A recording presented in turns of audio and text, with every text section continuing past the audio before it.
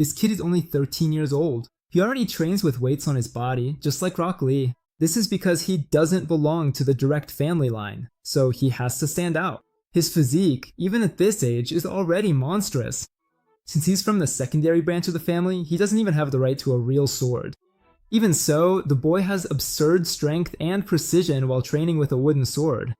Even his own father is afraid of him. The boy's physique is just too ridiculous for his age. He even thinks he wouldn't be able to trade blows bare-handed with that kid, and what the man fears most is his fierce gaze and coldness. Even when he lost his mother at a young age, he didn't grieve or cry at all. The boy also keeps saying they should go after the blacksmith who makes the training dummies and bring him there to give him a beating for his incompetence. On the first day, they send him to the main family's castle. He already impressed even the maid with his speed. He got into trouble with the most annoying boy there, and even made that boy's sister fall for him. In the end, he took off the weights to the sound of Linkin Park, made the boy spit out yesterday's lunch, and left afterward after cultivating a lot of aura. This is Eugene Lionheart, one of the sons from the Lionheart family's secondary bloodline.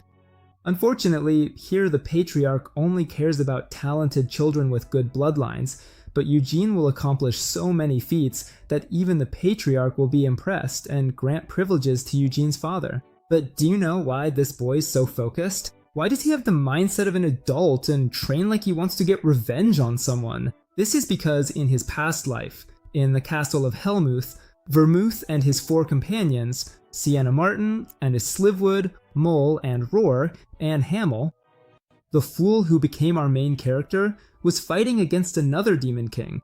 By then, they had already defeated 3 out of the 5, but when they were after the 4th, Hamel, who saw Vermouth as his rival, gave his life to save his friends from a trap. With his last breath, Hamel says goodbye and asks Vermouth to finish off the last 2 Demon Kings, and Vermouth does. With no time left, Hamel confesses his love to Sienna and dies. At least, that's how it seemed.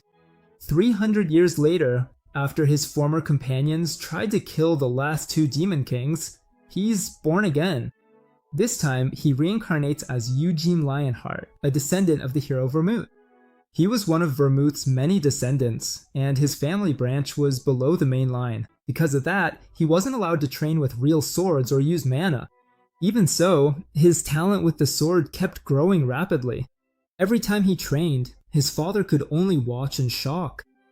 For a 13-year-old, Eugene's body was far beyond normal.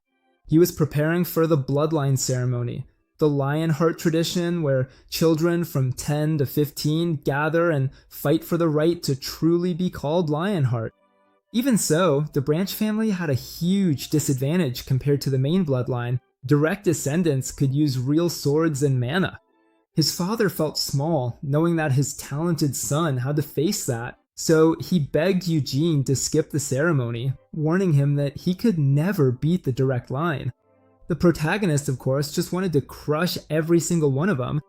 On the way to the ceremony, he thought about his past life. As a Death Knight, he had always learned difficult things easily, but his friends still outshone him. That memory led him to a question: why were the Demon Kings still alive? Noticing his mood, the butler started telling him about life in the main house. Once they arrive at Lionheart Estate, they take Eugene to his room, where he meets his temporary maid, Nina. The MC asks her how old she is, and Nina says she's 16. He suspects that the Lionhearts deliberately gave him an untrained maid, hoping she would mess up. Through Nina, he also learns that the other family members will arrive in 4 days. The rest of the family would arrive 4 days later. He tells her to take him to the training grounds, and while Eugene is practicing, some cousins who heard about his arrival decide to mess with him. In the training yard, he starts warming up, leaving Nina stunned. Even with heavy bags strapped to his body, he moves incredibly fast.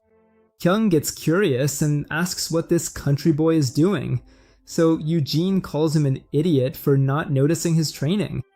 Hyung then orders him to clean the carriage, saying that's what a bumpkin is good for. When the protagonist ignores him, Kyung gets angry and demands a duel. Eugene doesn't want any trouble, so he just tells him to leave. Hyung keeps pushing, calling him scared. That hits a nerve with the MC. Kyung keeps talking, even insulting Eugene's parents for not teaching him honor. That finally makes him snap, and he completely humiliates Khan. By the time Khan dropped the handkerchief, the fight was already over. Scylla is shocked that her brother lost without landing a single hit on Eugene, and claims he must have used mana. The protagonist calmly says that he didn't cheat at all. Then Chien's butler shows up. After Eugene explains why the duel happened, the siblings leave. Meanwhile, the MC is eagerly looking forward to the lineage ceremony so he can embarrass the descendants of his old rival. After hearing Jezar's report, Ancilla Lionheart, the second wife of the main family, is upset because her son lost to someone from a branch family. She questions her daughter Seal to find out more about Eugene. Once she understands what happened, Ancilla tells her to keep a close eye on the boy, and Seal admits she's already curious about him. The next day, 3 more members from the branch family arrive for the ceremony. While he's training, Nina tells him that the patriarch is coming. He doesn't have time to change, so he greets them dressed in his training clothes. For the first time, Eugene sees the entire direct bloodline. The patriarch arrives and greets everyone, including his eldest son, who speaks to him with obvious fear and insecurity. After meeting with the relatives, the patriarch gathers all the children at a banquet to explain the bloodline ceremony to them. At the banquet, Gargath Lionheart and Desra Lionheart appear, the last 2 members of the branch family who had been missing. They're not alone either.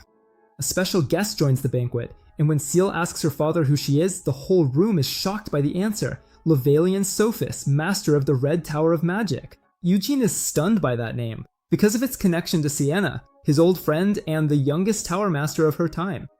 His surprised reaction catches the attention of the patriarch, who already knows about the duel with his son. He realizes that Eugene is strong and feels disappointed. Cyan still hasn't properly apologized. When Cyan's apology comes out half-hearted, the protagonist gets annoyed but lets it go. The patriarch is curious about the boy's skill since he won with a single blow without using mana.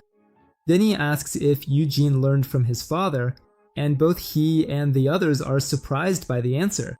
The MC says that his father only taught him the basics and he learned everything else on his own. The patriarch is impressed and then asks for the meal to begin. After dinner, they finally hear the details of the ceremony. The master of the Red Tower created a labyrinth full of monsters, and to get through they have to defeat the boss in the center. The labyrinth is an illusion, so the damage won't be entirely real. That means they won't be seriously injured. After hearing the rules, Eugene asks what the winner gets. When he finds out that the victor can choose any treasure from the family, he gets even more excited. Later, Gargath and Desra stop him and ask if he really beat Cyan. He says yes and walks away. While he's training again, his cousins interrupt him. But this time, Gargath steps forward. He flexes and jokes that Eugene should take steroids if he wants a body like his. The protagonist ignores the idiot. Desera, however, asks why he uses a sword when he struck Cyan with a spear. Eugene says he can handle any weapon. She doesn't believe him and challenges him. She's sure he's just bragging and insulting spear fighting. With Gargath acting as judge, the duel begins. Desera is surprised that the MC stance has no openings. While she attacks, he mostly stays on the defensive throughout the match. As he watches her, he realizes she has great talent, but she still can't beat him. When she changes her pattern to catch him off guard, she falls into his trap, and Eugene wins without even needing a counterattack. After that, Gargath and Desra ask the protagonist to team up against the main family, something that has never happened before. Gargath says they need to work together, because the main line will surely do the same to reach the boss first. Eugene says he can handle it on his own, but since the branch members have never beaten the direct line, Desra keeps pushing to form an alliance. Later, back at the main house, Ancilla starts to wonder why they invited the master of the Red Tower. Maybe he came to take Edward as his disciple. Since he was little, Edward liked books more than physical training, and had always shown an interest in magic. If he becomes a master student of the Red Tower, he'll have to leave the main house for a while. Cyan and Seal would keep growing up here, and that would mean Edward had given up his place as heir. So her own son would always be known as the son of the second wife. She had put up with all of this because she believed she still had a chance. But now, even a child from the Branch family had defeated them, so she considers another possibility. If Eugene clears the labyrinth first, and his talent humiliates the entire direct line, Kit's loss might be buried under that greater shame. 3 days later, the bloodline ceremony finally begins. Magic forms and is sent to each participant. Each one receives a piece of light, and Lavillian tells them to shape it into a weapon. Everyone tries at the same time, and soon Scylla is the first to forge a sword with it. After swinging it around a bit, she asks what happens if it breaks. Lavillian says it won't, since it's made of magic, just like the labyrinth. She quickly asks if she can make an animal instead of a sword, but he says only lifeless things can be created. That makes one of the kids ask why, and Lavillian explains that creating life is a sacred power that only living beings can have. The child is amazed by the answer. Then Gargoth shows up carrying a huge sword. Without being asked, he proudly says it's the same sword he uses at home, and he's surprised he can copy it here. Meanwhile, Desra makes a spear, and Eugene creates a sword. Edward makes one too, but he looks downcast. Soon, everyone is ready for the labyrinth, and MC is the only one carrying a sword and shield. Take All asks him what he'll do if they run into each other inside the labyrinth. Will he fight her too? That makes Eugene ask if it's allowed to fight each other, and the Patriarch says yes. Even so, he reminds them that good judgment and teamwork are also important, because they are a family who share Lionheart blood. When she hears the word family, Seal blushes and smiles a little. The protagonist notices and finds it odd. After that, everyone is given the same necklace. This necklace would be connected to each person's mind. If the labyrinth puts too much pressure on them, the necklace will respond and activate. It's just a safety device. He also says they can ask for help by grabbing the necklace and shouting for help. Once the rules are explained, it's time to begin. Even though everyone enters through the same point, they'll be separated inside. The girl wishes Eugene good luck, and he does the same for her. After passing through the portal, he ends up in a dark room. A quick movement tells him the space is tight. Anyone using a long weapon would have a hard time here. That's one of the reasons he chose a sword and shield, even if they're basic, so he starts the trial right away. Others were already fighting and started using their necklaces. The moment they did, they were pulled out of the labyrinth. In just 1 hour, 3 people had already failed. The Patriarch appeared, disappointed, and coldly told them to rest. Inside a tent, the adults were watching all the participants through magic. The Patriarch was especially focused. Guardian seemed to be struggling with his huge sword, but his strength made up for it, and he crushed all the monsters around him. Desiria used her speed to stay in control and avoid fights she didn't need. Cannon moved carefully, dodging trap after trap, which earned him praise. What they didn't know was that his mother had given him a map the night before. Chow trusted his instincts and moved quickly, but he still lacked maturity and could act childishly. Yodo, on the other hand, seemed scared, even of a single goblin in front of him. Then his fear turned to amazement when he realized it was made with magic. He was talented too. Luverian noticed how drawn he was to magic, and the Patriarch says the boy has loved it since he was a baby. They even brought in a teacher from the capital, but Itsuki quit halfway through. When he hears that, Luverian asks why he stopped, and the Patriarch says he accepted his reality. Itsuki believes that becoming the next head of the family is his duty. Even so, the Patriarch wanted Itsuki to follow the path of magic. If that passion is still there, he wouldn't turn down the chance to study with the Master of the Red Tower. The Tower Master says he can't promise anything, but at the very least, he'll be able to meet the boy. However, if his talent isn't enough, he won't be able to become a disciple. The Patriarch says he understands and just wants the boy to follow his dream. He admits that Erut always admired Sienna even more than Vermouth. The Tower Master agrees. Then, the Patriarch says he's different from most people because he doesn't see his favorite hero as Sienna or even Bermude. Curious, Luverian asks who it is. The Patriarch is about to answer, but then he points to one of the magical creatures and tells the Tower Master to look over there. It was Jilin. He was facing the monster head on. When another one came running in, he dodged it easily and cut it down from every angle, surprising everyone watching. Even the Patriarch was stunned. The Tower Master asks, "Who is that boy?" After the troll finally falls, the Patriarch says it's Eugene Lionheart. The Tower Master is left speechless. The Patriarch was amazed that he was only 13 years old, and even though he had never fought a troll before, he stayed calm and never froze up. The Tower Master explains that the troll wasn't meant for battle. It was more of a trap meant to test if they could find a way to escape.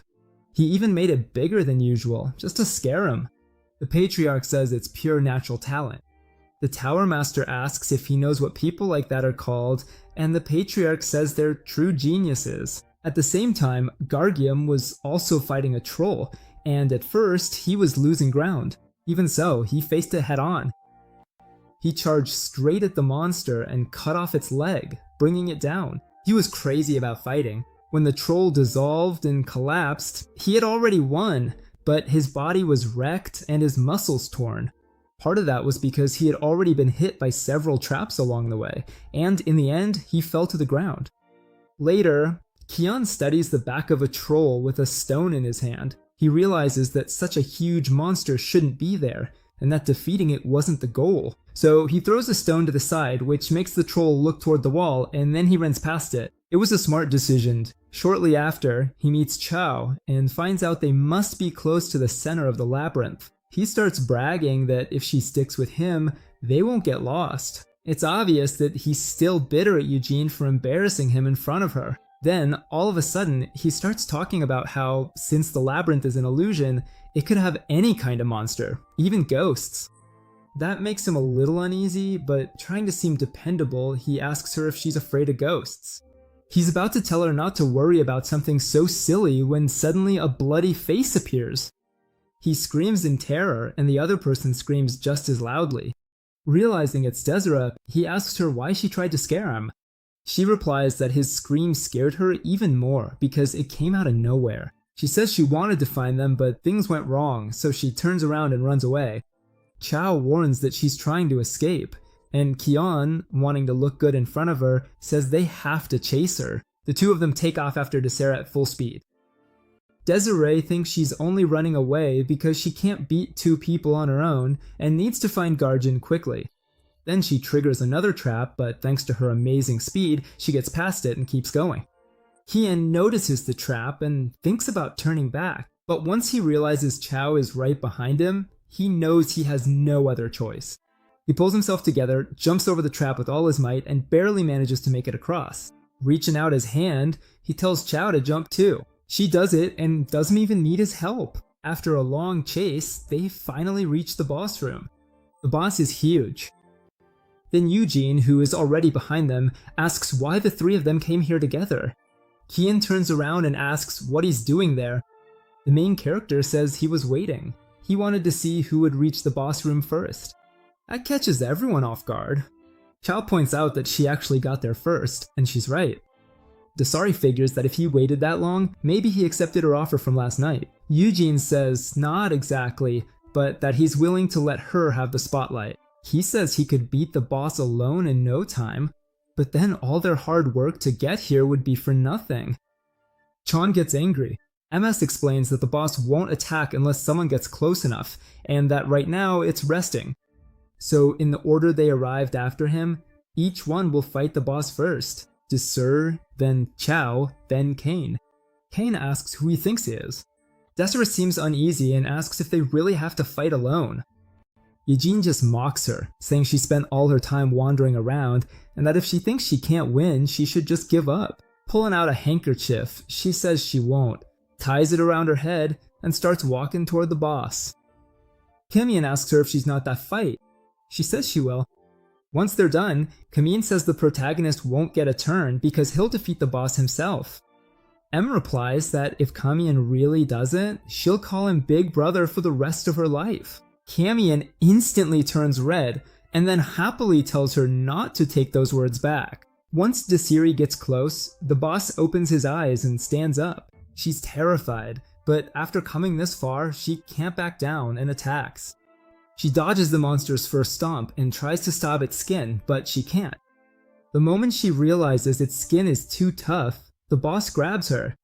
She thinks she's dead, but instead, it throws her, and she lands near the others. Chao asks Eugene why it threw her aside instead of killing her, and he says the creature isn't real. It's made of magic, so once it caught her, that counted as a loss. Cain stands up with a smile. He says he'll prove that the main family is on a completely different level from the collateral line. That makes him smile. Cain starts drawing power again, pouring it into his sword. Mana spreads throughout the sword. Desiree realizes it's a mana sword, something that can cut through anything, and normally it takes at least 10 years of mana training to use one. Only then does she truly see the gap between the main family and the collateral branch. Eugene, however, doesn't think it's a bad decision. Cain says that even if he can only hold it for a short time, it's enough to beat the boss, but then the mana disappears from the sword.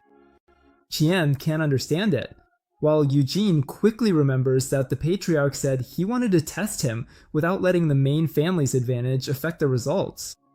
So the Master of the Tower probably blocked mana attacks in the center of the labyrinth. That means both sides are now on equal footing. Qian still doesn't understand what's going on. Then the protagonist asks him if he thinks he's gonna lose. If that's the case, he should just admit he wants to give up and go back instead of getting hurt for being stubborn. The girl looked excited as she watched. Qian attacked the boss, and the monster charged straight at him. He dodged past it and cut off its arm. Then he dodged a few more attacks and counterattacked, but quickly realized that those little hits wouldn't take down the boss. So he ran with everything he had and aimed for its legs, but the boss was smart enough to block him with its knee. Cain was caught off guard by that, and the boss grabbed him and slammed him, then threw him far away with all its strength. He landed on his feet, but Eugene told him that still counted as a loss. Cain was furious, but he couldn't argue. Then MG said it was her turn, but she refused. Without a sword in the center of the labyrinth, she had no reason to fight. That caught him off guard. He said she was smarter than her own brother. After that, she walked over to the wall, grabbed her shield, and headed toward the boss like it was nothing. She asked him if he could beat it, and he said he didn't know if he could win, just that he couldn't imagine losing to this thing. As she calmly approached the boss, she started thinking about how to defeat it. The creature attacked from the front, and Eugene instantly climbed up its arm. The boss tried to grab him with the other hand, but he was already upside down. It tried to attack on instinct, but ended up hitting itself in the face. The boss roared in pain. While it was stunned, Eugene slashed at it again and again from every angle. Everyone was shocked by what they were seeing. Desaro noticed that he was aiming for the monster's carotid artery. Then he charged forward and drove his sword into the monster's throat, and the boss collapsed to the ground. Unhurriedly, he cleaned his sword and asked if everyone had seen that. Qian instantly froze. Eugene said it was an easy win. Qian started to say that if he had had a sword, he would have won just as easily. But after thinking about it, he realized that even with a sword, it wouldn't have looked that easy in his hands. And what he felt now wasn't just fear. The tension in his chest didn't go away, but he couldn't name the feeling until the weapon finally started to fade. The boss also disappeared from the room. The ceremony was over. Outside, everyone was amazed. The Patriarch just chuckled to himself. He couldn't understand how a child from a collateral line, one who had never trained in mana, could crush a Minotaur like that. The Master of the Tower admitted it was shocking. A Minotaur was never meant to fight alone, which is why he kept emphasizing teamwork for this ceremony. That's exactly why he set up the boss that way, to force the kids to work together. But Eugene bypassed all the traps and monsters he had set up, to the point where the man started to wonder just what kind of kid he was. The Patriarch seemed pleased. He said the protagonist had done nothing but train since he arrived, and the people from his hometown knew it too. He firmly declared that Eugene was born for battle. His body and instincts were a perfect match, and the whole ceremony was worth it just to discover a treasure like him. That made the Master of the Tower ask if he really wasn't worried. Be careful not to offend him. He pointed out that the MC had already surpassed the Patriarch's own children, and if the gap was this wide now, just imagine what would happen once he learned mana. The Patriarch said that was just one more reason to celebrate, because it would make the family name shine even brighter. Still sweating, the master of the tower asked what would happen if Eugene wanted to become the next heir and head of the Lionheart family. The patriarch thought for a moment, and then said that the family should be led by the best. If his own children couldn't claim that position, then the protagonist had every right to take it. If they were too weak to protect the birthright they were given, then they didn't deserve to lead. The master of the tower said that, as an outsider, maybe he had spoken too boldly. Then he unleashed all his magic and gave one last piece of advice as an old acquaintance. He said the patriarch should adopt Eugene as his own son. A collateral child had just surpassed the direct line in the lineage ceremony, and that alone was enough for the collateral families to start looking down on the main branch. That could cause all sorts of problems. The patriarch said he truly appreciated the Tower Master's advice, even called it tempting, but said they had something else to do first. They needed to congratulate that little monster. After gathering all the children from the labyrinth, the patriarch looked at one of them. His eyes settled on Iode, who didn't even make it to the end because he got distracted by the magic and the monsters. The patriarch found this deeply disappointing. The other two, however, did pretty well. In his opinion, they couldn't defeat the Minotaur only because they lacked experience. He praised everyone's effort, saying that he had watched them throughout the labyrinth and had been surprised. Then he called Eugene and said that he was the one who stood out the most among the 9 children at the ceremony. The MC thanked him, and the patriarch praised the decisions he made against the traps and monsters. He even pointed out that the MC defeated the troll without getting hurt. The big kid was stunned by that and looked at him, wondering how someone with such a small body could pull it off. He even thought that if Eugene took his family's medicine, he might become even stronger than himself. Lebellion admitted that he had expected everyone to get lost in the labyrinth, but he had clearly underestimated them. After all, these were Vermouth's descendants. Rare gems, every one of them. The patriarch told them to rest and said he would prepare a banquet. Then he asked Labian to take the children back. They started heading to the mansion, but the patriarch stopped Eugene and told him to come along. Syl was surprised to see that and quickly asked if he was giving the protagonist the gift now. He said yes. He knew they were going to the underground treasure chamber, a place he had never seen before, so all he could do was watch them leave. Later, as they walked through the forest, the patriarch praised Eugene and said he was skilled with many types of weapons. The MC replied that they were praising him too much. The patriarch disagreed. He defeated the monsters in the labyrinth with just a sword and a shield, and even used a spear against Asaria. Clearly, word traveled quickly to the head of the family. He went on to say that the weapon that now represents the Lionheart family is the sword. But his ancestor, the Great Vermouth, mastered many types of weapons, and was even called the God of War, the master of all things. And Vermouth wasn't the only one with that kind of skill. His companion, Hamel, was also a great master, second only to Lord Vermouth. Feeling uncomfortable hearing about his past life, Eugene said that the books made Hamel seem stupid. The patriarch laughed and said he had read that too, but if Hamel hadn't been such a troublemaker, the story wouldn't be half as entertaining. He then admitted that, honestly, he liked Lord Hamel more than Lord Vermouth, which surprised the protagonist and made him ask why. The patriarch said he admired the sides of Hamel that never showed up in the books. Hamel felt inferior to Vermouth countless times, but he never gave up. Instead, he kept pushing himself and surpassing his limits, and in the end, he gave his life to save his friends. Eugene thought that the lessons people shared in books were a bit too dramatic, but even so, he called out to the patriarch and happily told him that he liked Lord Hamel too. That made the patriarch smile too. Soon they arrived at their destination. The guards let the patriarch through immediately, and inside the small house, a staircase led down to the basement. They went down, and the patriarch told Eugene that he was the first person who wasn't family to ever enter this place. The NC quickly asked if he was really allowed to go in. The patriarch said that a promise was a promise, and the elders of the council. They had already agreed. The Senate was made up of the old lions of the Lionheart family, people from collateral branches who had still earned great honors. He asked how valuable the treasures here were. The collection had been built up over hundreds of years and also included relics left behind by the great hero Burmith. That made Eugene ask if the Holy Sword was also here, and the Patriarch said yes, but added that the protagonist couldn't choose it because the Holy Sword was the symbol of the Lionheart family and couldn't be given to just anyone. The MC found that a bit disappointing, but the Patriarch said there was another reason for it. The Holy Sword had never acknowledged anyone else. He told Eugene that he would understand when he saw it. When they reached a door, the Patriarch bit his finger and let his blood drip onto a pedestal.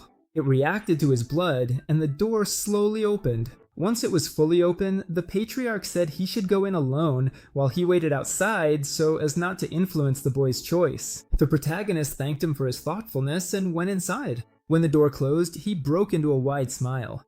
Right in front of him was the legendary Holy Sword, the blade once wielded by the hero Burmith. Could this little prodigy really claim that sword? The Holy Sword had existed since the earliest days of the Holy Empire of Eurus. People believed it was a sword given by God. For a long time it had been sealed in the central temple and only recognized Burmith as its master. 300 years ago, it was this sword that pierced the Demon King of Carnage, one of the 5 greatest beings in the demon realm of Helmuth. After that, though, it was only used as a symbolic torch, which was a real waste. But now, could Eugene really claim it? He grabbed the hilt and smiled even wider, but no matter how hard he pulled, he couldn't move it. The sword didn't move at all. Even so, Eugene knew that even if he managed to free it, he wouldn't be allowed to keep it. So he gave up on that idea and started searching for a different treasure. After looking around, he finally spots something surprising. A spole, the Sword of Gluttony. It can devour the mana of anything it cuts and make that power its own. It can even pierce through powerful spells with a single strike, but Vermouth could only use it to a certain extent because he was also a high-level mage. However, right now, that sword is still too much for him. As he keeps searching, he finds even more famous weapons. One of them is the Dragonlance Carbos. It takes a little time to heat up, but once it does, it can breathe fire like a real dragon. There was also the Stormblade Wind, a sword blessed by the Wind King, an elemental spirit. He also finds the Thundering Thunderbow, a bow that shoots lightning and can strike no matter how far away the target is. Then there was Jobble, a flying illusion sword. When you pour mana into it, it transforms into a whip made of hundreds of blades. And there was the Get-In Shield, which can ignore any attack as if it were nothing. Every weapon here is incredible, and passing up any of them would be a waste. Even so, he still can't find the Moon Sword or the Demonic Spear. So he thinks the best weapons were probably taken a long time ago. For now, the best option seems to be Gwyneth. Just holding it lets you use wind spirits, and with enough mana, you can even summon the Wind King. In this world, even the most talented mages struggle to control a weak elemental. With Gwyneth in hand, that problem disappears. Even so, he decides to check the rest of the vault. It wasn't just full of weapons, there were also accessories and gems, until one item caught his attention. He quickly pulls a necklace from one of the shelves. To him, this necklace feels deeply familiar from his past life. It was the keepsake his parents left behind after monsters killed them. He got his revenge a long time ago, but he still wore this necklace until the day he died. So why is it here? Did Burmouth return his body? He starts to wonder if his friends didn't abandon him after all. The promise between Burmouth and the Demon King of Imprisonment brought peace, but Helmuth still stands and 2 Demon Kings are still alive. Stories now say that the 5 heroes defeated the 5 Demon Kings together. But seeing this keepsake here makes him wonder what promise they really made. More than anything, he wants to know what Burmouth was fake of. He even figures it's possible they missed their chance because he died before the end. If that's true, then maybe it was all his fault. Even so, he doesn't want to blame his friend. There had to be a reason why they couldn't finish off the Demon King. There are a lot of weapons in this room he wants, but he can't leave Hamel's keepsake in the Lionheart vault. The Patriarch is surprised by his choice and smiles, saying he likes the necklace. Even so, he asks if Eugene is serious, since the vault was full of treasures of immeasurable value. He asks to look at the necklace for a moment. It's just a rough red stone, neither precious nor finely crafted, basically a cheap necklace. So why was it in the treasure room? The patriarch decides to check it out. He places the necklace on the pedestal to read its record and discovers that it's not listed in the vault at all. In other words, it's not a Lionheart treasure and shouldn't be there. He explains that the necklace is almost worthless, selling it wouldn't even buy a cheap sword. Then he asks again if the MC is sure. MC, clearly pleased, says yes, and the patriarch tells him it's fine if he really wants it. Even so, he'll have Luberian inspect it first. Since it's unknown, it might have some kind of spell on it. He asks if he can keep it after the inspection, and the patriarch promises that he can. He also points out that this doesn't count as choosing a Lionheart treasure, so Eugene should come back and pick something else.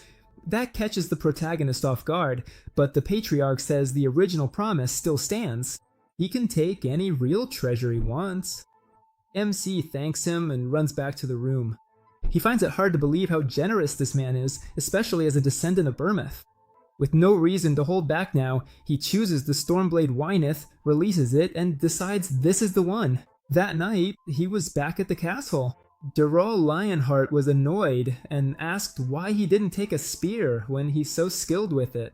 Eugene says the choice was his and that he's also great with a sword. The muscular woman simply says that the sword looks way too light, arguing that with his strength, a hammer or an axe would suit him better. She even tries to get him to join her workout routine, but Eugene turns her down. Desiree Lionheart tells him to ignore this musclehead and asks him to draw the sword.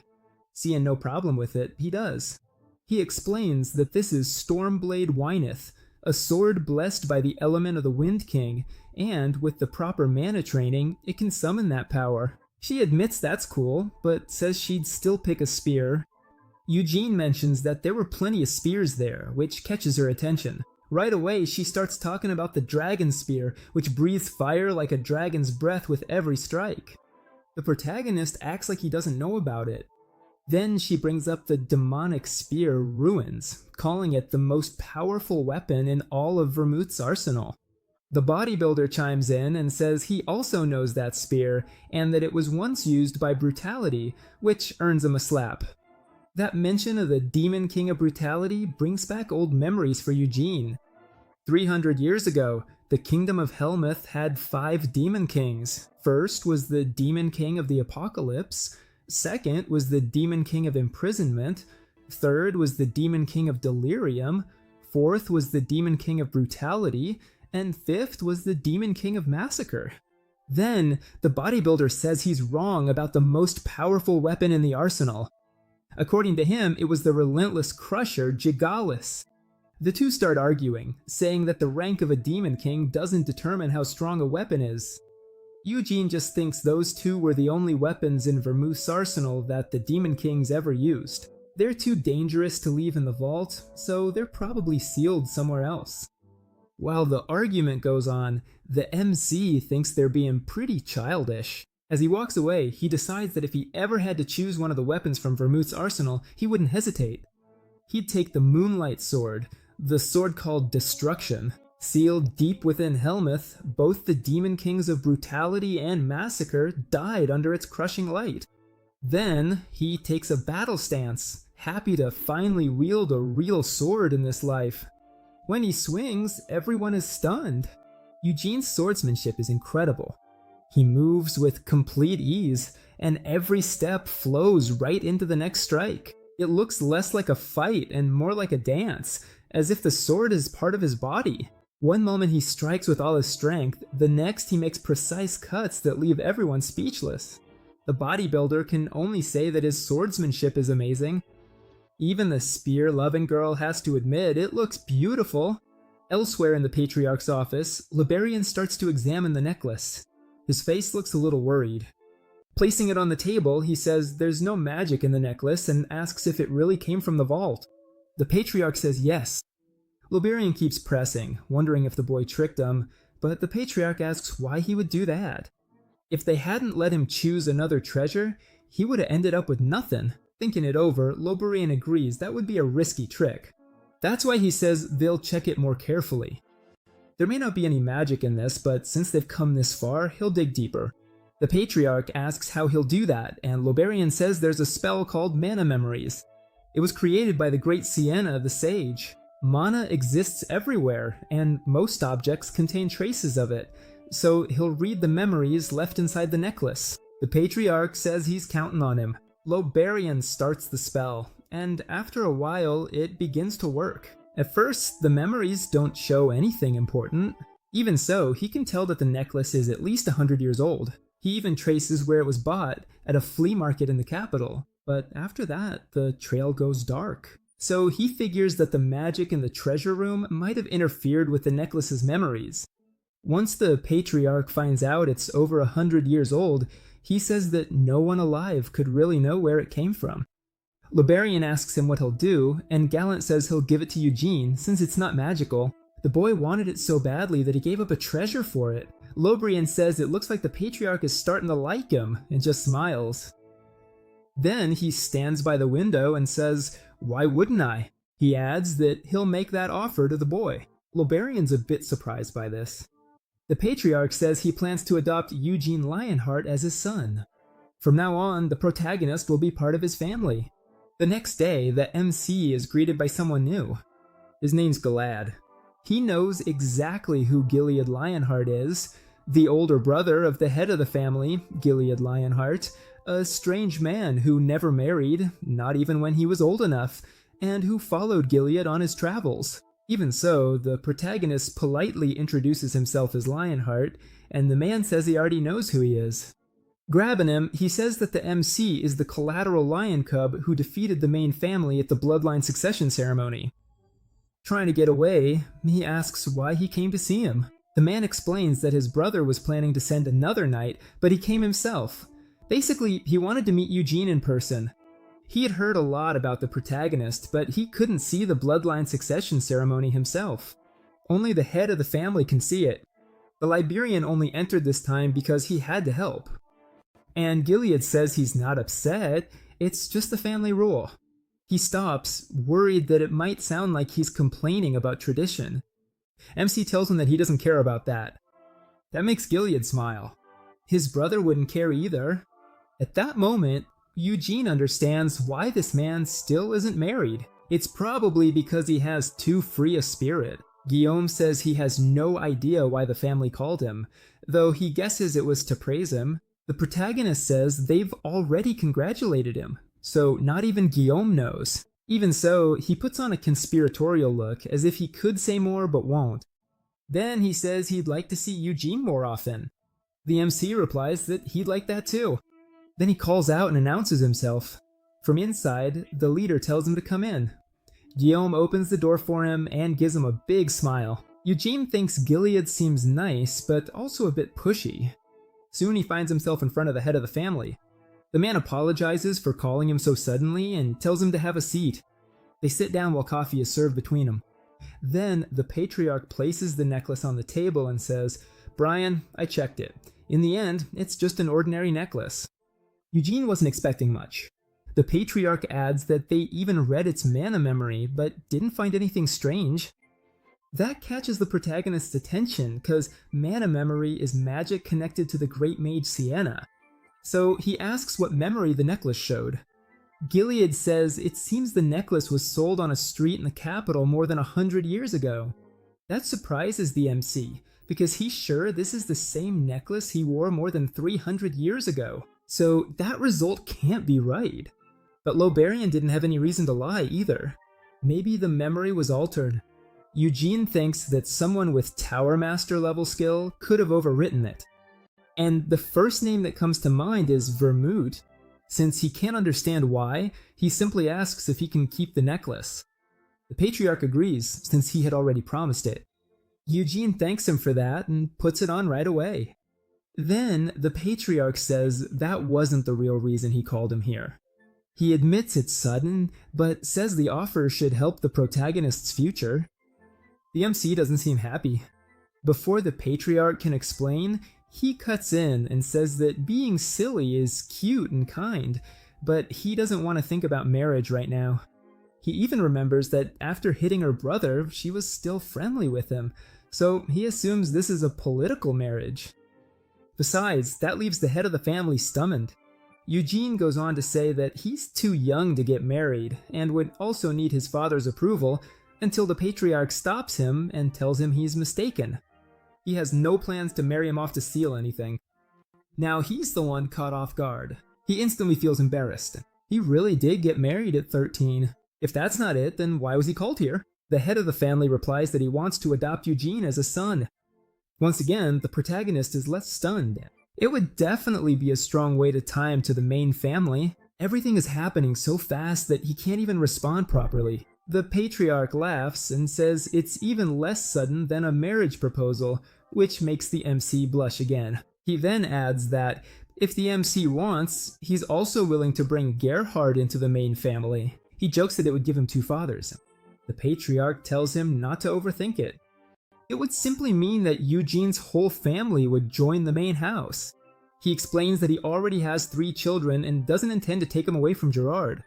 He hasn't spoken to the man yet, but he would treat him like his own brother. This really puts the protagonist in a strange situation. The patriarch even offers Gerard the same opportunity, so the proposal is hard to turn down. Even so, Eugene really did jump straight into marrying Syl. The kids had wild imaginations. He asks if refusing the adoption would make his father lose the patriarch's respect, and the answer is no. Then the patriarch stands up and admits that it might be awkward to say, but he's not that childish. If Eugene says no, it will be a disappointment. However, he will respect the choice and wish the child a bright future. MC says he can't decide on his own and needs to hear his father's opinion. Gilead says he'll send for Gerard and that they can settle it after the banquet. Then he points out that the patriarch said this would be best for his future, which catches Gilead off guard. Eugene wants to know exactly what that means. The man explains that growing up in the main family would give him a lot of advantages. On one hand, the elite knights could teach him whenever he needed. The protagonist says that if that happens, he wants to train with the strongest warrior there is. With a smile, he adds that if he becomes the patriarch's adopted son, he wants the patriarch himself to teach him. The man pauses, clearly interested. Of course, Eugene mainly wants to know just how strong the Lionheart patriarch really is. Gilead smiles and says that he certainly could train him, but if the MC wants the best, someone else is better suited for that role. He asks who he's referring to. The answer is Gialet. Gilead says that he might have once been stronger, but Gilead has already surpassed him. Then, the patriarch asks if Gerard has taught Eugene anything about mana. The protagonist says no, and that was his own decision. He wanted to focus on physical combat first. The patriarch says that choice was admirable. Then he explains that properly training mana requires a mana crystal from a high-level monster. The better the stone, the harder and more expensive it is to obtain. And even with one, you'll still need someone highly skilled to guide the process. Such support is probably impossible to find in Gerard's branch of the family. Simply put, it's not the right place to develop Eugene's talent, but he keeps that part to himself. Saying harsh words might make the boy resent the family he comes from. After that, they talked a bit more before Eugene went back to his room. On the way, a smell caught his attention. He quickly recognized it as perfume and traced it to someone hiding behind a pillar. He immediately realizes that the person is waiting for him. He keeps walking until an adult woman steps out from behind, pretending their meeting is just a coincidence. Her first move is to ask for the proper formalities, so Eugene bows and gives his name. She says she heard he was meeting alone with the patriarch, but she didn't expect it to take so long. The MC asks her if she wanted him. She thinks the boy is bold, even arrogant, and doesn't seem to know his place. It makes her understand why he fought with the main boy of the family. Actually, she shouldn't be surprised. Even so, she knows this boy is about to become someone extraordinary. So, making an ally is smarter than making an enemy. For a moment, she even thinks that marrying him to seal the deal might not be so bad. Then, she says she's curious about what they discussed in private, and Eugene replies that he can't share what was said just between him and the patriarch. A little nervous, she admits that's fair and tells him not to try to interrogate him. But there's one more thing she wants to say. He looks puzzled. Putting on a show, she says she still hasn't apologized for her son's rude behavior the other day. Eugene immediately replies that it's not necessary since the matter was resolved that same day. Now nervous, she calls him generous for his age and says she'll discipline her son, then hopes they can get along from now on. With a bright smile, the protagonist says, "Of course they will. After all, they're all part of the same family." That makes her furious. He's not wrong, but hearing it from him still bothers her. Then he asks if he can leave. She says yes and apologizes for taking up so much of his time. Eugene turns to leave. He knows exactly who she is. Ansel, the lion-hearted matriarch, who never liked him from the start, just because he came from a branch of the family. Naturally, he'd prefer to stay as far away from her as possible, but getting free from a woman like that won't be easy. 2 days later, Gerard finally arrived from his distant city. Guided by Guillaume, he could hardly believe any of this. He still couldn't accept that his son had actually won the succession ceremony of the bloodline. Crying, he kept thinking about how Eugene defeated the son of the main family.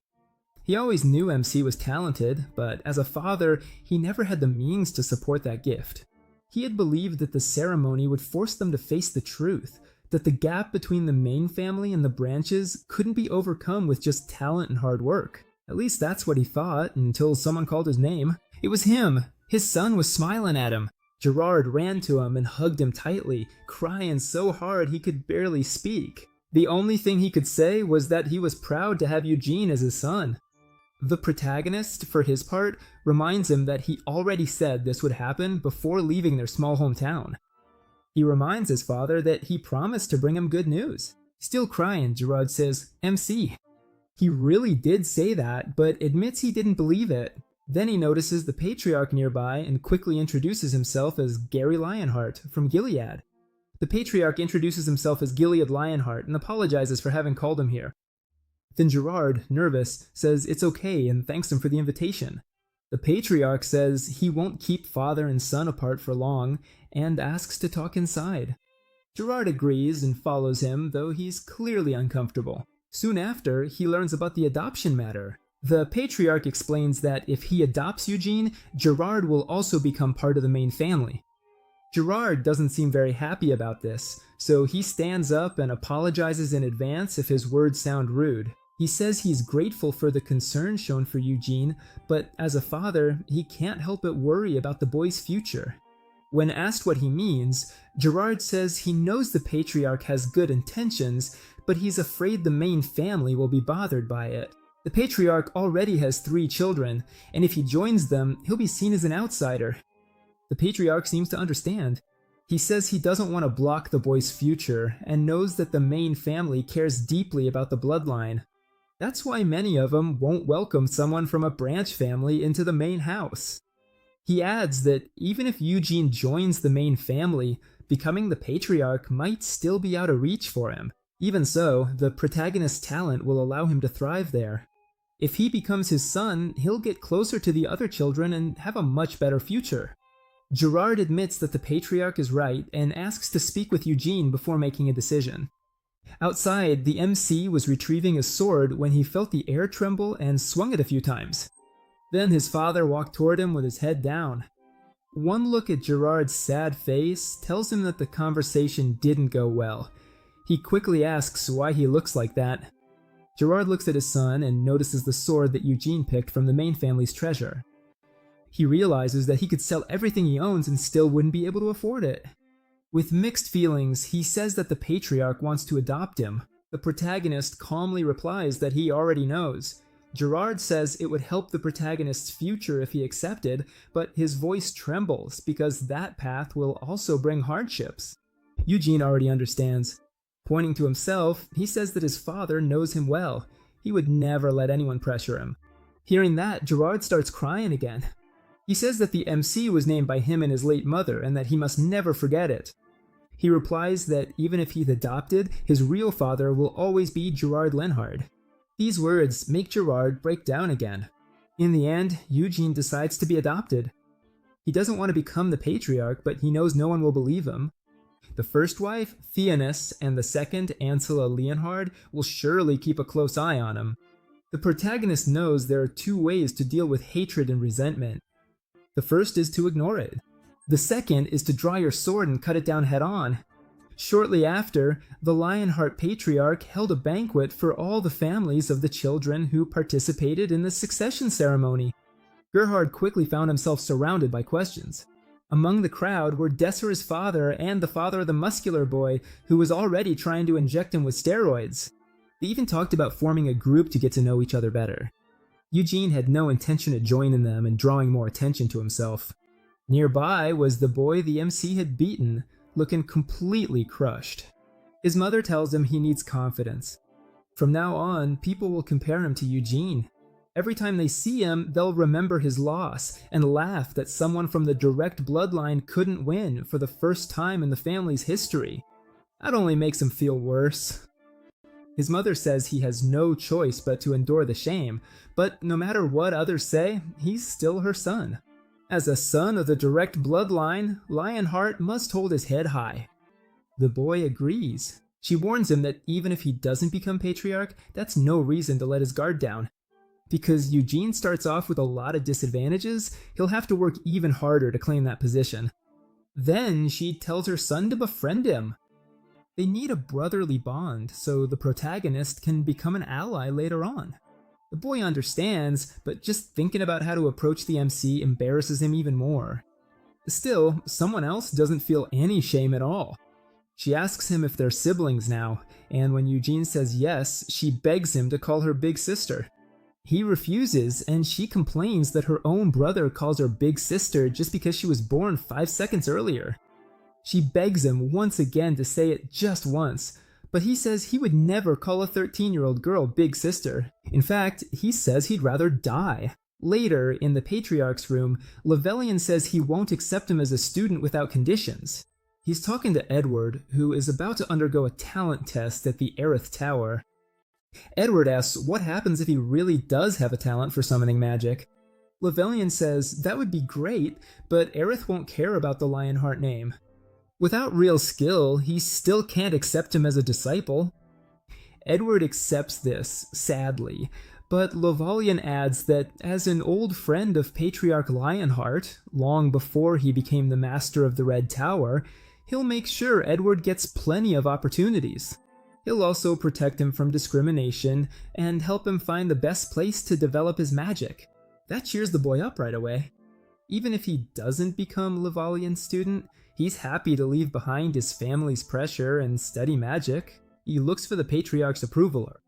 The Patriarch simply says the choice is his. Edward is about to answer when his mother steps in, saying that this opportunity was given to him by his father, so he should accept it with gratitude.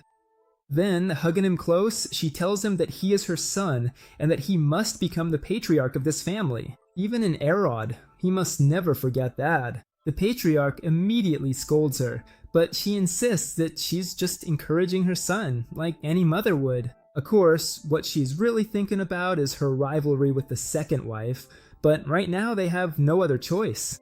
Since Edward is still weak, he needs connections with many mages and must build his power in Erod, so she gives him one last warning. He is the legitimate son of Lionheart and should be proud of it. The boy quietly agrees.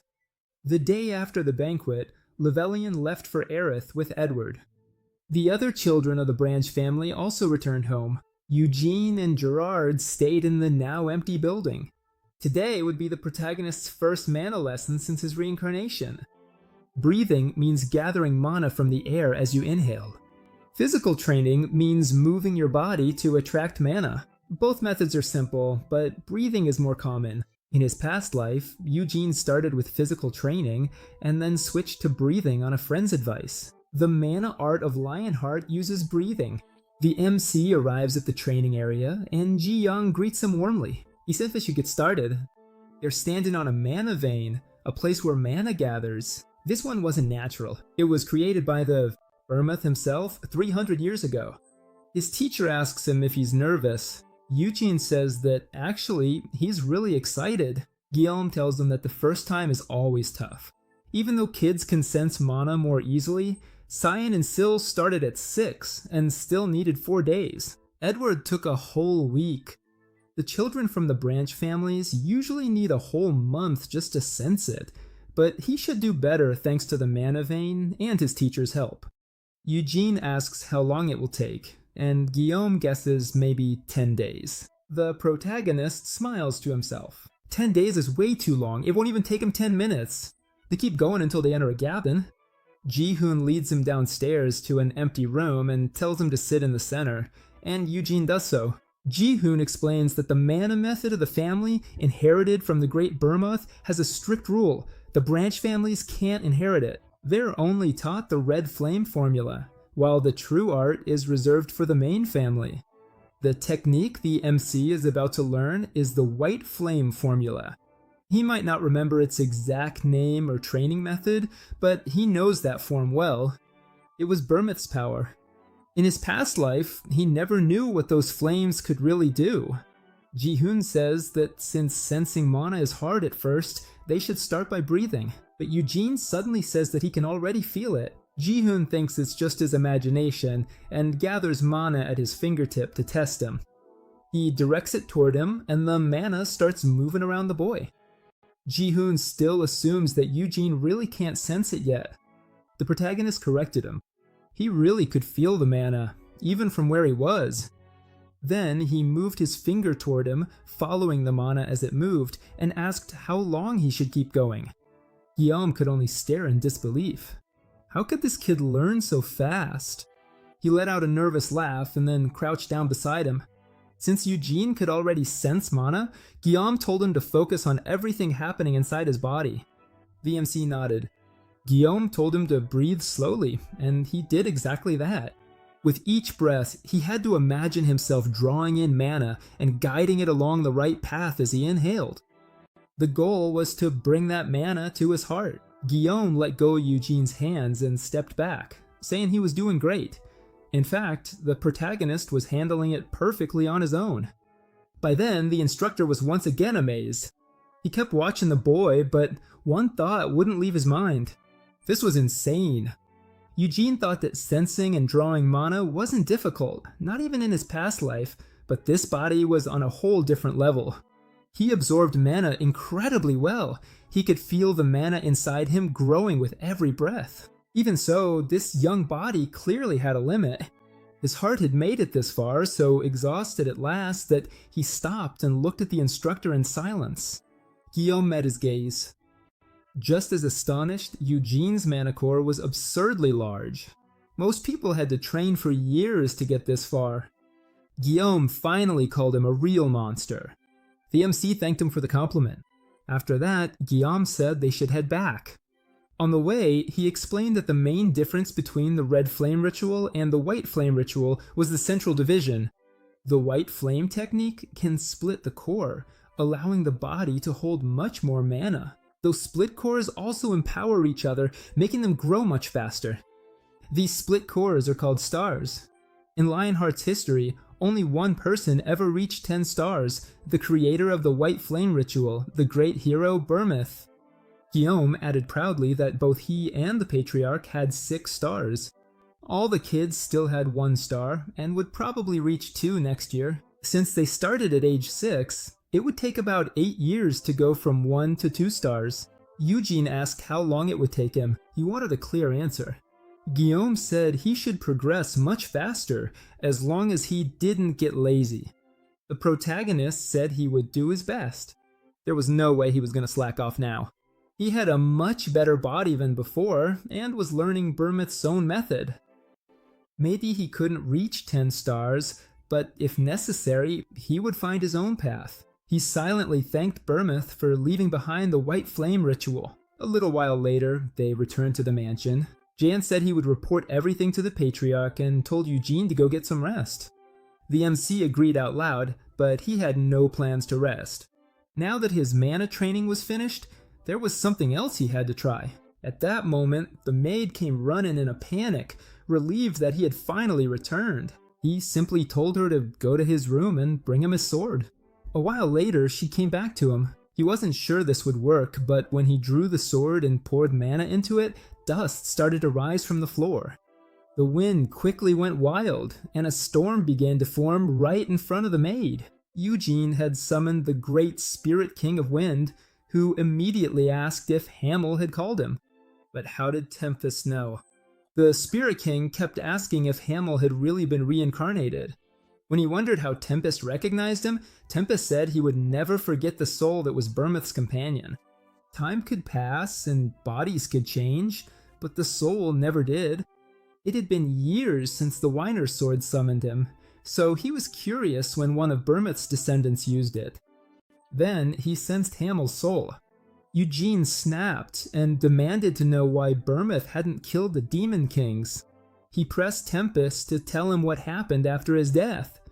Tempest said he didn't know Bermuth's reasons, only that during the fight with the Demon King of Incarceration, Bermuth sheathed his sword. The protagonist demanded to know what happened next. Shaken, the Spirit King explained that the battle had been brutal, but neither side won, and in the end, only Bermuth and the Demon King of Incarceration were left standing. Then Bermuth sheathed his sword. He didn't kill the Demon King of Incarceration, nor did he go to the Demon King of Destruction's castle. Eugene was furious. He accused Tempest of lying and demanded to know what oath Bermuth made with the Demon King of Incarceration. Tempest said he didn't know anything about that. The MC kept pressing, angry enough to curse at him. The Spirit King explained that only those present could know, because once Bermuth sheathed his sword, Tempest could no longer interfere or even say what was happening. Eugene shouted that in the end only Bermuth and the Demon King were left. So was he supposed to dig Bermuth out of his grave and ask him himself? Tempest just said he didn't have any more time. His mana was too weak to summon him normally. The Spirit King had forced the path open and now had to close it. Eugene shouted at him to explain before leaving, but Tempest said he'd tell him next time, once the protagonist was strong enough. At that moment, the MC's body gave out and he fainted. The maid panicked when she found him unconscious and bleeding from his nose.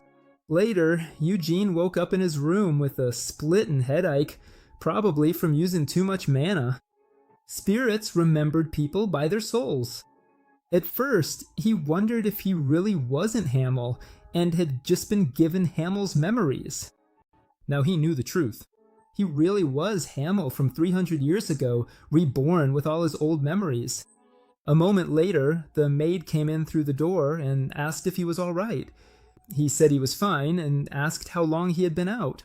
She told him it had been about half a day, and then added that the Patriarch and Lord Guillaume wanted to see him shortly after he met them. From the maid's report, all they knew was that a huge storm broke out after he drew his sword. Then they asked him directly, had he really summoned a spirit? Eugene hesitated him. Since a lot of people had probably seen it, he couldn't lie, but he could hide the truth. So he said that the King of Wind Spirits had appeared before him. Both men were stunned.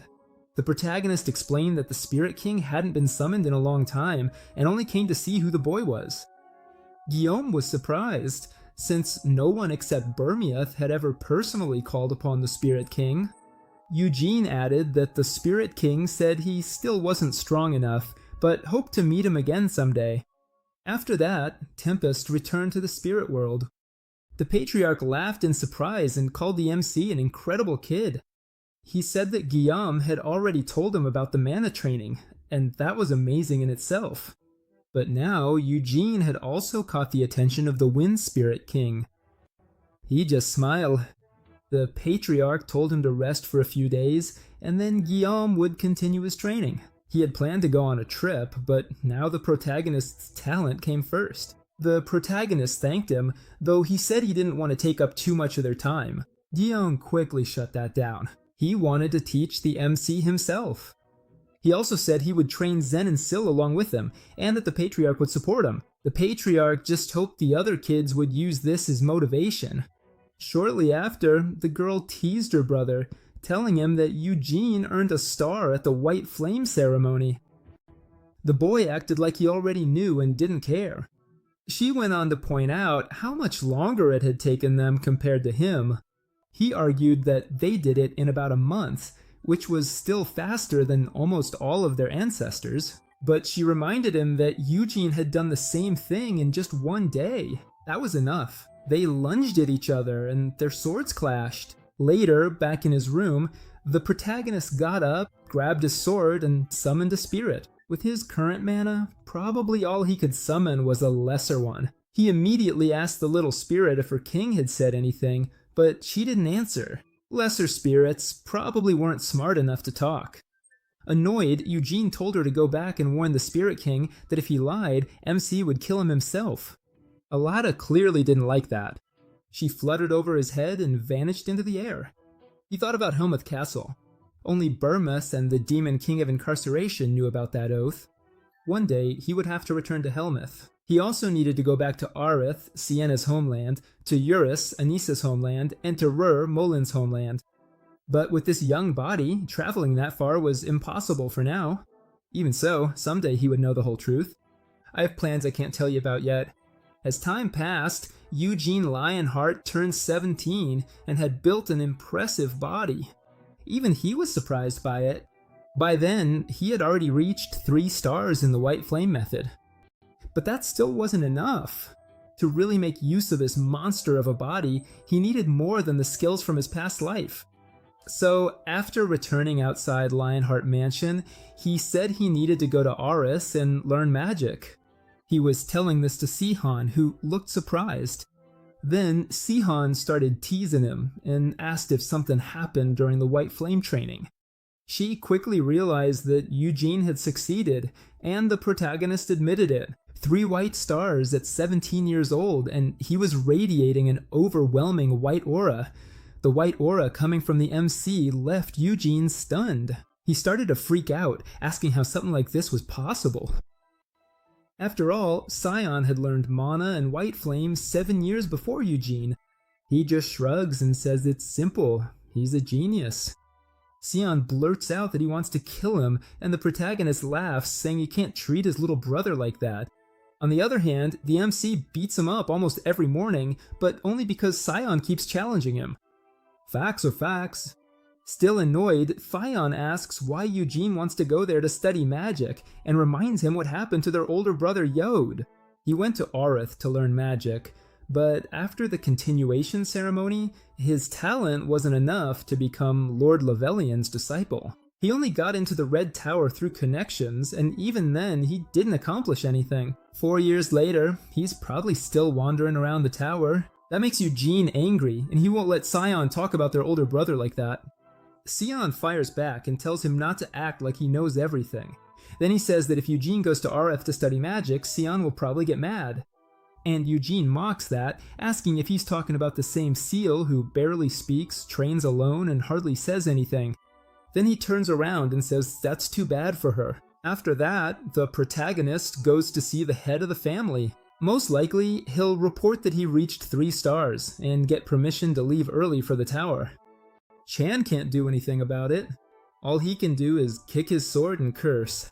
Frustrated because the MC showed him up again, the Patriarch is stunned when he hears Eugene's request. He wants to go to the Magic Tower to study. The Patriarch can barely believe it.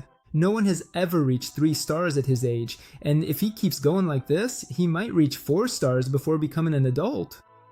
The protagonist explains that when he reached 3 stars today, he gained something, and now he feels that staying at the main house won't help him grow much more. He wants to learn more, and even though he doesn't know if he has a talent for magic, studying there might let him understand mana from a different perspective. He says it will help him later, then bows and asks the Patriarch to please allow it. The Patriarch still hesitates about the request, but when he looks at the gifted child, he tells him to raise his head. As the head of the family, he says he could never crush someone's hunger for learning. So he accepts Eugene's reasoning, but makes him promise that he'll never touch black magic. In Aroth, there's a black tower where black mages gather. Nowadays, people no longer see them as dangerous, and their reputation isn't as bad as it used to be. Even so, the Lionhearts are descendants of Vermouth, and their family has an unspoken rule against black magic. Since Eugene already knows a lot about the Demon Kings and Black Mages from 300 years ago, he tells the Patriarch not to worry. He also hates black magic. After leaving the Patriarch's room, Eugene hears someone knocking on the door of the room next to his. A voice asks to talk to him for a minute. He asks her why she doesn't want to come out, but she says she can't, that she's been training and smells like sweat. It's Sil Yeej asking if he's really going to Arith. By now, Cyan has already told her everything, including about the 3 stars, so she wants to know why he's leaving. The MC says he wants to learn magic. Sil points out that they already have spiritual magic here, and if necessary, they could even bring a mage from the capital to teach him. She then adds that while he's away, she and Cyan could catch up to him. Eugene says that's fine, it'll just make their duels more fun. He even mentions that it's been a while since the last time they fought. Sil hesitates, then asks if he would stay and hand over Eris if they started dueling again. He says no, that he'll go anyway. She keeps pressing him. How long will he stay there? And why does he have to be away for so many years? She says life will get harder once he leaves the house, and even brings up his real father. Eugene says his father will be fine without him. He's already gotten used to life in the main house, and since he goes out hunting so often, he's even lost a lot of weight. Seol says that Uncle John will be sad too, and Eugene admits that's probably true. Then she mentions Cyan and says he seemed really upset when he came to tell her all this. The protagonist just smiles, says he's still going, and tells her to keep training hard. That catches her by surprise, but he's already walking away. She quickly opens the door and calls out to him, asking if he's really leaving. The MC just waves, and that makes her call him awful, because she doesn't want him to leave either. Honestly, I wouldn't mind a bit of romance here, but that's Eugene's choice. Instead of getting involved with a messy girl, leaving Mamey aside, he then goes to see his real father. Gerard warns him not to get involved with the wrong people and not to slack off on his studies. The protagonist also tells him not to stop working out while he's away. Gerard just laughs. By now, Eugene is already taller than his own father, and also seems more mature, so Gerard wishes him a good trip. Then, at the portal, the moment to leave finally arrives. The Patriarch asks if he really doesn't need any guards. The MC says that at the very least he can protect himself and tells him not to worry. The Patriarch knows that's true. Eugene is different from Iode. All around him, people show all kinds of expressions. Joy, sadness, and even regret. But what bothers him most is that his father won't stop crying. So right before leaving, he says he'll go even if Jareth keeps crying like that, but asks if he can at least smile before he leaves. Jerry wipes away his tears, gives him a big smile, and wishes him good luck. Eugene thanks him, then turns toward the portal and promises that he'll come back. Soon he arrives at the capital of Arad, the Penagoi. The city got its name because the 5 magic towers surround the palace like a pentagram. Eugene travels through it in a floating carriage. He notes that he came here in his previous life too, but now the place has changed a lot. One big difference is the floating station. Even among magical nations, Arid's the only one with a teleportation portal in the sky, held up by various types of magic. It's proof of how advanced Arad's magic is, and it also helps the country's trade. The guide asks if it's not amazing, then says that people even treat it as part of the city tour. The Pentagon has more than 15 floating stations, all built by the wise Sienna Merton. Eugene asks if the carriage they're traveling in was also made by Sienna. The guide says yes and tells him not to worry. Even though it was built hundreds of years ago, it still gets regular maintenance, so accidents are very rare. Eugene silently thinks that means the odds still aren't 0. The guide starts talking about more tourist spots, but the protagonist interrupts and says the first place he wants to see is Sienna's mansion.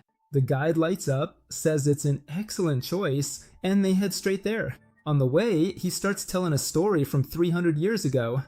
After returning from the Demon King's castle, Sienna Merton became the youngest tower master in Arad. A bronze statue of her stands in Green Tower Square, and the mansion was where she lived until the end. Then, about 200 years ago, Sienna left a letter saying she was retiring and left the mansion. Eugene asks if no one knows where she went after that. The guide says that's right. Many mages in Arad, even Sienna's own disciples, tried to find her, but no one knew where she went. She says it's a shame. She disappeared on her birthday.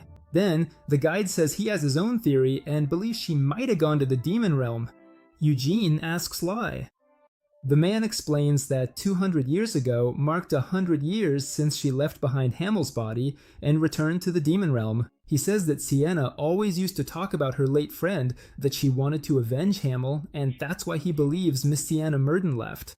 Then, blushing with excitement, he asks if the MC also knows the rumor that Hamel was in love with her and confessed before he died.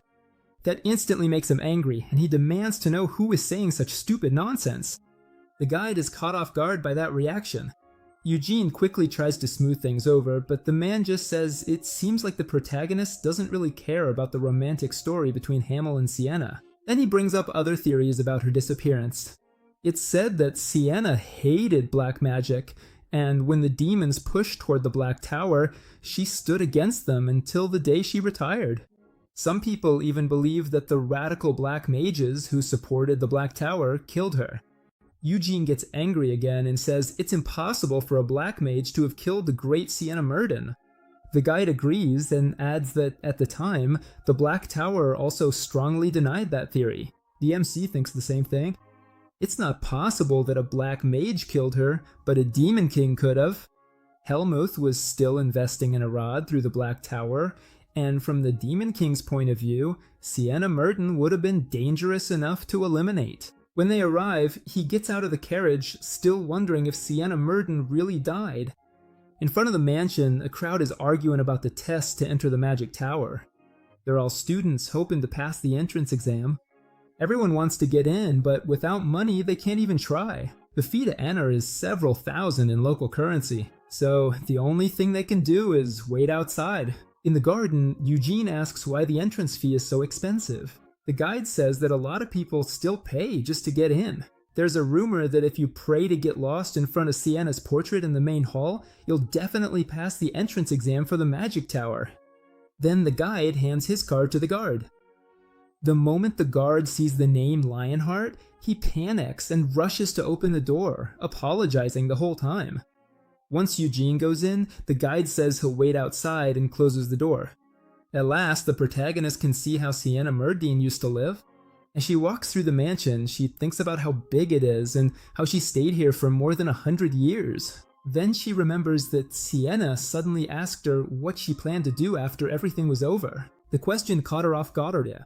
She said that if they were wasting their youth in a place like this, they should at least enjoy life once it was all over. But Hamel had never thought that far ahead. Mulan had already said he wanted to become king, and Hamel called him crazy and asked why he would want that. Sienna told him to leave Malin alone. Anyone can dream. Hamel asked her if she had been drinking, because that was usually his line. Annoyed, she said she was being serious, so he asked her what she wanted. That threw her off too. Blushing deeply, she said she wanted a normal life, like everyone else. Marriage, kids, maybe even grandkids someday. But was that ever really the future she had? She wanted to meet a good man, get married, and grow old in peace. Thinking about that, Eugene reaches out his hand and the guard next to him yells at him not to touch anything. Frustrated, MC steps back and heads somewhere else.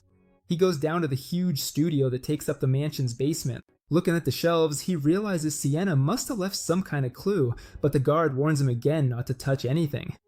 So all he can do is scan the titles. Then he remembers the necklace from the safe, along with the fake memories, and wonders if any of that was really an accident. The necklace probably reacted to Hamel's soul, just like the Spirit King recognized him. Someone had to be involved in his reincarnation, and if it was Sienna, she must have left a sign somewhere. So he goes back to the portrait near the entrance. After searching everywhere, he didn't find anything. Eugene ran out of ideas. He starts to think that maybe she didn't leave anything at all. Then he notices that the guard turns around and starts to walk away. He calls Sienna by name and turns off her portrait, saying that if she's upset, she can come and say it to his face. He waits for something to happen, but nothing does. As he turns around, he mutters that if she were alive, she would have answered. Finally, he leaves the mansion. The boy jokes that Eugene must have really liked the place, since he made him wait until after sunset.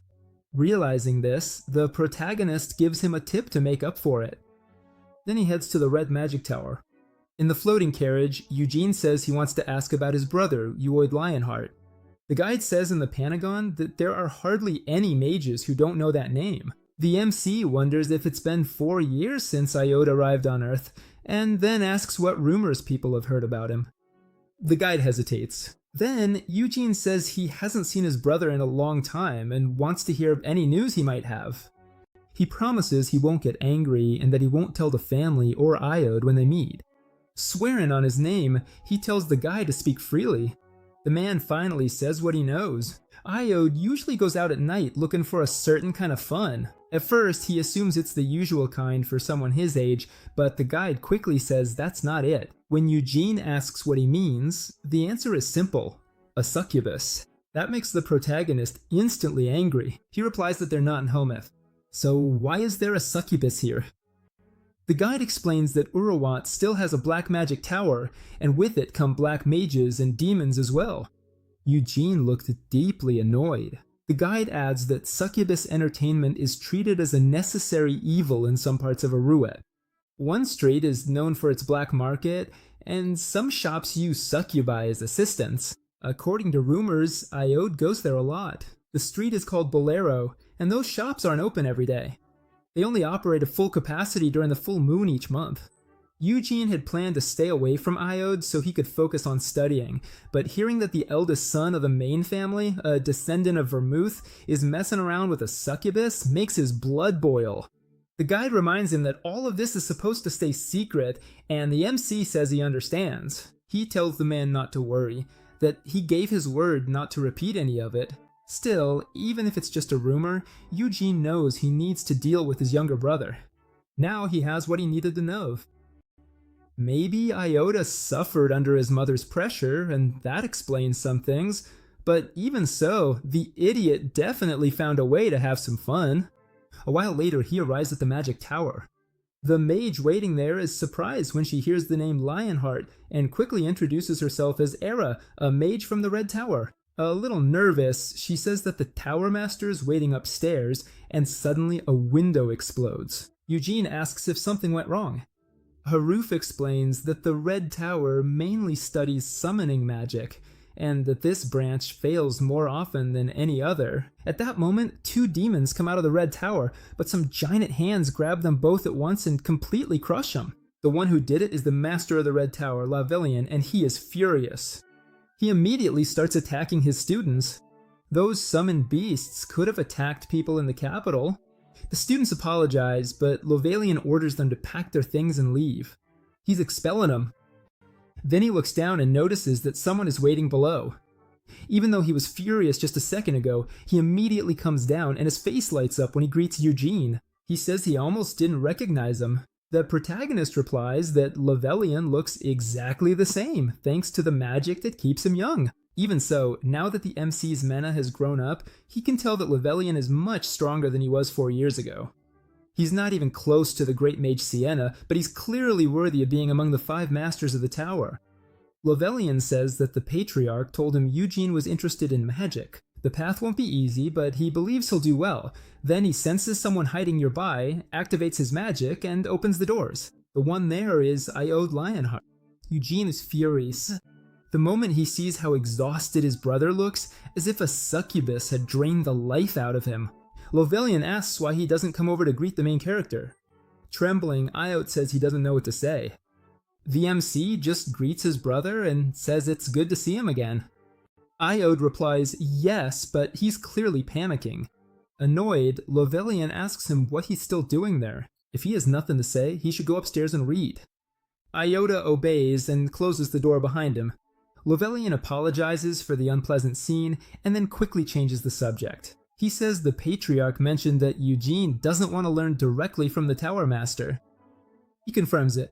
If he did, people would resent the Lionhearts. For now, he wants to study magic on his own. He fondly respects that choice.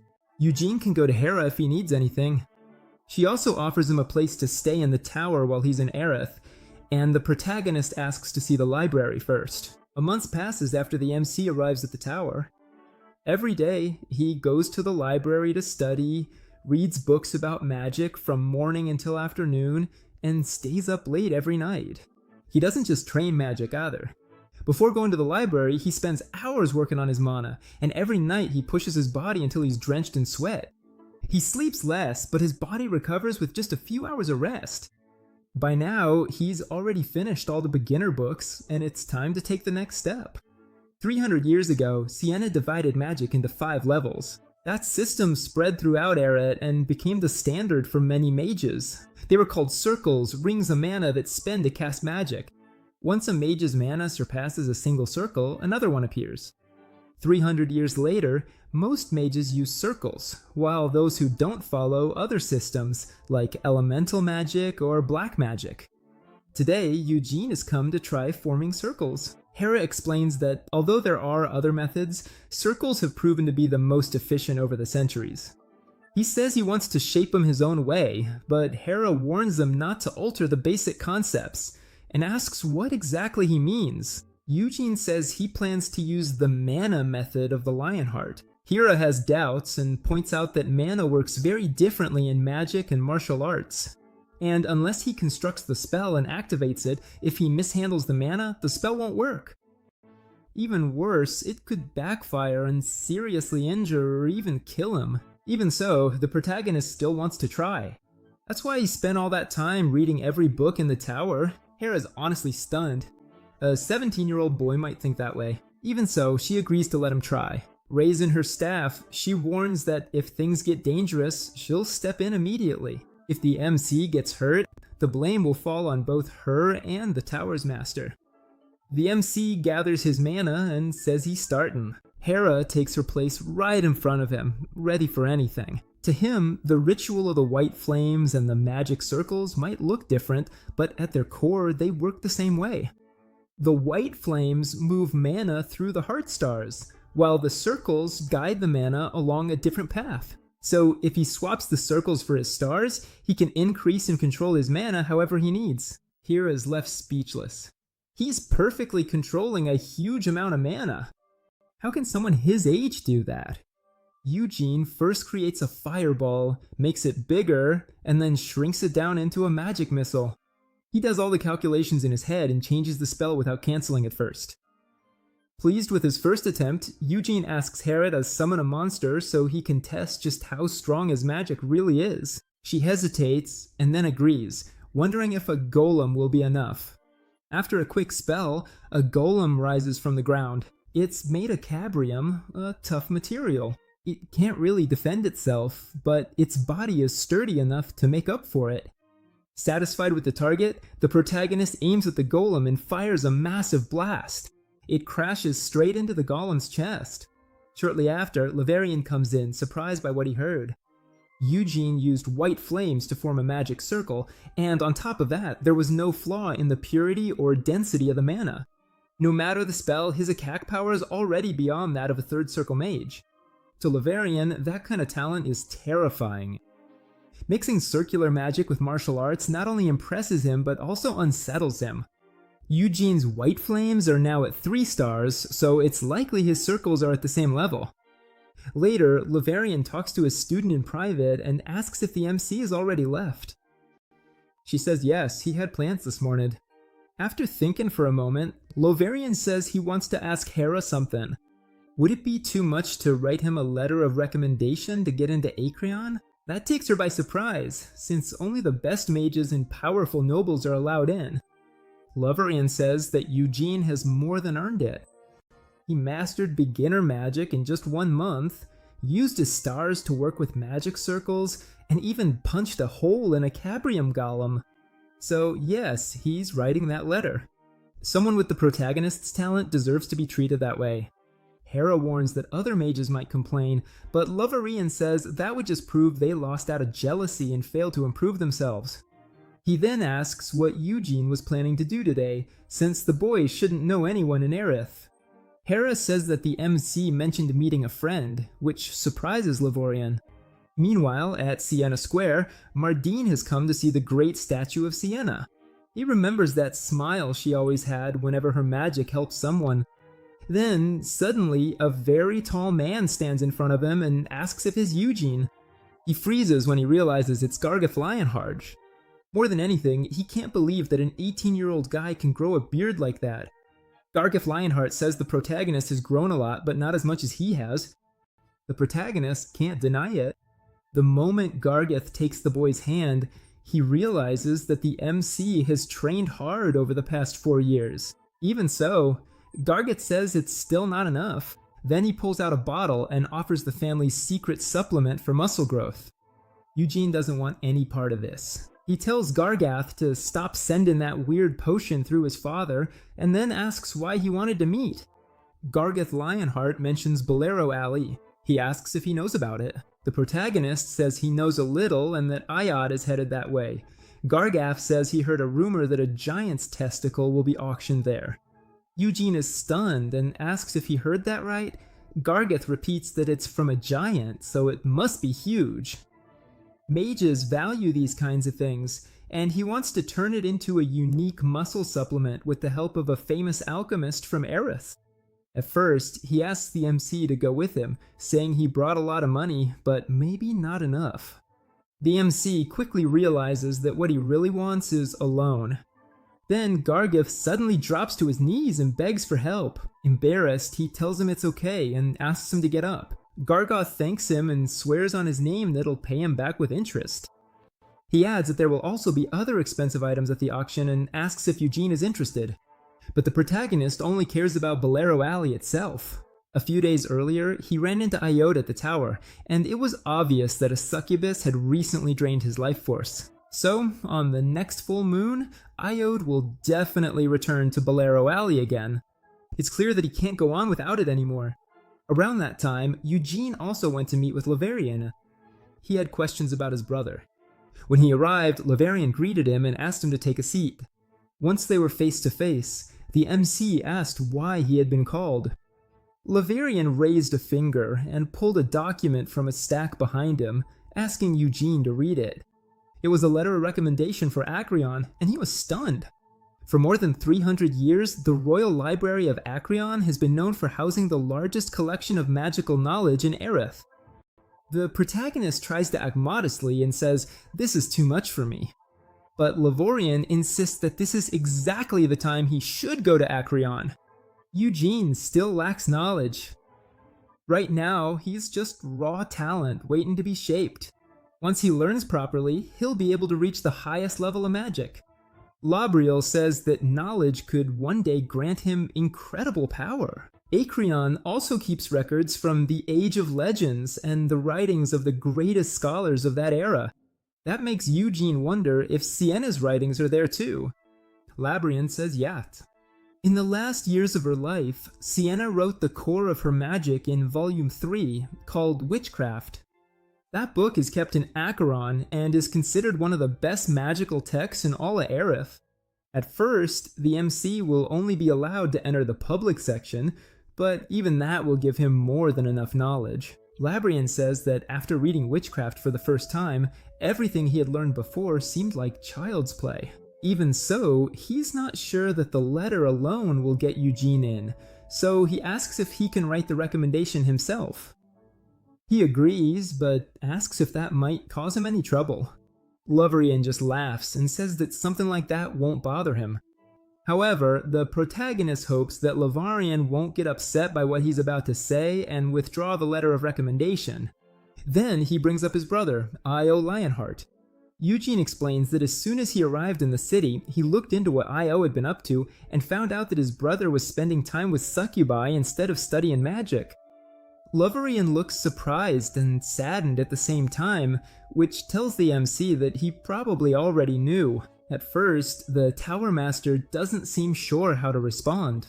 Then he admits that it's true and says he's seen it happen more than once, but he couldn't stop it. In the past, many people died after a succubus drained their life force. But once Helmuth really opened its borders, the demons changed their ways. Succubi still drain life force, but they don't kill people anymore. That's because the Queen of Nightmares strictly forbade it here. Even so, Leverian says that doesn't excuse Iode. He asks Eugene to try to understand his position, which surprises him. Leverian explains that Iode came to Aerith when he was 4 years old, with great expectations on his shoulders, but his talent wasn't enough to meet them. He struggled, and the tower did what it could to guide him. Unfortunately, Iode he can't escape the burden of the Lionheart name, and that pressure gets worse every day. Leverian knew what was going on, and warned him not to dig too deep into it, but he allowed something, because without an outlet for all that stress, Iode might have broken down a long time ago.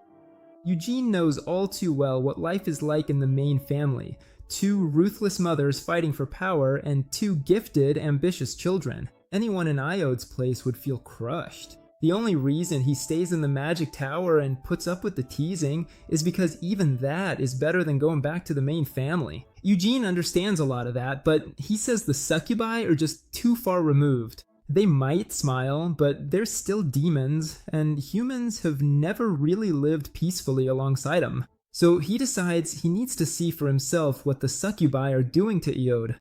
On the night of the full moon, they head to Bolero Street. The 2 figures here are exactly who you think they are. The tall blonde guy is the muscular Gargoth, and the dark-haired one is the protagonist, hiding his usual lion-hearted white hair so he doesn't stand out. Then someone calls out to the MC. When he answers, he asks how the man knows it's him.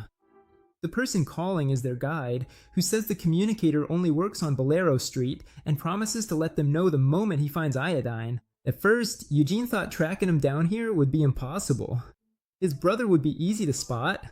The guide said that Iotassel shows up without a disguise and wearing the same outfit. That just made him even angrier. He was already thinking about how hard he had hit his brother. Then, finally, it was time to head to the auction house. There were several auction houses on Bolero Street, and they all followed the same system. Each bid remained secret. Each guest was placed in a separate room, so no one knew who was bidding. Once Eugene entered, he learned how the controls worked. Red asked for help, blue made a bid, and yellow raised it. The protagonist had come to the auction with Gargoth Lionheart, and since he had nothing else to do, he started looking around. Then the curtains opened and the host welcomed everyone on this full moon night. He explained that this auction specialized in extremely rare magical items. The focus tonight was on the treasures of Helmuth. The first item was Balarek's horn, starting at 10 million coins, and then came the Proscia fruit, Mandrake root, and Issarak rosebuds. None of that interested Eugene. Gargoth Lionheart was here for only one thing, the giant's testicle. Then, they brought out a strange metal item made from an unknown material, something that hadn't been sold in a long time. The crowd clearly didn't think it was worth much. It had been discovered in the Khazar Hills, within the land of Helmuth. All it supposedly did was shine under the moonlight. The starting price was 1 million coins. The moment the box was opened, Eugene's eyes widened and he immediately pressed the bid button. Gargoth Lionheart thought his sudden interest was strange. Even the auctioneers seemed surprised. They'd never received a bid for it before. The MC looked at him in shock. He never expected to find something like this here.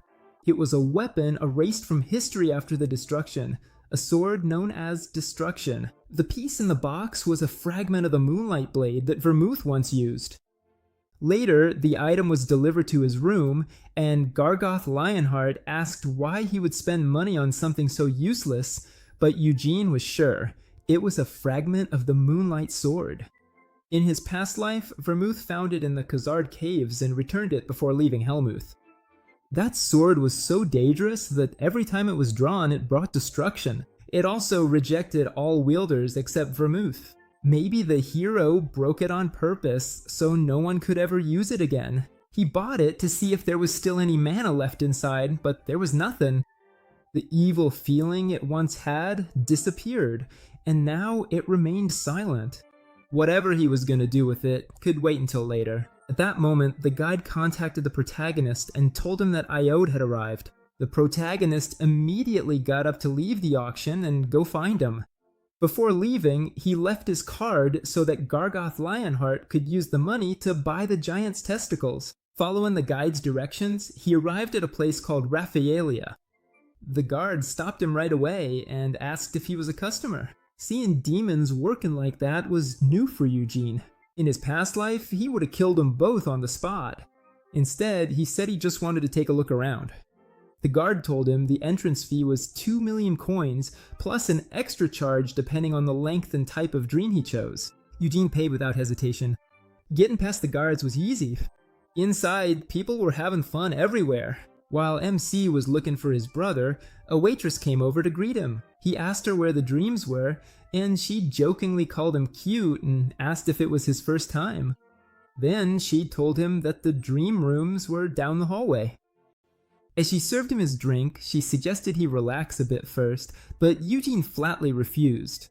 He didn't want to have a drink, and said he would go down right away. She figured he was just shy, and said he'd relax once he got to the room. As she led him down the hallway, the succubus explained that she would take a bit of his essence, which would leave him tired after waking up. But the protagonist just wanted to check out the place. Once he'd seen enough, he handed a bill to the succubus and told her he was going home to sleep, so this was just for a drink. She accepted it without complaining. It was too much just for drinks. After that, he headed to the nearest restaurant in the inn. When he got there, the attendant asked if he'd had a good sleep. Eugene ignored that and told him to bring the best food in the place. So he sat there eating and waiting until the person he'd come for finally showed up. 2 guards were dragging him inside. Erich looked completely exhausted. He looked like a shell of himself. From now on, they'll call him Erich. So that's the name we'll use. Seeing his older brother in that state filled Eugene with rage. Erich was no longer just messing around with the succubus. He was dependent on the demons. MC jumped off the table and went after him. He followed him for quite a while, but the route they took seemed suspicious to him. Even so, he kept following them until they stopped at a house and started to go inside. Eugene came out of his hiding spot to follow him, but several men blocked his way first. Clearly, they were there to stop him. The one in charge told him to leave. This wasn't a shop. Eugene asked what kind of place it was, but instead of answering, the man grabbed him by the neck and asked if he thought this was a joke. The protagonist mocked him, saying it sure looked like one. Then he punched the old man in the chin. The guy flew backward and crashed to the ground with a loud thud. The other thugs immediately pulled out their weapons. They wanted to kill him, but Eugene took both of them down with ease. Then he planted his foot on the blonde guy's head and demanded to know what this place was. But by then, everyone was unconscious, so he'd have to figure it out himself. Eugene kicked open the front door without any trouble. Inside, thick smoke filled the building, and he figured it must be some kind of narcotic. A huge man pointed at him and asked who he was. He couldn't believe the MC had gotten in with the guards outside. Eugene clapped mockingly, saying it was rare to see a beast agent, a human, and a demon getting high together. Even here, his sarcasm hit the mark. The man charged at him, but he fired 3 magic shots and took them all down effortlessly. He demanded to know where Iod was, and when no one answered, Eugene drew his sword and said he'd find him himself. He drew wine, raised it, and created a powerful vortex. The wind swept through the entire building. Using elemental magic, the protagonist searched the first and second floors. Only the 3rd floor was left. He aimed at the ceiling, broke through it, and climbed up through the hole he had just made, landing lightly on the floor. There was only one room up there, and that's where Iod was. He was casting dark magic on the door in front of him. Eugene quickly pulled the fragment of Luna's light blade from his pocket just as the spell flew toward him. Somehow, the fragment blocked the attack and didn't even get scratched. That pleased Eugene. This still worked. Then someone appeared behind the destroyed door. The man looked on in disbelief and said the spell should have killed him, but something had protected him.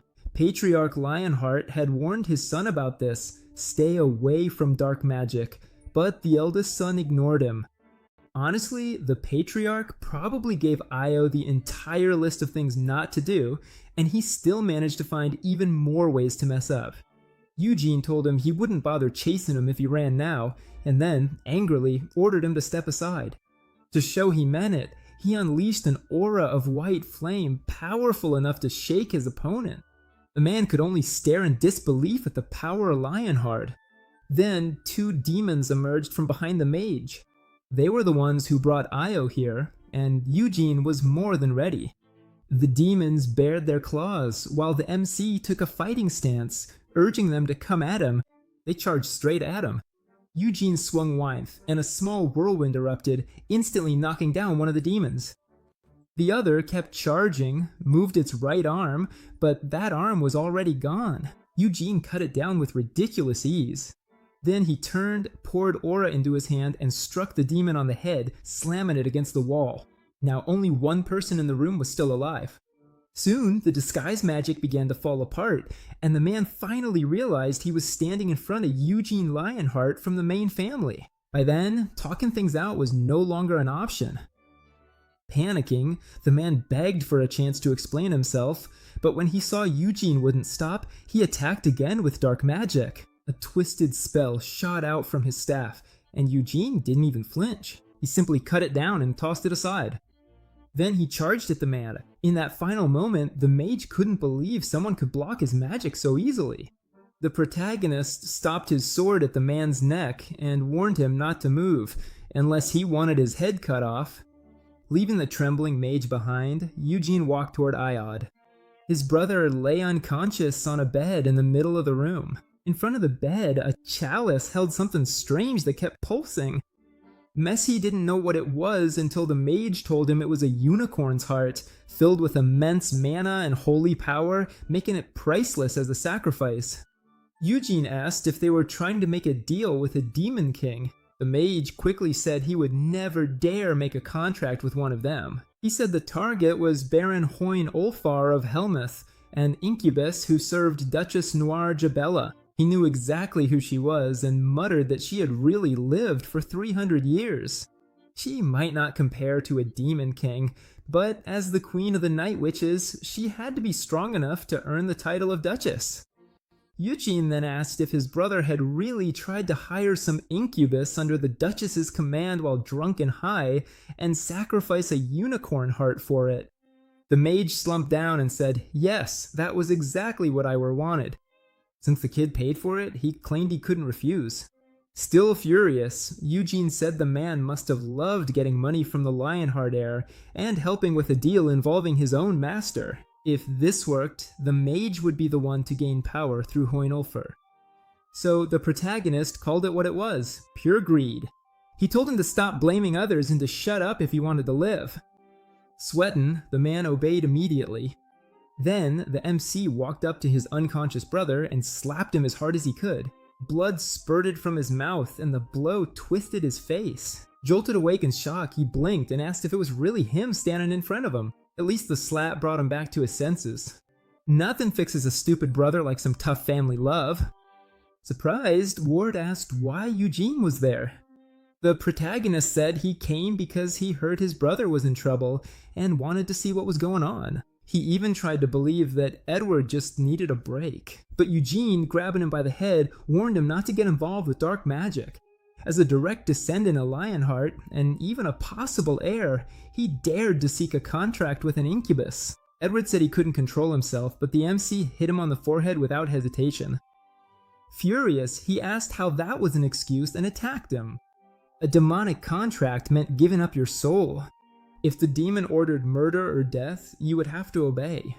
And if Edward became a dark mage, the whole family would be disgraced. What if the demon told him to kill his parents and siblings? Or to steal all of Lionheart's treasures? Or D-Word Weekly said he was told he wouldn't have to obey every order, and that he'd been promised he could refuse anything that went against his morals. That only made Eugene even angrier, because he knew demons treated promises like garbage. That part about not following every order wasn't entirely false, but to resist, you'd still have to risk your life and defy the demon anyway. And Ewart, who had already given in to a cheap succubus and hidden booze, would he really be able to do that? Ewart fell silent for a moment. Under Eugene's harsh gaze, he finally pulled himself together and asked what he knew about him to talk like that. With a bitter laugh, he told his brother to explain it to him. Then he started ranting that the protagonist could never understand because he always got all the attention. Even as a direct line adopted son, he got all the patriarch's support, so he didn't know anything. And Eugene understood that he felt wronged, but reminded him that he had been given the same opportunities. He also inherited the White Flames, and even had the chance to study with the Tower Master. Hearing that only made him cry harder. The MC said that the gap between them wasn't just because the Patriarch favored him. He was better because he worked harder. Talent wasn't everything, and he only got to this point through brutal training. His brothers in the main house were also working hard, while Ewart was here drowning himself in things he never should have touched. Disgusted, Eugene asked him if he really thought that dark magic would make him worthy of becoming Patriarch. Ewart shouted that he never wanted to be Patriarch. He wanted to become a dark mage and go to Helmuth, where the demons might recognize him. The moment those words left his mouth, Eugene punched him straight in the face. Edward flew backward and crashed into the wall, screaming in pain. He demanded that it be repeated. A Lionheart, descendant of Vermouth's great Lionheart, wanted the approval of demons. You wanted the demons to value him more than his own family did. The protagonist snapped that he had everything twisted. Even as the eldest Lionheart, he acted without courage. Edward could only stay silent and listen. He had been given what others could never have, but all he did was sit there and cry. When he finished speaking, Eugene took out his phone and said that Edward could explain things to Lebalion. Later, the guards took the mage away. By then, the Tower Master had arrived, furious and deeply disappointed. Ewart started stammering to Lebalion, insisting that he hadn't done anything wrong and that he hadn't actually dabbled in dark magic. Lebalion cut him off. Trying was enough. Ewart had disgraced the Lionheart name, insulted his father who trusted him, and shamed the mages of the Red Tower who taught him. He had even insulted Lebalion himself after all his patience.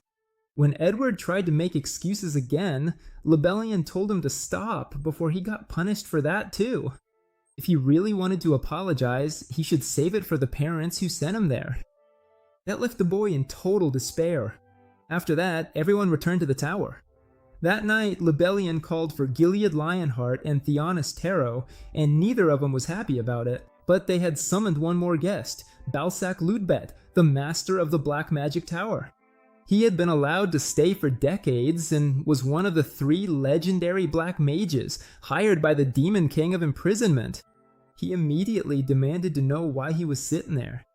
Lebalion, the master of the Black Magic Tower, told him to calm down because the Black Tower wasn't directly involved. Thanos, still furious, snapped that he had just said Pard tried to use black magic. So how could the Black Tower have nothing to do with that? Balsac replied that the Black Tower didn't control all the black mages in Arad. The cultist mage behind this was Gabid, and he wasn't one of them. He belonged to the Mage Guild. Theonis was about to continue, but Gilead cut in and asked why Balsac was there if the Black Tower wasn't involved.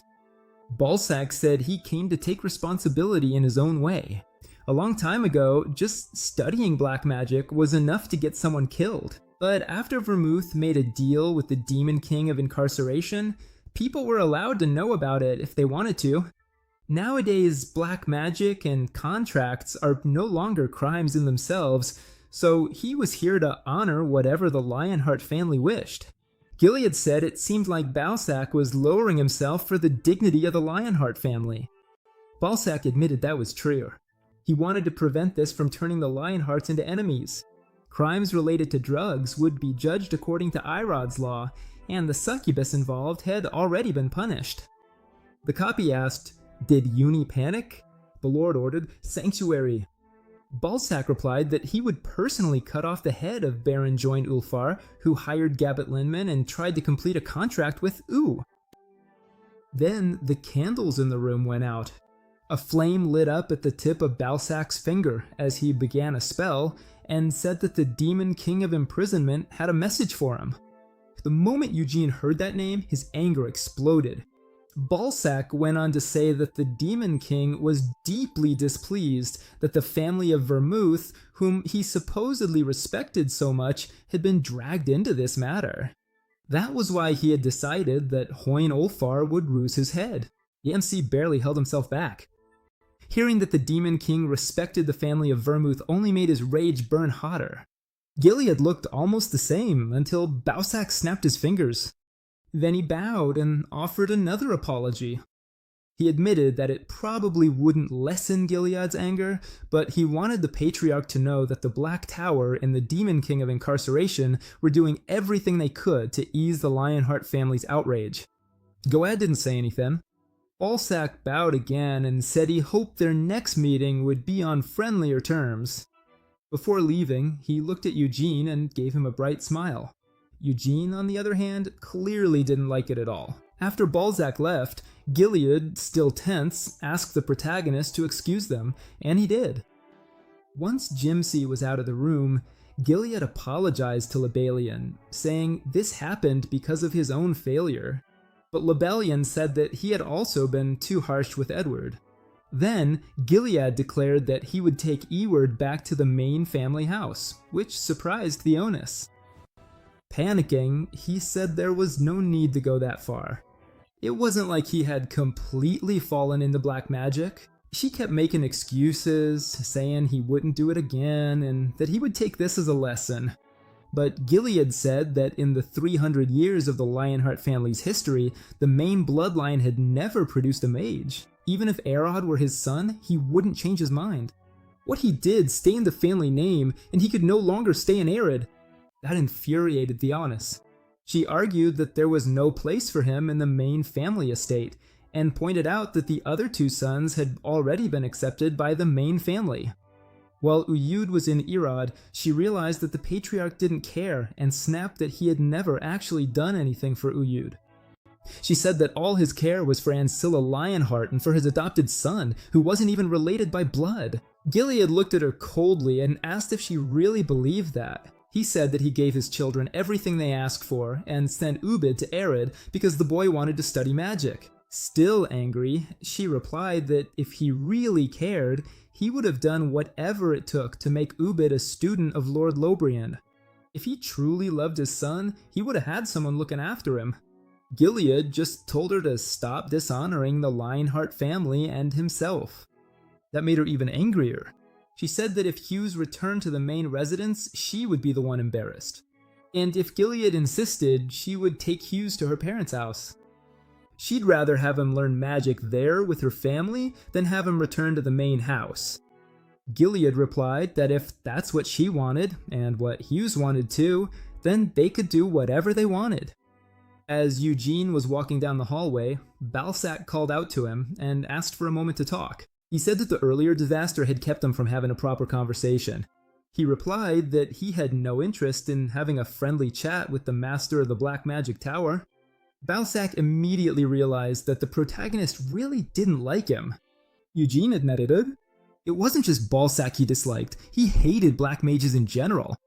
Balsac said that 300 years had passed and that he personally hadn't done anything wrong. Dempsey could hate black magic all he wanted, but Balsac asked him not to hate him for no reason. Since it was clear that wouldn't change his mind, he switched topics and brought up everything he'd heard about his success in the bloodline succession ritual. He praised the protagonist's talent and how well he handled magic there. He also mentioned the letter of recommendation for Acreon. Balsac looked away and said he couldn't mention this inside, but that one of his duties might be able to help Eugene. That made the MC ask what he meant. Balsac explained that a recommendation from the Red Tower alone might not be enough to get into Acreon, because other Tower Masters and mages could object and say he wasn't qualified. So Balsac offered to write one himself as the Master of the Black Magic Tower. The protagonist asked why. Balsac said he was interested in the boy's talent, and that he also didn't get along with the Master of the Red Magic Tower. According to him, the man hated him simply because he was a black mage. So if he backed Eugene's application as another Tower Master, Librarian might dislike him a little less, and it would also help smooth things over with the Lionheart family. VMC said that if Balsac really planned to write the letter, he would accept it, but that didn't mean they were friends. Balsac just smiled and said that not being hated more than before was enough. Then he apologized for holding Eugene up and said that was all. Before he could leave, he asked if he really had nothing to do with his brother's problem. Baosak paused and then said that he was very proud to be a black mage. To him, untalented black mages were an insult to black magic just by existing. So even if someone was the successor of Lionheart, he would never give that opportunity to anyone without real talent. As he walked away, he asked if that answer was enough. Eugene thought about his brother's pathetic condition and left while cursing under his breath, wanting to punch Baosak again. Then he sat down in front of something incredible, the unicorn's heart. His father had given it to him as a reward for stopping Eugene's disgraceful actions. There were many ways to use a unicorn's heart, but the easiest was simply to extract the mana from inside it. After checking the condition of the heart, he began to absorb its mana. At this rate, Eugene could reach 4 stars even before turning 20. If the Lionheart family found out, they would be stunned, because in 300 years, no one had reached 4 stars before adulthood. The Patriarch and Jihyun had 6 stars, which already placed them among the strongest people in the nation. If the protagonist kept building on that, he could aim for 5 stars next. He planned to devote himself fully to the White Flame formula, Hamel's method created by Bermuth, surpassing everything and everyone. The next day, the burly boss said that the giant's testicles cost 30 million. Eugene almost lost control. Gargeth was in a hurry because if they didn't pay before midnight, the item would go to the next buyer. They went to Pentagon Bank, where the employee saw the black card and immediately offered to open a private account. Eugene turned him down. A while later, they came back outside. Gargoth said that the testicles would be delivered wherever he was staying, and that this was MC's chance to see them in person. He was furious because Gargoth kept trying to drag him along to see giant balls. Even so, he told him to forget it and then agreed to go. Gargoth said he knew the protagonist would be curious and even offered him some of his essence, but Eugene flat out refused to eat anyone's balls. What MC really cared about wasn't the testicles, but the formula for the red flames that Gargoth had learned. As they walked, he thought about seeing for himself how different the white flames were from the other methods. Then, something in the crowd caught his attention. Surprised, he jumped forward and ran at full speed, thinking it couldn't be possible. He pushed his way through the crowd, still unable to believe what he was seeing. There was no way he could be mistaken. That pale violet hair came from an absurd amount of mana. Standing in front of him was a woman with that exact color, and Eugene called out to her. Could it really be Sienna? Filled with hope, he caught up to her, but his hand passed right through her. Surprised, he wondered if she was a ghost, then realized it was a magical illusion. All he could do was watch as she slowly turned around and revealed herself as Sienna. Eugene stood there, completely confused. Sienna just gave him a big smile, said something to him, and began to fade away, this time leaving something behind. With her last words, she said that she had found Eugene. That filled him with excitement. He turned around and walked away, smiling as he said that he had found her too. Later, he was lost in thought. Sienna was alive and had come looking for him. But how did she know? Did she recognize his soul like the Spirit King did, or was it because of his necklace? Sienna knew about Eugene's reincarnation, and since she only sent an illusion, she must have been trapped somewhere and unable to meet him in person. He guessed that she was sealed away, but whether by herself or by the Demon King of Incarceration, he didn't know. Even without answers, he was still happy that she had reached out to him this time. So he promised that next time, he would be the one to go to her. At that moment, the musclehead showed up behind him and asked why he had run off so fast. Eugene told him it was none of his business and that they should head back. Later, he asked the musclehead about the formula for the red flames. Gargoth said it wasn't hard, then flexed so hard that his shirt ripped. The protagonist asked if he really had to do that just to explain it. Gargoth said no, but he considered it part of his charm. Then he finally started to focus, and a red aura rose from his body. Eugene asked if the core was also split in the formula for the red flames. Gargoth said it wasn't usually like that, but his family had developed the method enough to raise it to 5 stars. As far as he knew, only a few branch families had reached 5 stars, with the weaker formulas passed down to them. At this point, Gargoth himself was at 2 stars.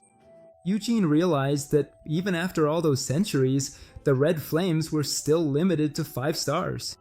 The white flames belonged only to the main family, while the weaker red flames went to the branch families.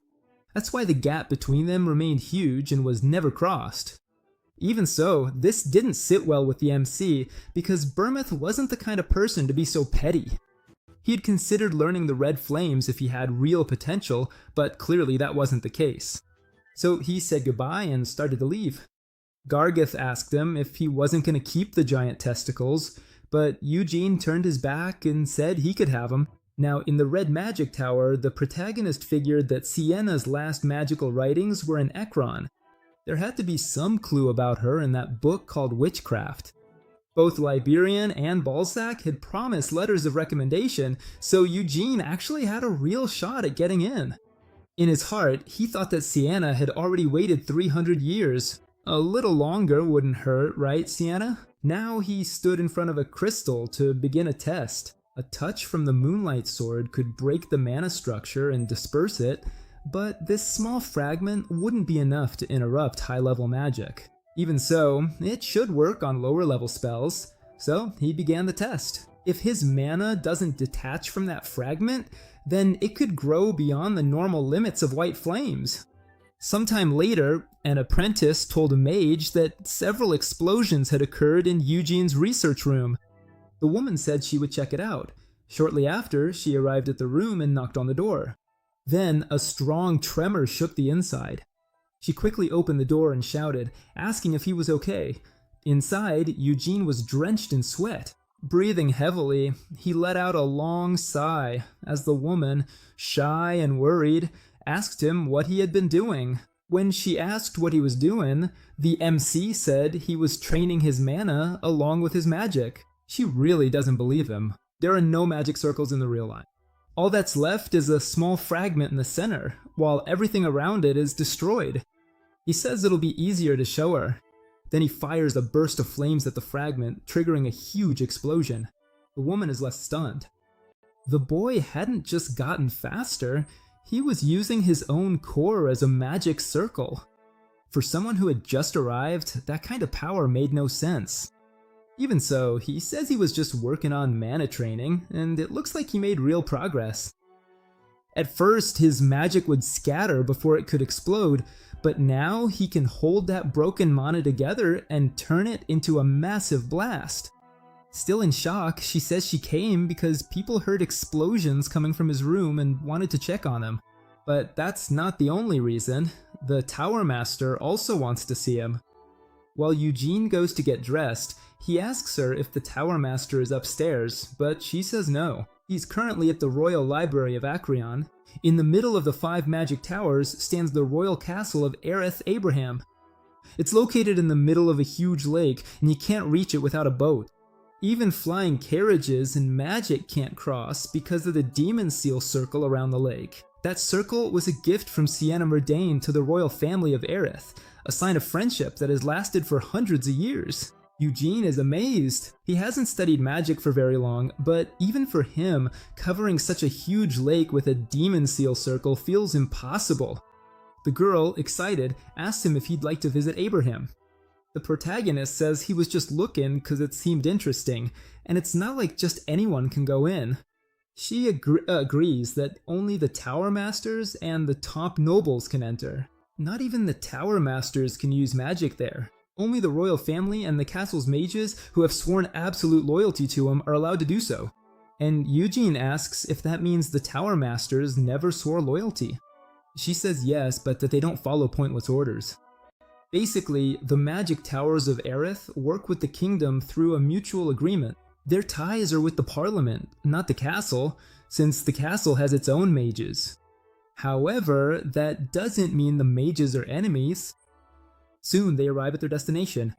The mage explains that only 3 people opposed recommending Eugene for Acreon: the masters of the blue and green towers and the head of the mage guild. If he wins them over, he'll be allowed to enter. With that, the girl says she's leaving. Then she quickly adds that he shouldn't be nervous and wishes him good luck. Eugene thanks her with a small wife. Inside, the MC bows and introduces himself to everyone gathered there. Among them is the captain of the castle's mages, Tremp Visordo. There's Tremp Visordo, the master of the red magic tower, Lovarian Serpis, the master of the green magic tower, Generic Osman, the master of the blue magic tower, Heradoth Osland, the lady of the white magic tower, Melchod El Aya, the master of the black magic tower, Balsac Lodbold, and finally, the master of the mage guild, Edgard Garen. A moment later, someone tells the boy to lift his head. It's Hunlain Abraham, the first in line to the throne of Arad. He says he's heard Eugene's name for years and always wanted to meet him. He also knows about him, a genius who reached 5 circles before even becoming an adult. The master of the Blue Tower says he's also heard a lot about the protagonist, especially because the masters of the Red and Black Towers have been pushing hard for him. He admits the boy has talent, but swordsmanship and magic are completely different things. In his opinion, Eugene is only 17 years old and has just started learning magic. So, should he really be getting a recommendation for Acreon? He suspects there's more to it, since the Master of the Red Tower is an old friend of the Lionheart Patriarch, and maybe the Master of the Black Tower wants to get closer to the Lionheart family after the humiliation he suffered recently. The MC says he understands and asks what he needs to do to get into the school. Lovarian tells him to downstrate his magic so that the nobles and mages present can judge it. The Master of the Blue Tower mocks him and adds that he should also present magical works and research, though he doubts he has anything like that. He catches the jab and says that he's right, so he'll start now. Using his stars to construct a circle, the protagonist releases mana that's much stronger than anyone expects from someone his age, but no one reacts. Even so, the Master of the Blue Tower finds him interesting. The others notice that he's not separating his core from the circle, but instead is combining several cores to form one. They're impressed, especially since he only started training 4 years ago. His talent for controlling mana is obvious, but they still think that alone isn't enough. Handling mana well is different from truly understanding magic. Then, Eugene forms a small tornado of wind in his hand, which transforms into bright red flames and then turns back into mana. After that, he shapes the mana into a sword in his left hand.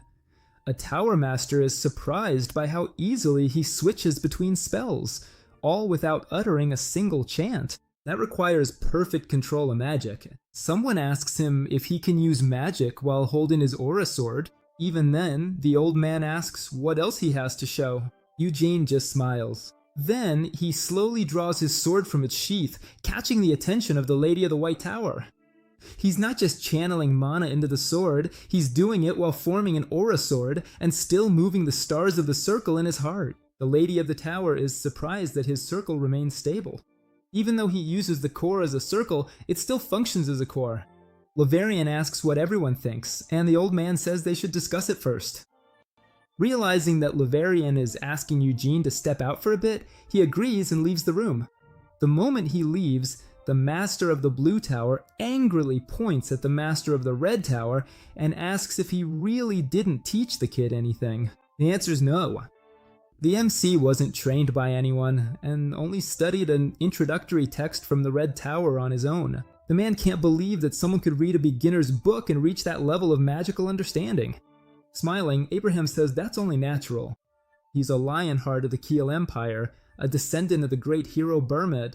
Everyone knows how talented that bloodline is, and Abraham says he can already tell that Eugene is a genius. The Mistress of the White Tower adds that the magic he used should have only been at the level of the first circle, but its power was clearly beyond that.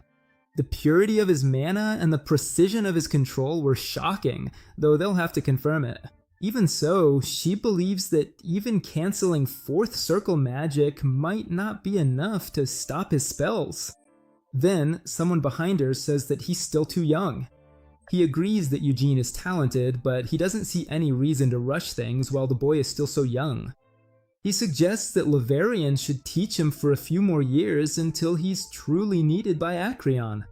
Another Tower Master says they should see this as an investment.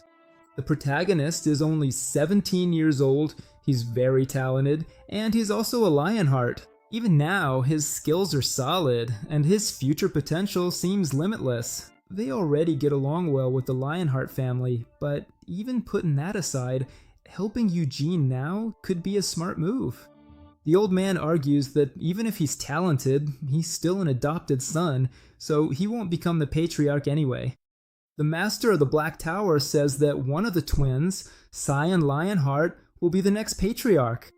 Igor Lionheart has an inferiority complex, and after the recent incident, he doesn't really stand a chance in that fight. Even if the MC never becomes patriarch, the Master of the Black Tower warns them not to underestimate how secure his place is in the main family. Another man chimes in and says that Eugene will have to leave the main family someday. According to Lionheart custom, once he gets married and has children, he must leave the main estate, so they should invite him to Erd. By then, he'll be even more capable and won't forget the favor they did for him. Balzac goes on to say that he became famous 4 years ago during the blood succession ritual because of his obvious talent. Even the Lionheart family admits the great potential he has, and if he gets Aerith's support, he could become the spitting image of the great Burmead from 300 years ago. The old man suddenly laughs, says that's too much praise, and asks if those words really came from Balzac himself.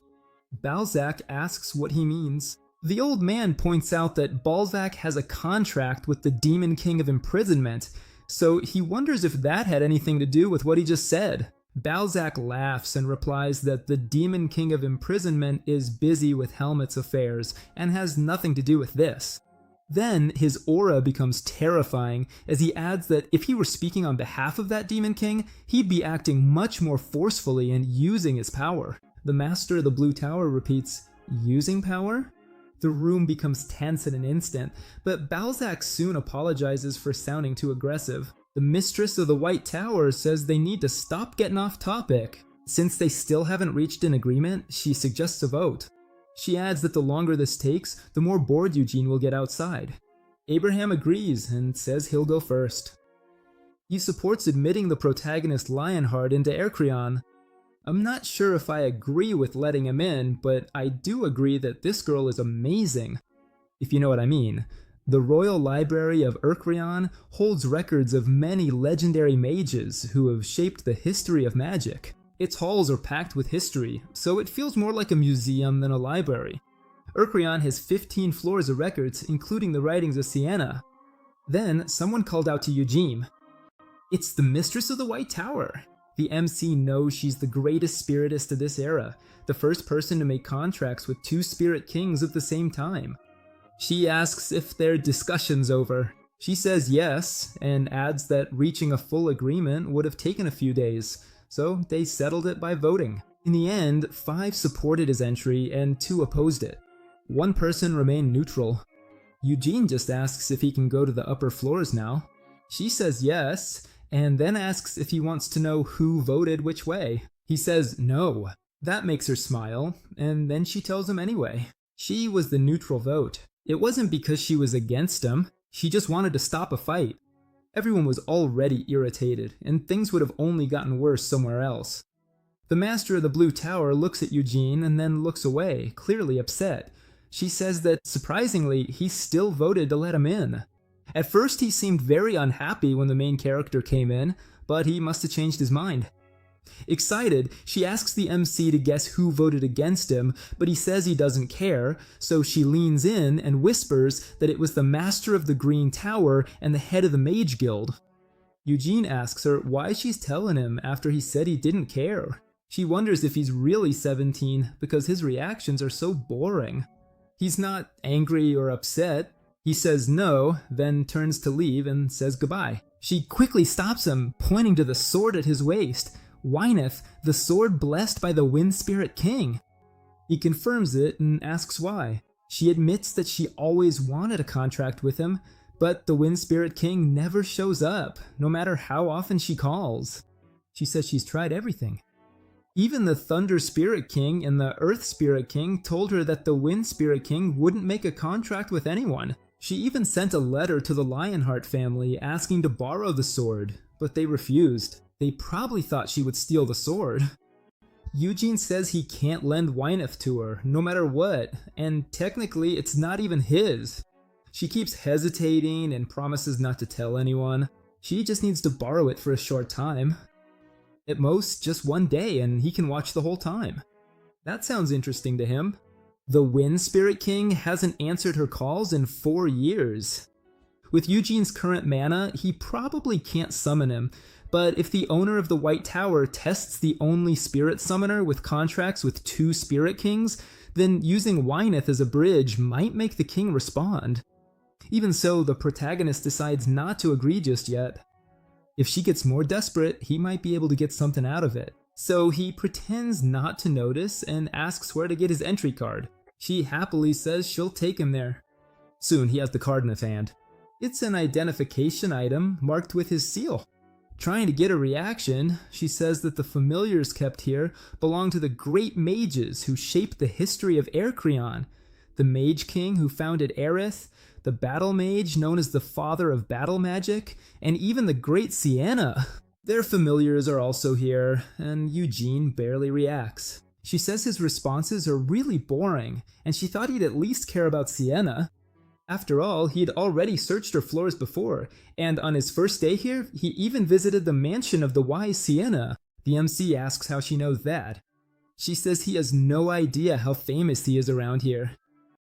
Then she calls him an idiot and asks when he'll lend her the sword, but he refuses again. A little later, she explains how to use the ID card to open and close the door. Then she asks him if he's really going to the 12th floor. He says yes, and she teases him, saying he really likes Miss Sienna. As he crosses the door, Eugene asks her if she's going to wait for him. She says she doesn't have much time, though she admits she'd like to go with him, but if she did, he might get embarrassed when he feels that magic for the first time. Laughing, she says he should bring diapers. Eugene asks why.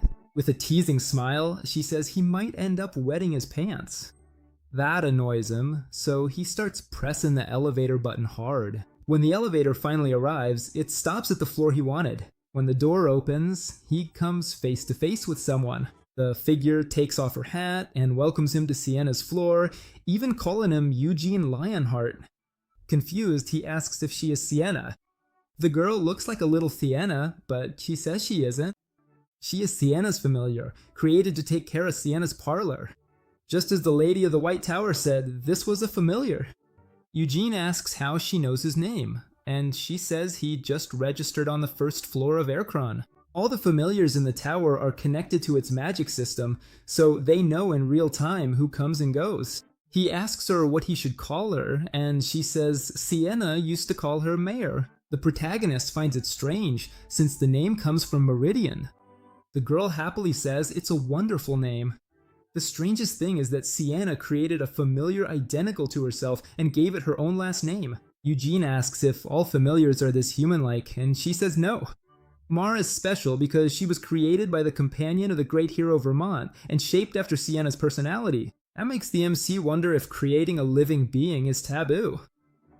Mare says she's not a living being, she doesn't have a soul like real people, and her body and mind were created from Miss Sienna's magic. Then she points out something strange spinning nearby. Eugene doesn't know what it is, so he asks. Mara says that's an excellent question, drops her hat for a second, then picks it up and explains that this is the magic core Sienna built throughout her entire life. Witchcraft. Eugene heard that she wrote it throughout her life and divided it into 3 volumes, so he asks how that thing is supposed to be a book. Mare says it's old-fashioned to think that a book has to look like a book. He says that's nonsense, but she's not surprised he doesn't get it, since not even the great masters managed to understand Sienna's magic. Hearing that brings back memories. That proud smile and the way she looked down on everyone else. She really was created from Sienna's personality. Eugene asks her if it reflects Sienna at the end of her life, but Mira says no. It's based on Sienna when she was still young. Back then, she was noble and full of dignity. She rarely laughed and devoted herself completely to studying and creating magic. That doesn't match the Sienna Eugene remembers. He asks her if her mind is inside the witchcraft. Murray says that her consciousness is made from that magic and that her purpose is to protect and manage it. She has been doing this for 200 years under Sienna's orders. Without hesitation, he approaches the witchcraft to inspect it, recalling Lebellion's words that after reading it, everything else he had learned seemed like child's play. Then, Eugene asks her if she knows why and where Sienna disappeared. Mir says that neither she nor anyone else knows where Sienna went. Even the king of Arith at the time, the Tower Masters, the head of the Mage Guild, and many other famous mages grabbed her to ask where Sienna had gone. She told them she didn't know, but they didn't believe her. After that, people who didn't have the ability to handle it started investigating her memories within the witchcraft, and every few decades they come back and try the same thing again. Eugene knows that's not the only reason. What they really want is to understand all of Sienna's research, digging as deep as they can into what she left behind. He asks where the other volumes of witchcraft are, since only the first one is here. Mare says that Sienna took the other 2 volumes with her when she disappeared, leaving only the original first volume in Akrian. Then she says, Eugene seems unusually interested in Sienna. He replies that everyone is interested in her. Mar says he's not just any ordinary mage, and since he's the first descendant of Vermouth Lionheart, he's noticed. She's very impressed. After Sienna took over Aerith, she never met the Lionheart family or saw Vermouth again. The protagonist knows the history and says she never met up with any of her old companions again. The only exception was Vermouth's funeral, but Eugene thinks it's strange that Vermouth, who was terrible with people, ended up starting a family and isolating himself. Then he asks if Sienna ever met any of the other companions before. Mare says that sometimes Sienna would look at Mr. Mulan and call him an idiot. She also said that Mrs. Enos was like a snake. Since no one mentioned him, the MC asks about Hamel.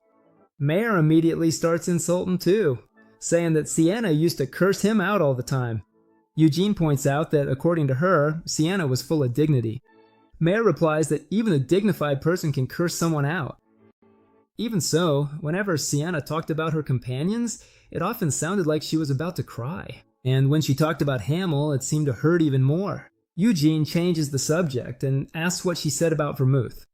Mare doesn't say anything. Sienna never praised him, never cursed him, not even said his name. That story doesn't add up. I guess Vermouth decided not to avenge Hamel and instead made a pact with the Demon King of Incarceration. Probably, Sienna was also against that decision. He kept staring at Sienna's portrait, confused because it looked almost exactly like the one in his mansion. The girl said that the smile on her face was completely fake. Sienna never smiled like that.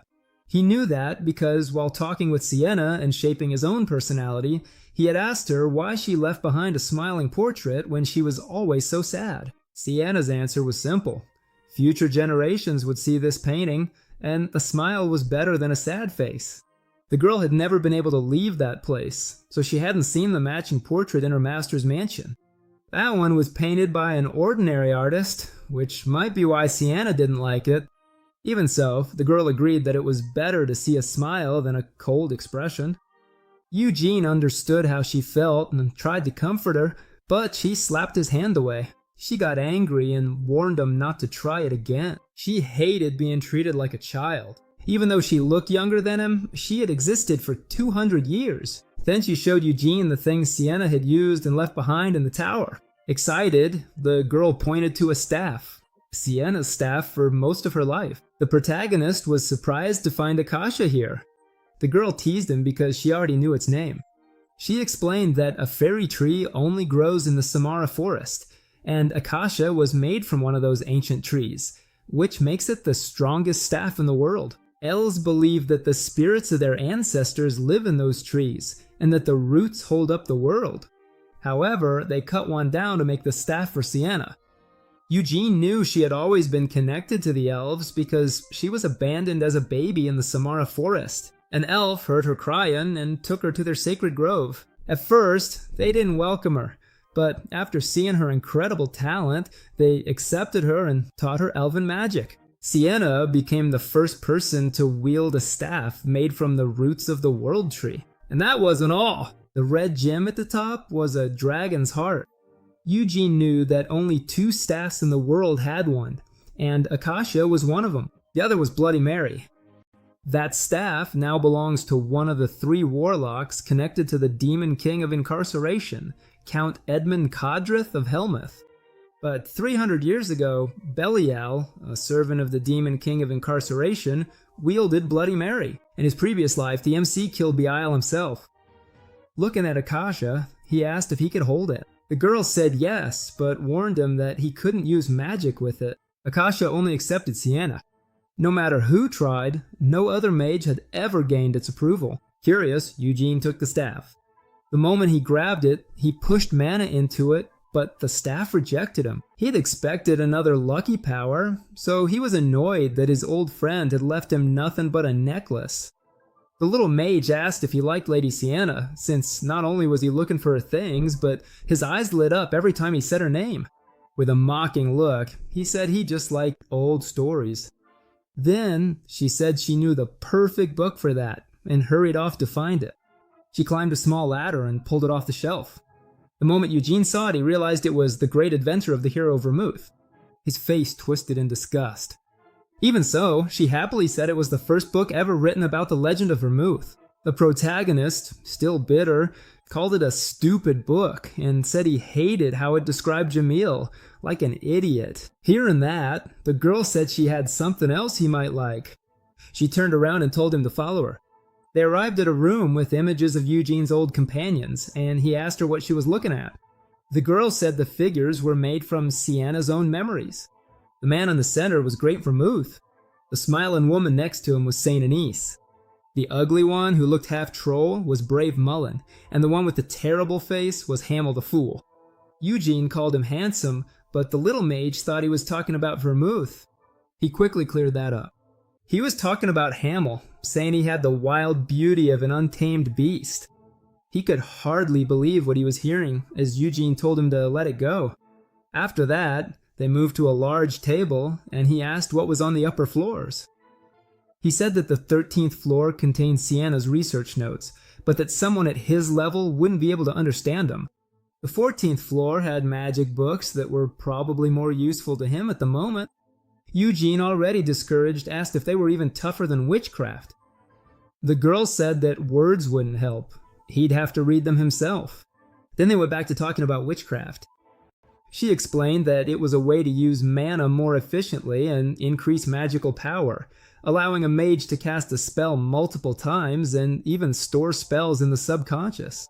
Best of all, it allowed the circle to flow in the ideal way, much better than the normal circles most mages use. Even after hearing all that, Eugene admitted he still didn't understand any of it. The girl seemed pleased and said that no one could understand it just by listening. Impatient, he asked her how to read it, and she told him to close his eyes, stretch out his hand, and send mana into the sorcery. He did exactly that, touching the glowing sphere with a bit of magic, but at first, nothing happened. He wondered if he should use his pseudo-circle instead. Then everything changed. The space around him darkened, like a dream he couldn't control, and all he felt was emptiness. A huge wave crashed over him, and when it hit, he realized it was a sea of mana sweeping him away. He jumped to escape, then stood still in the spot right in front of him. In the middle of that sea was a giant black hole shaped like a perfect circle with smaller circles inside it. Then, the entire ocean transformed into layers of circles, forming a pattern. The pressure became overwhelming, and Eugene woke up on the floor. He jumped up and looked at the little mage, asking what had just happened. With a smug smile, he said it was a shame he had fainted right away, but that he shouldn't feel bad, since many mages had wet themselves after seeing the sorcery. He even named the masters of the White Tower and the Blue Tower as examples. Apparently, he hadn't been joking earlier. Then he asked what he thought of the sorcery. Eugene struggled to explain it because he barely understood what he had seen. The moving circles were incredible, and forming circles within a larger one should have been impossible. The little mage explained that after reaching 9 circles, Sienna kept studying how to push magic even further. That's how she broke the limit, created the eternal whole, and became the only mage to form the final magic circle. Many others tried to follow her, but none surpassed 9 circles. To do that, a mage has to control a huge mana circle and split it into many smaller ones. Using it for spells is even easier. A fireball made with the Eternal Hole is stronger than the Hellfire of the 9th circle.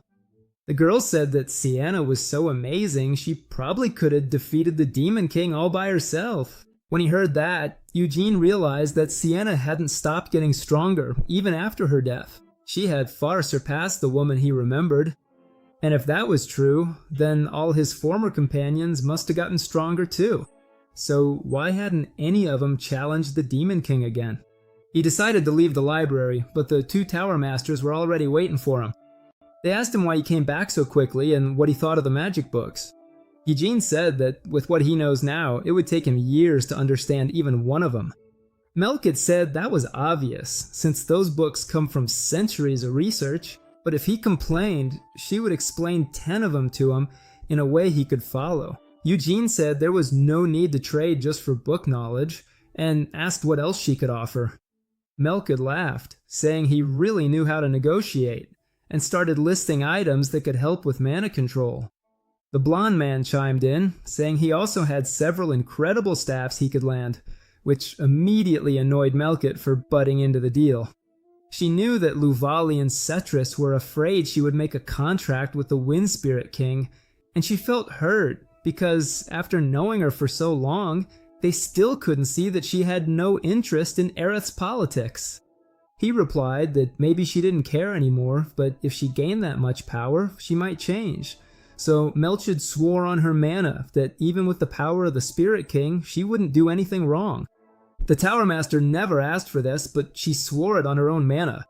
And the moment Melchid realized it, she understood that she had been tricked. Eugene made things worse by saying he didn't want a staff, and she snapped back that she wasn't going to give him one, just lend it to him. Then she made it clear that trading Gwyneth for something he could only use for a few days was impossible, which only annoyed her more because of how hard he bargained. Even so, she gave in and offered a year for every day he kept Gwyneth. So if he borrowed the sword for a week, Eugene could keep the artifact for 7 years. That showed just how desperate she was, because the Wind Spirit King is basically a god, and the last person to make a contract with him was Great Vermouth. Then, the blonde mage said that if MC didn't want a staff, the Master of the White Tower had another rare item. Melchid's reaction alone was enough to make him interested in it. The blonde man revealed its name, the Cloak of Darkness. That instantly infuriated the witch, because she clearly had no idea what he went through to get it. But Levelian said it was better to lend it out and get what he wanted than to just leave it as decoration. Melchid hesitated. Then Eugene asked what kind of cloak it was. She brushed it off as if it were just a warm winter coat. Levelian immediately revealed the truth. It had high-level temporal and spatial magic that could reflect spells. Its exterior was enchanted with defensive magic, strong enough to block 5th circle attacks, and it also had an inner subspace to store multiple weapons. Melchid got even more annoyed because he told everyone about her cloak. With a smile, Eugene said that sounded pretty good. He chose the Cloak of Darkness instead of a staff, but said he needed the Patriarch's permission first. Melchid tried to act like she still hadn't agreed, but the protagonist just said it was a shame, and asked Levelian if he knew any good places to eat, because he was hungry. The mage said there was a nice place in the wealthy part of the city. Eugene agreed, since he had never seen the city at night. As they were about to leave, he asked her why she was still standing there. Furious, Melchid finally agreed to lend him the Cloak of Darkness, only for the MC to remind her that he still had to ask the Patriarch for permission, which made her scream in frustration. Eugene just said she sounded like a crow cawing. Later, they found out that her father had no problem lending Gwyneth, but insisted that there be a supervisor present. While waiting, he asked if that was really the Cloak of Darkness. Melchid bragged that it looked amazing, but the protagonist replied that it would look even better on him, telling her not to get mad since the deal was already done. Then, the old woman asked who would be the supervisor, since it probably wouldn't be the Patriarch. Eugene said it would be his younger brother, Cyan, and since it was the first time they were lending out a family treasure, they had to be careful with the guardians. Melchett called them the Lionheart family's dogs, which clearly annoyed the MC. Even so, he couldn't deny that they were as loyal as hunting dogs. He remembered that a year earlier, Kanan had joined the Black Lion Order. That wasn't unusual. Anyone with the Lionheart name could participate. The order was divided into two. The White Lions served only the main family, while the Black Lions could serve any Lionheart. Above both was the Senate, which, despite being outside the family, had names recorded in Lionheart history and wielded even more power than the Patriarch. Eugene had never met them during his years at the mansion, so he wondered how strong they were. Then, a carriage arrived. Two women from the Black Lions got out, and Melchett mockingly said that they had finally shown up. He asked her if she really didn't respect the Great Vermouth. She respected the legend, but she hated his family, and above all, she hated seeing the Black Lion Knights hanging around. Lavellian warned her to hide that attitude, because if she wanted to keep Gwyneth, she couldn't afford to offend them. Melchett asked her if she was telling him to flatter them, arguing that this was a deal between equals, and that she was already offering her precious black cloak for the sword. Finally, the carriage doors opened, and the first person to step out was Seal, Eugene's sister. Completely bewildered, he asked her what she was doing there. Seal said that their mother's birthday was coming up, so she came to buy gifts, and of course to see how her brother was doing too. Hearing that, Eugene relaxed, but her red face showed she was embarrassed. The reason was simple. Her twin brother had also come and greeted the protagonist right after. Then, an old man stepped forward and said that it had been a long time since they last saw each other, so it made sense to be happy. But business had to come first. Eugene wondered who he was because the man seemed very skilled. Just by his build, the MC could tell he wasn't a swordsman, but a lancer. Another man appeared behind him, and this was a mage they had been expecting to bring, but they still weren't done. Another person came out, and just one look at the stunning woman told Eugene that she was definitely powerful. Her hand felt as hard as steel, and he realized she was an expert at hitting people. She approached, said it had been 20 years since she last saw Lavellian, and noted that he had become the master of the Red Tower. The blonde mage replied that he had already said back then that he would soon become a master. She barely remembered it. She said it had been too long and that it had never really mattered much to her. Then she turned to the protagonist, who introduced himself as the protagonist Lionheart. She said her name was Carmen and that she was his great aunt, though she didn't want him to call her that. M was stunned by how old she actually was, and by the fact that she was Gilead's aunt. Since both Tower Masters also looked young, despite their age, it wasn't all that surprising. The charming Anne invited her inside because of the wind, while Eugene kept wondering what she was doing there. Soon, the white-haired group and the blonde mage sat around a large table. He knew that Carmen had never married. She stayed in the family's homeland until she joined the Black Lions, and now she was the captain of the 3rd Squad. Nathan was one of the leaders of the 3rd Division, and someone who managed collateral bloodlines. Falco was the squad's mage, from a rare branch of the family focused on magic. He said that the terms Storm Sword and Black Cloak would be loaned for 1 year per day. Melchett accepted the deal, and Falco cast a spell from the tip of his finger, causing a screen to appear in front of her. As she read the contract, she asked what would happen if Gwyneth was destroyed. From the other end, Carmen replied that she would pay with her life. The Storm Sword was priceless, and anyone who borrowed it had to be willing to risk their life. Melchizedek replied that her life was worth much more than some immeasurable artifact, maybe an ephod, but not to the Lionhearts. Falco stepped in and said they didn't want her dead, and that he had great respect for the Master of the White Tower. He just hoped she wouldn't make the mistake of breaking the artifact, because if Gwyneth was destroyed, they would decide what to do when that happened. Melchett asked if the Lionhearts would be the ones to choose the punishment, and Carmen replied that if she didn't like it, she could cancel the contract now. If it weren't for the Patriarch, they wouldn't have come at all. Melchett said that the way they talked made it sound like they were there mainly because of her, but that wasn't true. They had a more important reason for coming. Within a few hours, they met with the Master of the Black Tower and interrogated an imprisoned sorcerer. Upon hearing that, Levelium said that the Patriarch had once agreed for the sorcerer to be judged according to the laws of Arid, but Carmen replied that the Senate had overruled it. While they were talking, Eugene tried not to laugh at the ridiculously heavy pocket watch Carmen was carrying. Melkid noticed it too, and asked why she had a pocket watch when she was already wearing a wristwatch. A closer look revealed the Lionheart crest. Carmen said they had the king's permission, so it was better to obey than to cause trouble. And Eugene realized they must have paid a huge sum to Parliament to get that approval. And Carmen, already impatient, asked Melchid what she was going to do about the contract. Melchid thought that making a contract with the Wind Spirit King wouldn't take more than 3 hours, so she could get her cloak back in 2 months, and agreed right away.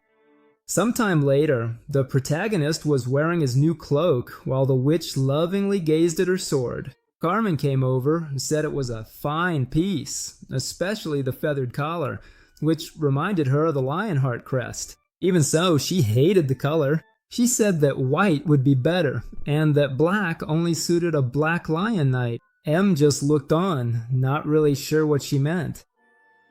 Carmen kept looking at him with no expression of interest on her face. Cicely stepped in and translated. What Carmen really meant was that she wanted to try on the cloak.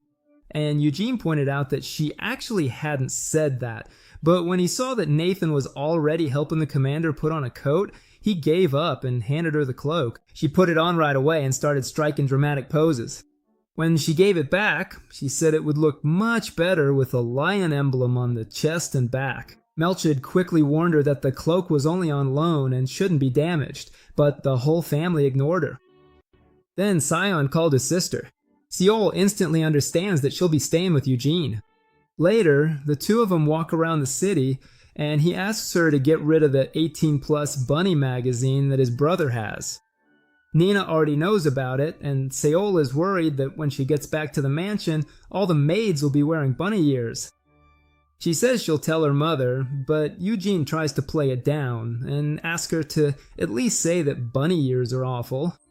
That makes Sol ask what kind of ears he likes, if he hates bunny ears so much. The main character bluntly says he likes normal ears. He also complains that helping pick out a gift doesn't make sense when he doesn't even know what his mother likes, and if he's just there to follow her around, he'd rather not come at all. Seol turns to him and calls him an idiot for wanting to leave her alone in a city they've never been to before. Eugene replies that she's not a helpless child and says he came because he knows she'll never let it go if he annoys her. As they keep walking, Seleth asks him what he did on his birthday, and M says he spent it reading in the magic library. Levelian and Era also wanted to give him gifts, but he begged them not to. Then he interrupts the small talk and asks why she really came and what's going on between her and Carmen. Sol says he's still strangely quick to notice the least useful things. Then she admits that she wants Carmen to become her mentor, since her brother will be the next patriarch. There's also the issue of her mother pushing for an arranged marriage. Seal doesn't want to be part of that, and being stuck in a house acting like a proper lady sounds miserable. Eugene asks her if she wants to join the Black Lion Knights, but she says that's impossible right now, so learning from Carmen is the best option. He says it's good that she wants to build something for herself instead of just relying on the family. Then he asks how her brother's doing. Apparently, he still talks about Eugene all the time and keeps asking how many stars the protagonist has reached. Ness says he has the same number as when he left. Then he asks about Eternal, since he never heard what happened after he went home. His mother is trying to find a mage to tutor him at home, although Seal thinks that's ridiculous. If he's not going to be the patriarch anyway, they should just let him live however he wants. Done with that topic, he asks if there's a good place nearby to eat. Eugene says there are some decent places, but nothing beats homemade food. Seal doesn't really care much about food. A good atmosphere can make any meal better. Elsewhere, Nathan is standing with his hand covered in blood. The interrogation's already over, and the problem with the Dark Mage has been resolved. He stayed silent, even after they went easy on him, so he probably didn't know much. Trying to contact a direct descendant of Lionheart for a witchcraft contract was insane. But Nathan says the man was probably desperate. He became a Dark Mage decades ago and still hasn't accomplished anything. So he probably thought tricking Edward was his last chance before the demons came to claim his soul. Hera says she heard that Ner'Gbella wasn't involved, and asks what Balzac Ludvet, the master of the Black Tower, thinks. Balzac asks why they're suspicious of him when he cooperated the whole time and even apologized. Hera replies that blaming him still makes more sense than blaming some low-level dark mage. Balzac says he understands why she thought that, but he had nothing to gain from this, and if he had planned it, he would have erased every trace so no one could use it against him. He adds that he has enemies all over the world because the Demon King of Imprisonment showed him favor and trust. From his point of view, someone who hates him probably set this up to ruin him. Hera says there's no proof of that, but there's also no proof that he did it. Balzac says that this mess not only put him in danger, but before he can continue, Hera warns him to think carefully about what he's going to say next. Balzac says that as a loyal servant of the Demon King of Imprisonment, he truly respects the hearts of Leon, so his apology was sincere. Even so, he's human, and being falsely accused naturally makes him angry. He understands if they refuse to respect him as a black mage and servant of a demon, but he won't accept any insults toward his master. The pressure makes Zion instinctively reach for his sword, but Balzac says he doesn't want any trouble in a foreign land. Even so, if they insist, he can take care of it without anyone noticing. Carmen says that before anyone notices anything, his head would have to stay attached, though she admits it's possible that someone in Lionheart wants to harm the main family. Even so, it's just a theory, and the fact that not even mental magic and a very gentle approach have found anything is suspicious in itself. Balzac apologizes again and says he misspoke, but repeats that he wasn't behind this and had no reason to be. Then, Carmen brings up the incubus who tried to make the contract, saying she's seen a lot of vile things and that there's a stop right in front of her. Since she keeps insisting, Balzac uses magic, opening a portal like a door and pulling out the incubus's severed head wrapped up for transport. He says the Demon King has already taken its soul, but they can keep the head if they want. Since no one plans to take it with them, Carmen kicks it straight into the wall and crushes it. As she's leaving, Carmen gives him one last warning. If he ever tries to contact Eugene Lionheart, both he and the Dark Magic Tower could suffer for it. Before she can finish, Balzac says that the only one who can command him is the Demon King, and that someone like her has no right to tell him what to do. After that brief and warm exchange, it's clear that everyone is in a great mood. Carmen asks what Zion thinks. For her, the most likely culprit is Amelia Merwin. Since she has always envied Balzac's position as master of the Dark Magic Tower, Zion says that if she's involved, Nahama could be as well. Carmen replies that in a few years a war could break out, so Kiel needs to be prepared for a possible attack on Turris. Of course, this could just be an isolated incident, with no one more important behind it, but she asks what would have happened if she hadn't ignored Balzac's taunt. Carmen says that if she had started a fight, everyone present except the commander would have died. Carmen says it's strangely humble of her, but the truth is that she herself didn't feel confident enough to fight either. Edward will be monitored from now on. Even if he's forgiven, because he's part of the main family, he'll spend the rest of his life under Lionheart's watch. The only reason they're allowing him to have a magic teacher is to see who's really behind all this, in case that person tries to approach again. Suhan remembers how happy his brother looked when he used magic, and wonders why he ended up going down such a dark path. A few hours later, the Black Lions say their goodbyes, and Eugene, Seal, and Jeon cheerfully see them off, promising to meet again. Before leaving, Carmen asks him what he thinks about joining the Black Lions. The vice captain position is vacant, and she wants to recommend him, but the protagonist turns it down. Seeing that he's serious, Carmen accepts his answer and leaves with the others. Eugene then asks if the master of the White Tower still hasn't said anything. The blonde says that if he had made the contract right away, he would have hurried. With her face red and embarrassed, she holds Gwyneth. She definitely sent her message to the spirit world, but Tempest still hasn't responded. She even stopped warming her body to sharpen her senses, then starts chanting the spells again to form a contract with the Great Wind Spirit. Suddenly, a bolt of lightning falls from the sky and a bird wrapped in lightning appears, calling her contractor. Melketh asks why he's there when she didn't call him. But Livin says that Tempest told her to shut her up because he has no interest in making a contract. Melkith insists that she's the greatest spirit mage in the world, the only one worthy of a pact with him. But when Livin sees her contractor desperately waving her sword and yelling at Tempest to come out, she decides the only answer is to electrocute Melkith.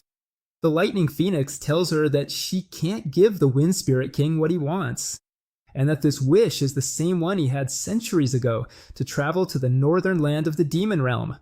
10 days later, Melkith comes to return the sword, looking completely exhausted, and Eugene can't believe someone could age so quickly. He asks her if she managed to make the contract, which only annoys her more since he obviously knows the answer. Imisi then says that if she returns the sword now, he'll only keep the cloak for 9 years. Heartbroken and still without a contract, she hands it to Wind and tells him to take good care of the Cloak of Darkness until then. Later, Eugene reads that the Chief of the Giants was monstrously strong. Kamish was hundreds of years old and was the strongest chief in their history. Thousands of humans fought against only hundreds of giants, but numbers meant little against that army. Even so, the number of soldiers didn't really matter because Bermude was there. Some foolish knights would step forward, throwing around titles and words that sounded brave, saying they wanted to fight alongside him, but none of them could even scratch Kamosh, and Vermouth didn't like fighting with a crowd anyway. He relied on just one person. Vermouth tells Hamel to take the left arm, but Hamel says he wants the right, since that damn giant is right-handed. Only the Holy Sword could pierce Kamosh. Even after their leader's death, the giants didn't retreat, but the magic that protected them from human spells weakened, and Sienna was finally able to unleash her power. Yugen asks if she wrote this book since she keeps praising the author. The girl replies that that's an insult. No one would brag about themselves that much in their own book. After going over a part of her old life, she decides to go back to studying witchcraft. The little witch says that's fine, but that she's too arrogant, and Eugene responds that he knows. He already knows he still can't make the eternal hole, he'd have to be at least at the 9th circle. Simply put, it's a huge circle, with smaller ones inside that can be rotated, broken, and rebuilt to increase his mana. But the protagonist doesn't use circles for magic. Instead, he uses the white flame method. In his past life, he learned the basics of mana training, and then improved them after meeting Sienna. That allowed Hamel to develop his own mana method, and with it, he cut off Kamosh's arm and leg. Vermouth himself called him talented, while Sienna was amazed that he had come so far with such a lousy mana method bought with money, more surprised by that than anything else. Now, Eugene doesn't faint when he looks at the Eternal Hole, and can finally track the mana moving inside it. It seems he's found a way to reconstruct the Eternal Hole using the white flame method.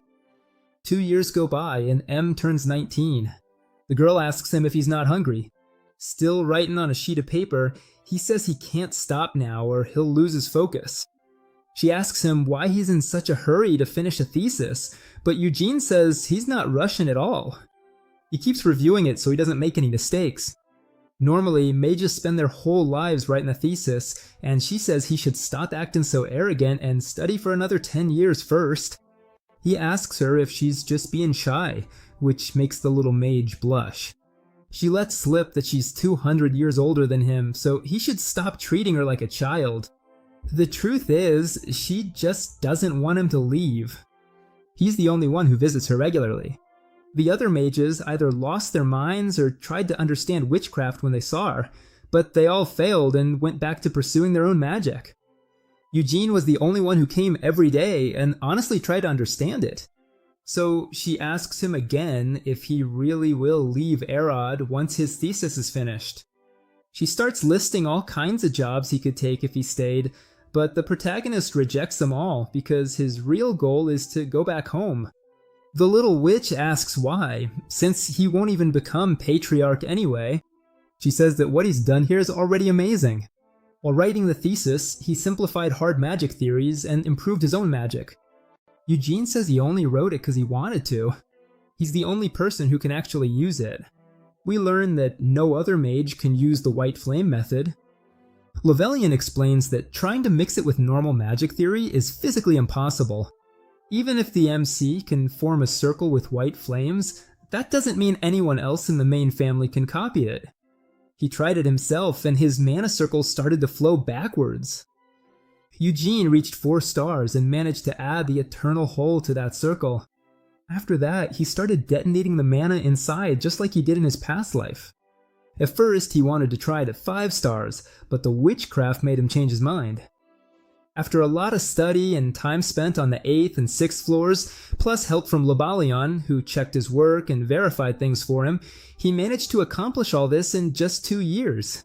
The little witch makes a scene, saying she doesn't care if he leaves because she's lived over 200 years and has said goodbye many times.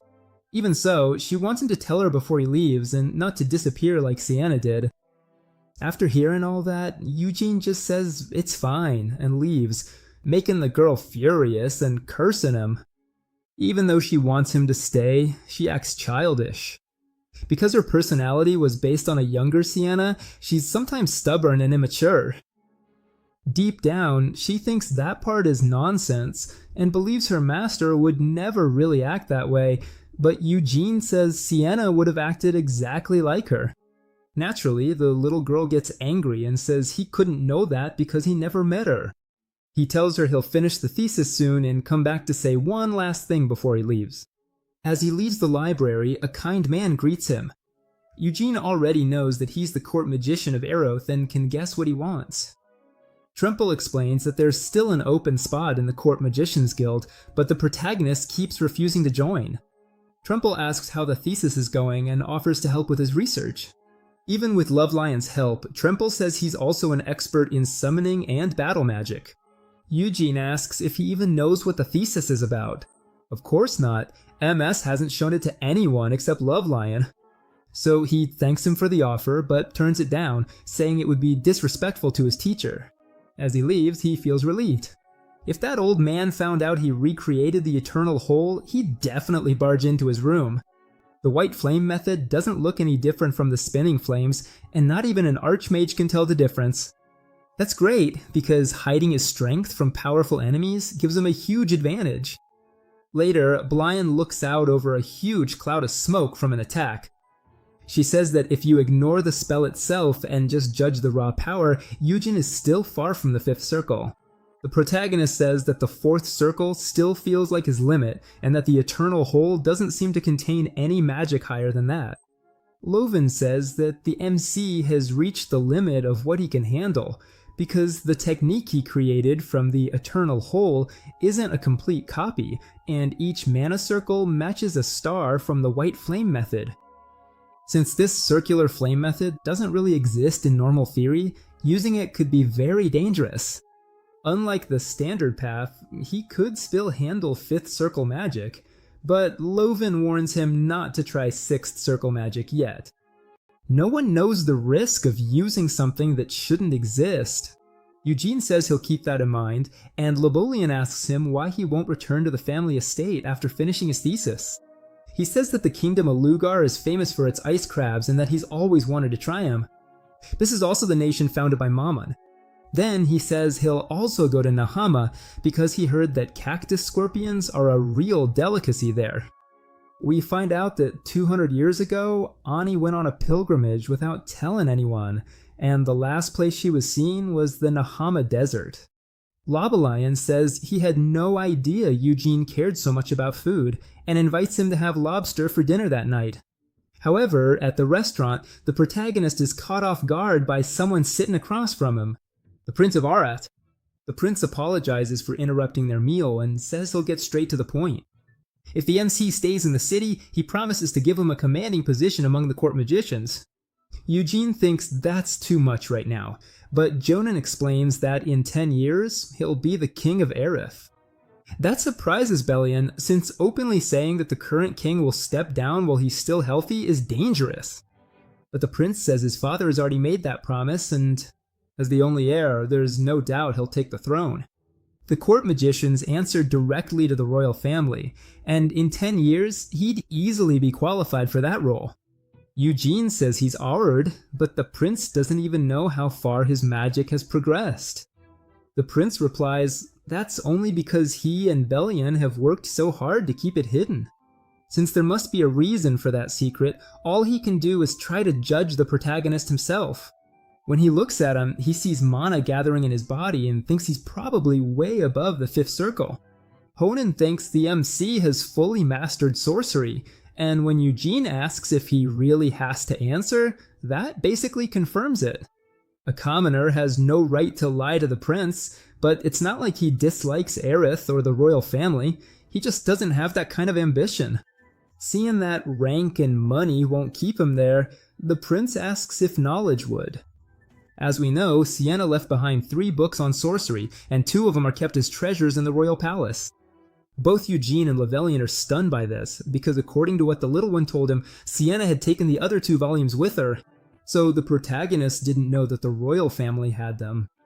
The prince quickly says not to misunderstand, that it's just a copy Sienna herself gave them. Eugene asks if he would be willing to show those other volumes so he can confirm they're real, but the prince says it's impossible. Even with the king's favor, the sorcery books are still the most important magic books in history. Even so, once he becomes king, he will personally let M. See him. For his part, it's a very tempting offer. For a mage who knows how amazing sorcery is, it's hard to ignore. On top of that, the other volumes might reveal what happened to his friend. So the protagonist says they'll be able to talk again once the prince takes the throne. The prince accepts that answer and says he'll send a letter when the time comes. Meanwhile, the little mage reads Eugene's thesis. She really put everything together perfectly, and she can't think of anything else to add. It might not match the eternal whole, but the method of circular flames still goes beyond modern circular magic. To most people, it would seem unfinished, but from the MC's attitude, it looks more like a way to keep others away from knowledge that only he can use. With the thesis finally done, the little one asks when he's leaving, and is surprised to hear it'll be the day after tomorrow, since she thought someone like him would leave right away. She adds that his life sounds pretty great, good food, and tons of praise. That makes Eugene remember something he said a few months ago. Before leaving, he tells her there's something important he needs to say. As they walk, he says he wants to confirm one thing first, and asks if it can be passed on in another way. She gets annoyed and asks if he doubts her or thinks she leaked the secrets of his thesis. The little witch says that a lot of people tried to get the information while he was gone, but they couldn't get anything because it's locked away in the deepest part of witchcraft. That system exists to protect magical families and their knowledge. Eugene says that if it's really that secure, then what he's about to say will stay hidden. Then he turns to her and tells her that he was reincarnated. She just stares at him, confused, thinking it has to be some kind of joke. He starts to explain that he was reborn with memories of his previous life, but she still doesn't believe him.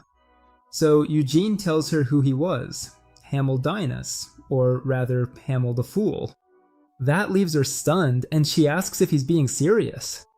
When he asks her if it's really that hard to believe, she admits that it actually explains a lot. He only studied magic for 2 years, but he understood the eternal whole and came up with all those strange techniques. If he remembers a past life and was one of Branna's great companions, that would explain it. She says that Hamil the Fool always stood out from the rest. Sienna Mardane was raised in the forest by elves, and that's where she learned magic. Malin Ruhr was the son of the great chief of the Vyor tribe, a famous battle tribe from the desolate northern lands. Slidwood Niece spent her entire life under the care of the bishops of the Holy Empire as a candidate for sainthood. Bermud, on the other hand, started out as a slave meant to be offered to the demon race. He stole a sword and fought to stay alive, and with that first sword he killed 10 demons and sorcerers who were guarding the slaves. The little mage says it sounds exaggerated, but legends usually are. Eugene says that knowing Bermud, it was probably true. He really was a monster.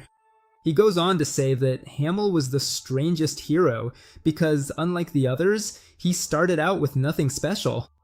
His village was destroyed by monsters, so he picked up a sword to survive, and became a mercenary driven by his hatred for monsters and the Demon King. Even with the most ordinary background among the heroes, he still became strong enough to stand by his side.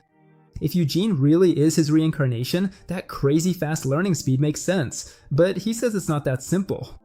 During his journey, he kept trying to surpass Bermud and lost every time. She replies that, from her point of view, Hamel was also a monster.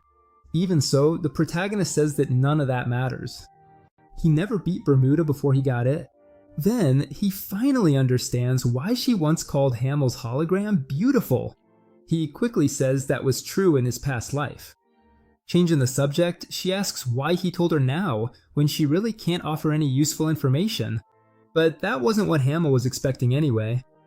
From the moment he first saw her, this little witch reminded him of someone.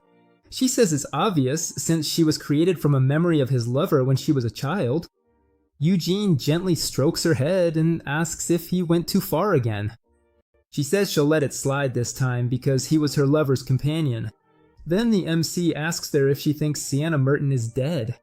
She clearly says no, and he accepts that. Sienna isn't the kind of person who would die without leaving something behind, so he says he'll start looking for her. In fact, he believes that all of them are still alive somewhere in the world and plans to find and help them. Even though she believes him, the little witch asks him to swear it before witchcraft. So Eugene steps forward and swears in his own name and his family's name that he was Hamildinus in his previous life. Her eyes start to shine, and she says that after Sienna Merton disappeared, many mages tried to search through witchcraft, but the key records were hidden in her deepest lair, just like her earlier conversation.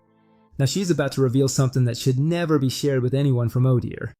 There is evidence of Sienna Merton after her retirement. About a week before she disappeared, the two of them were together on the same floor in Egrian. Suddenly, Sienna collapsed in pain and said that her familiar had died. She was also furious because someone had broken into Heimel's tomb. Eugene was shocked. He didn't even know there was a tomb. The little witch says that was also the first time she had heard about it.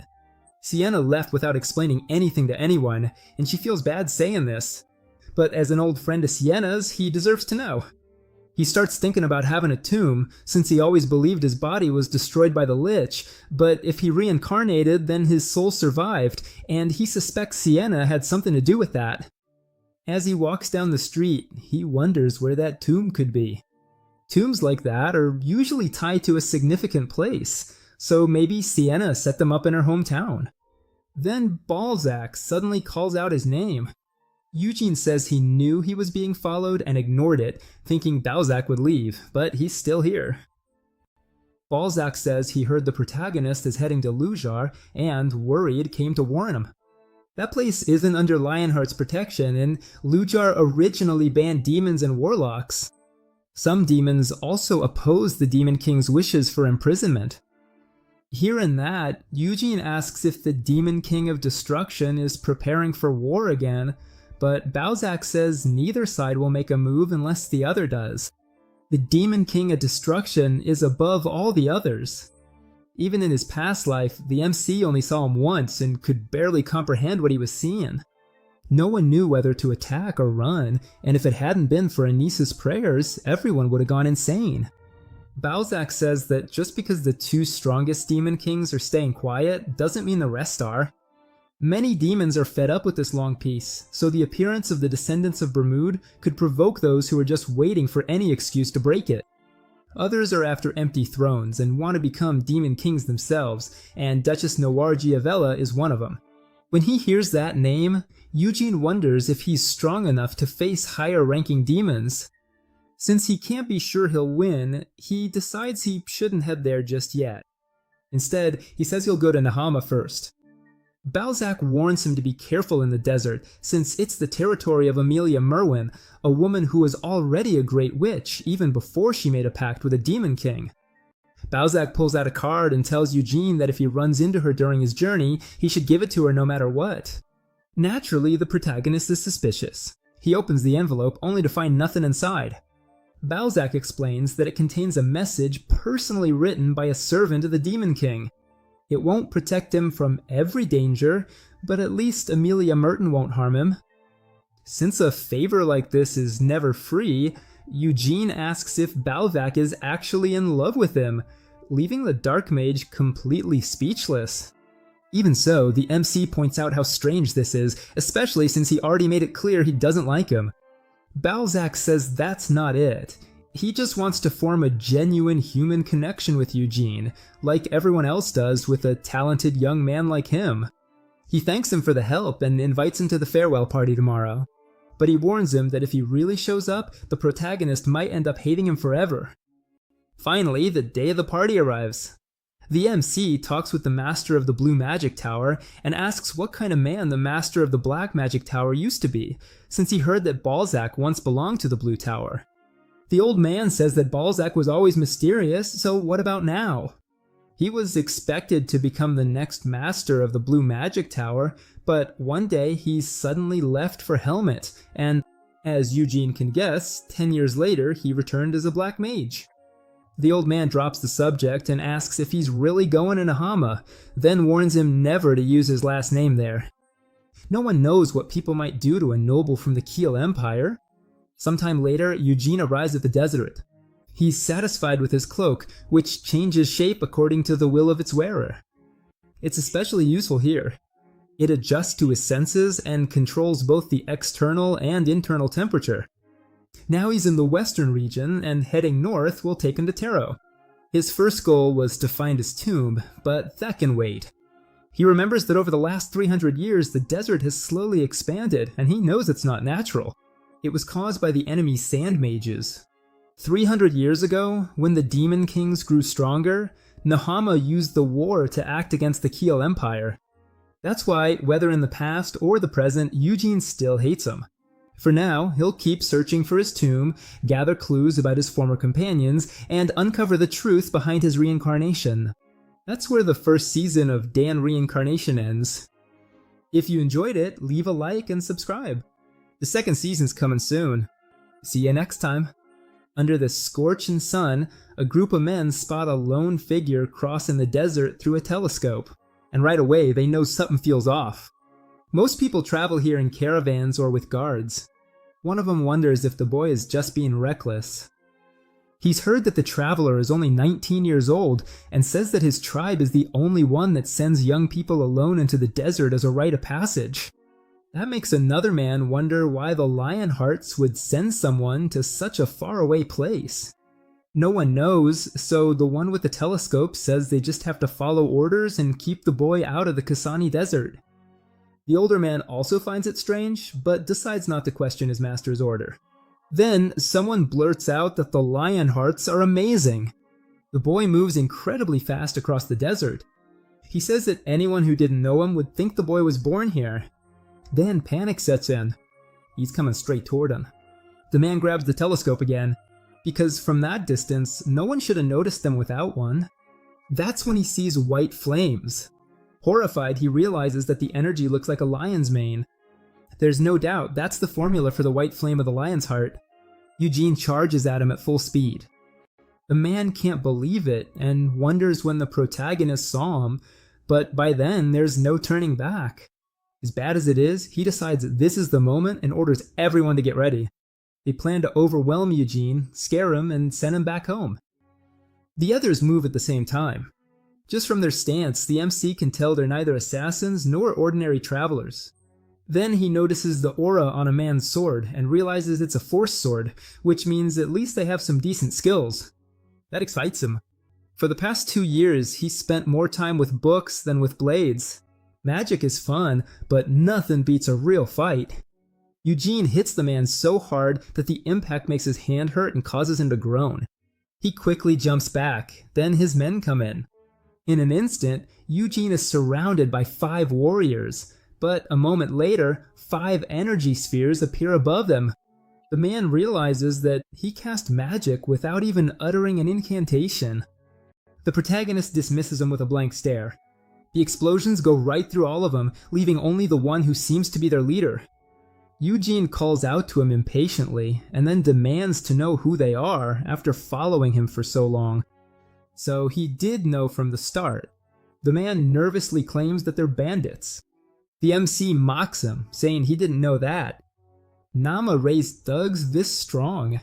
If a leader of just 10 bandits can wield 4 swords, what about someone who leads 100? Still mocking him, he says that with power like that, Nama could conquer the whole continent. The man tries to keep lying, saying they're special bandits, but Eugene tells him to cut the nonsense. Then he changes his approach and says he'll make the old man talk himself. The man is shocked.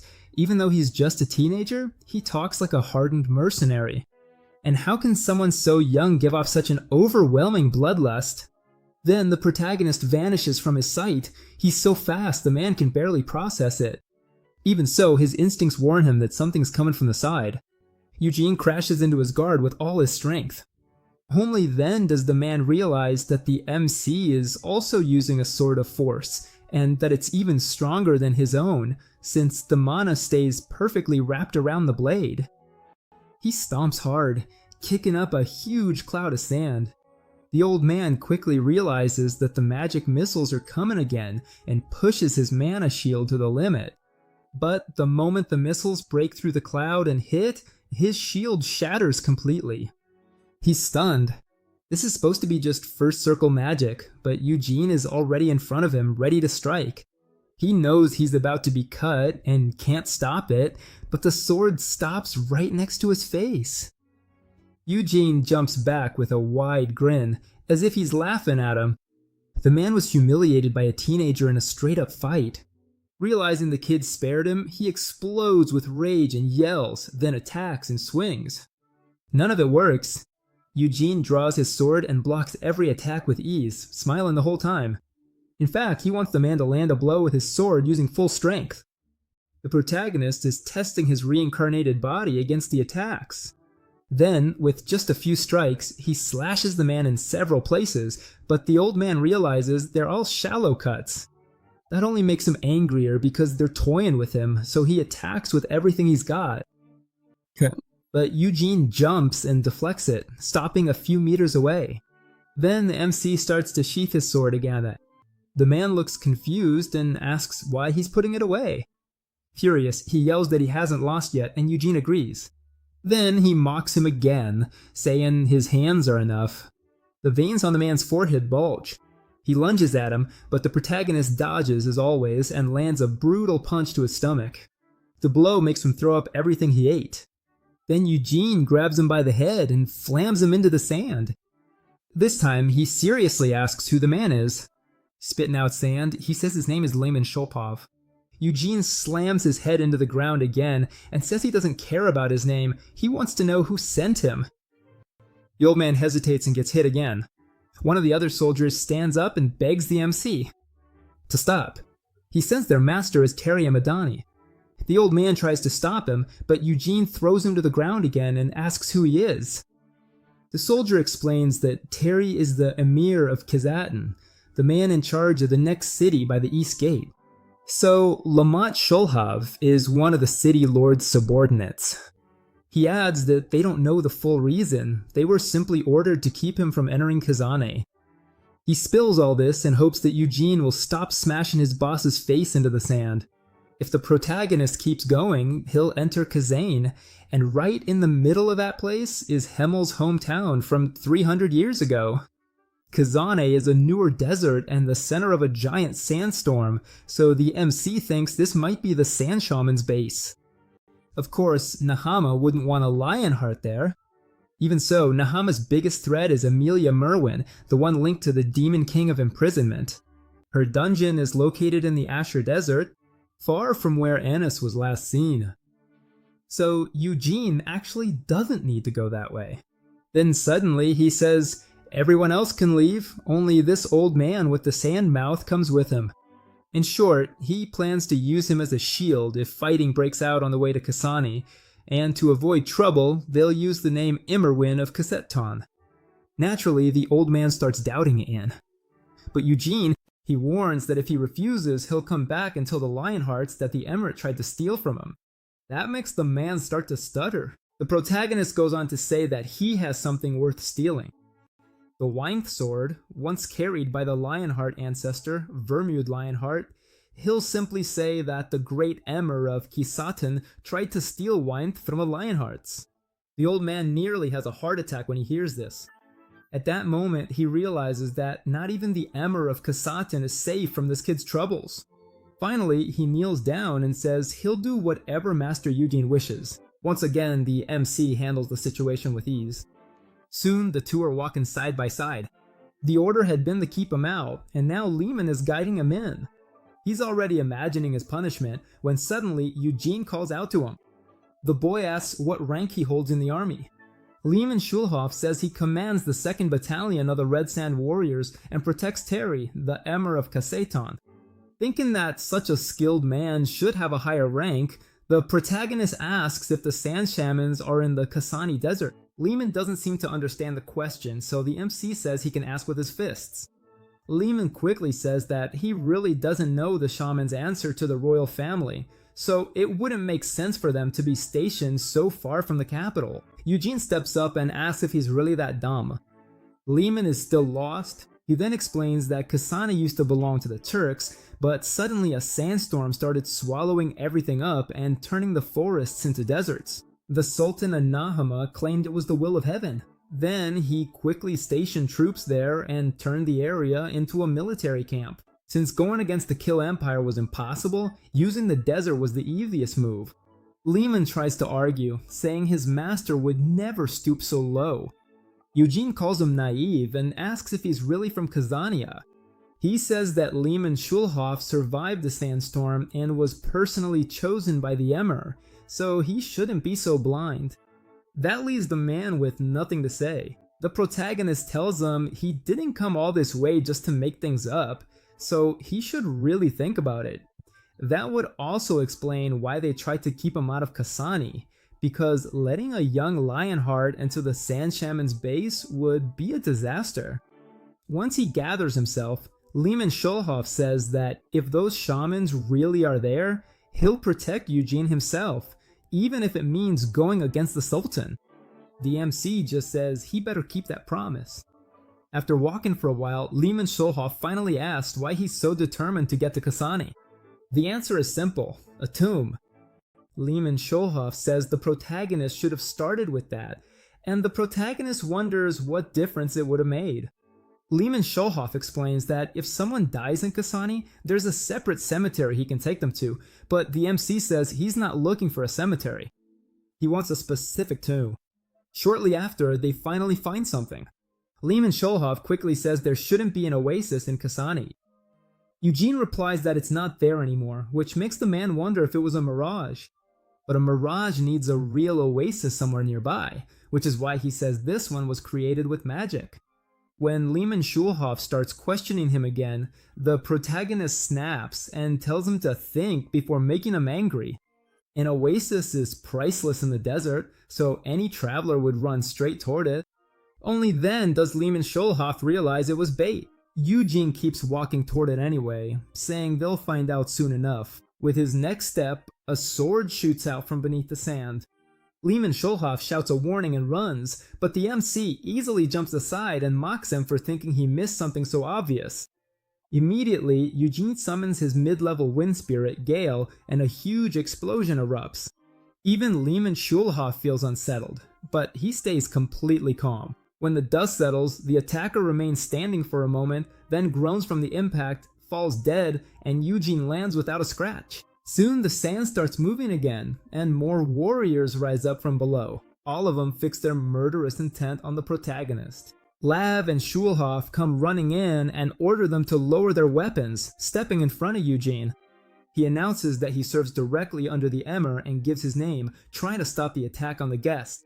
He even warns that refusing would be an insult to his master and that they would die for it, but the enemies don't care. They quickly surround both of them in the desert. Still confused, Lehman acts as if they must have misheard, so he repeats that he is a guest of the Emir and that Eugene is the young master of the Lionheart family from the Kill Empire. The MC interrupts him, saying that this only gives them more reasons to attack. Lehman and Schulhoff still don't get it, so he spells it out for them.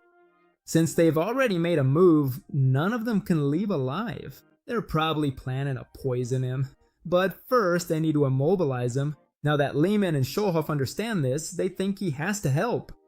Eugene simply tells them to come at him. They all jump at him at once. That brings back a memory of hell. When Inez asks him why he keeps carrying weapons he barely uses, Hamel says that if he keeps them close, one day he'll need them. Sienna, already annoyed, says that he would never listen to them no matter how many times they told him. Then Inez complains that it's not fair because Molin is always the one who has to carry those useless weapons. Basically, he carries Jamal's entire arsenal.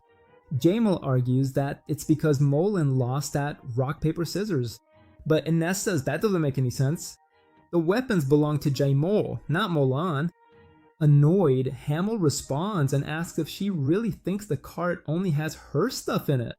It's also full of her holy water and Molin's axe, which is the heaviest thing there. That makes Inez even angrier.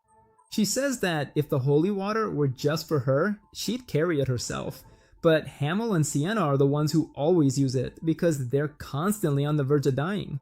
Hamel points at Sienna and tells her he already said to stop using Inez's holy water and to use subspace magic instead. Sienna snaps back, reminding him that he was the one who said grabbing things that way was easier, so why blame her now? With nowhere else to turn, Hamel asks Burmuth why he doesn't volunteer to pull the cart. Burmuth calmly replies that none of his things are in it.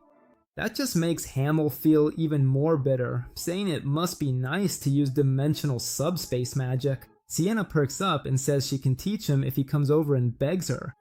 The memory makes Eugene smile before he returns to the present. If he had had this cloak back then, he would have heard a lot fewer complaints. Now that he has such a valuable item, he fights like Hamel once did, with 2 spears in hand, fully prepared. He passes by 2 assassins at once, moves above them, and throws a spear strong enough to kill one instantly. The other tries to strike back, but Eugene takes him down just as quickly with the other spear. The impact is so strong that it shatters the ground.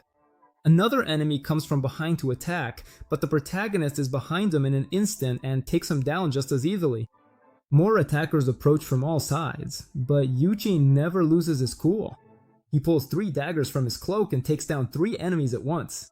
Whenever one body falls, 2 more come in, and Eugene keeps pulling weapons from his dimensional cloak, blocking an attacker in front while taking out another behind him. Without slowing down, he pulls out yet another weapon. This time it's an axe, and another enemy goes down.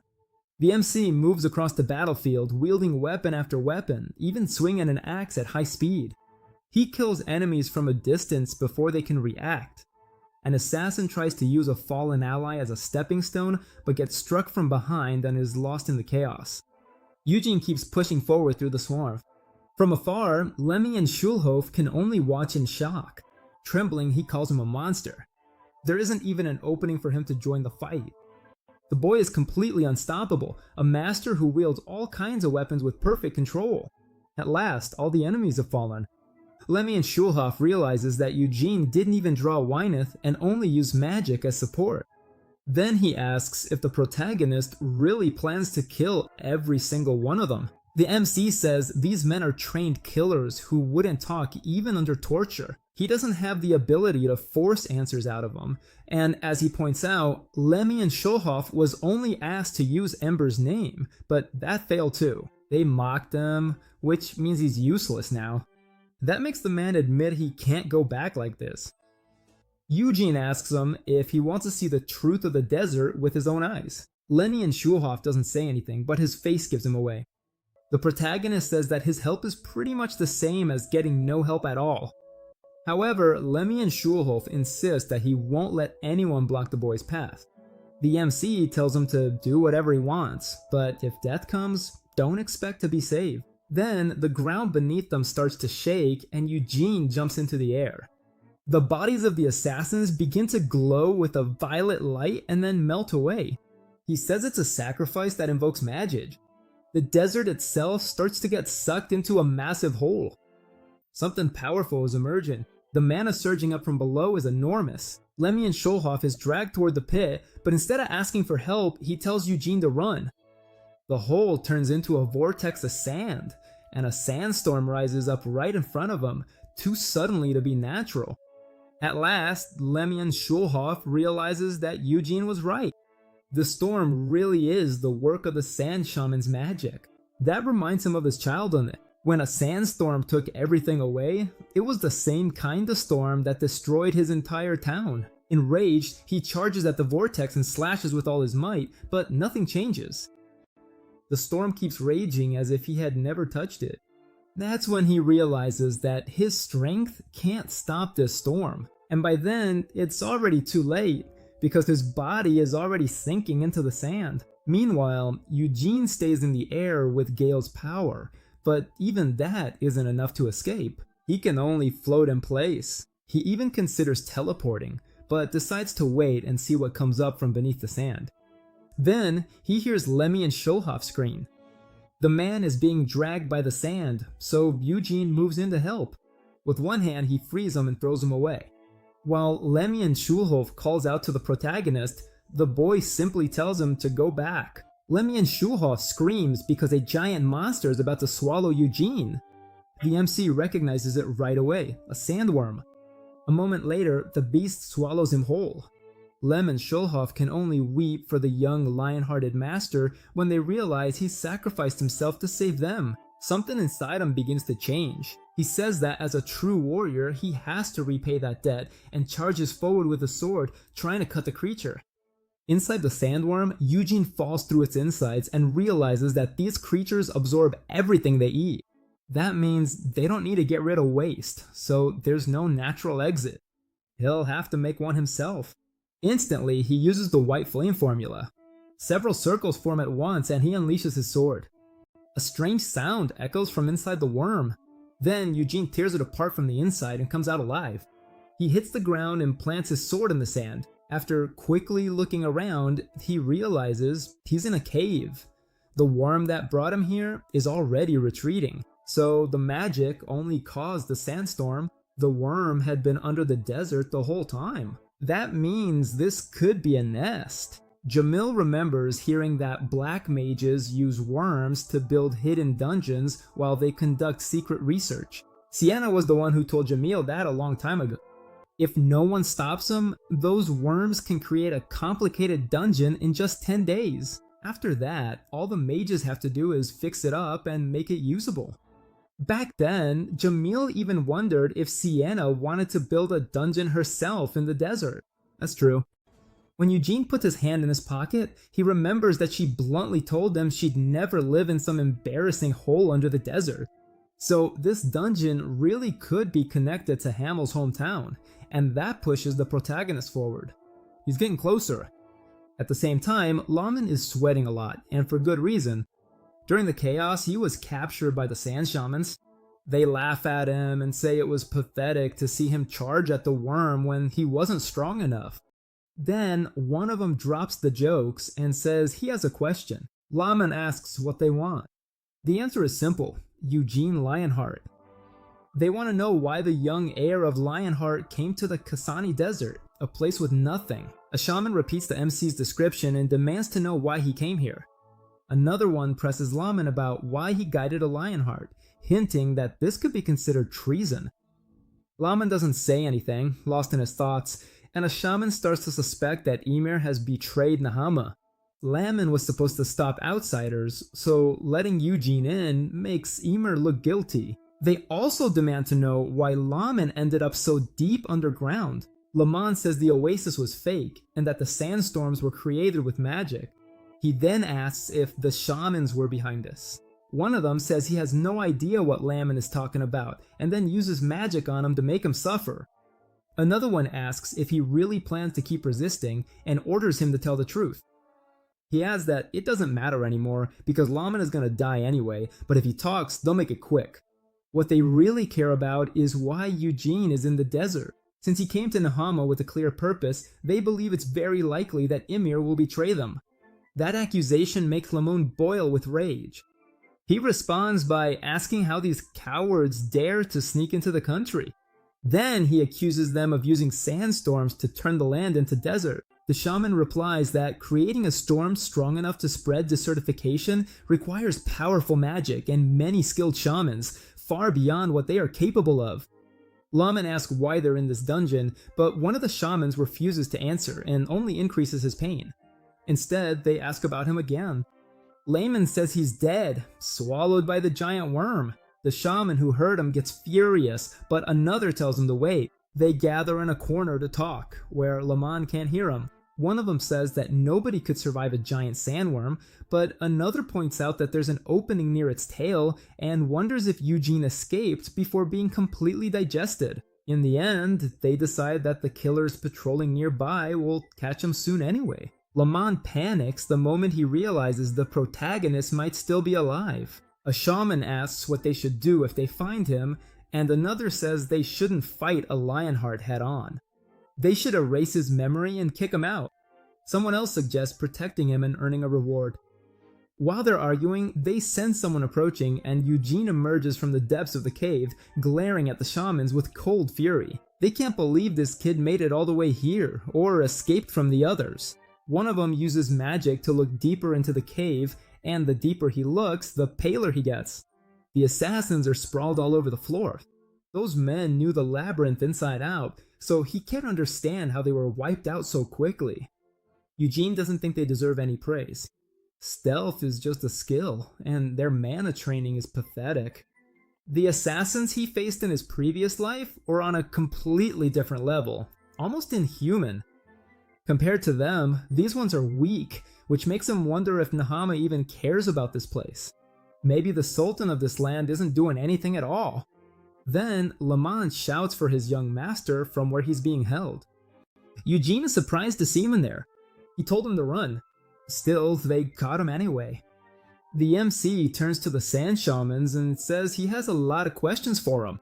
One of them touches the ground and raises a wall of sand around him, but he's already prepared. Before the barrier closes, he throws a small magic stone and covers himself with his cloak. A huge explosion shatters the barrier. The shamans are stunned by how easily he broke it. As the dust settles, Eugene is still standing there with another magic stone in his hand. At first, one shaman thinks the protagonist dispelled the spell, but then rejects that idea. Dispelling magic works before activation.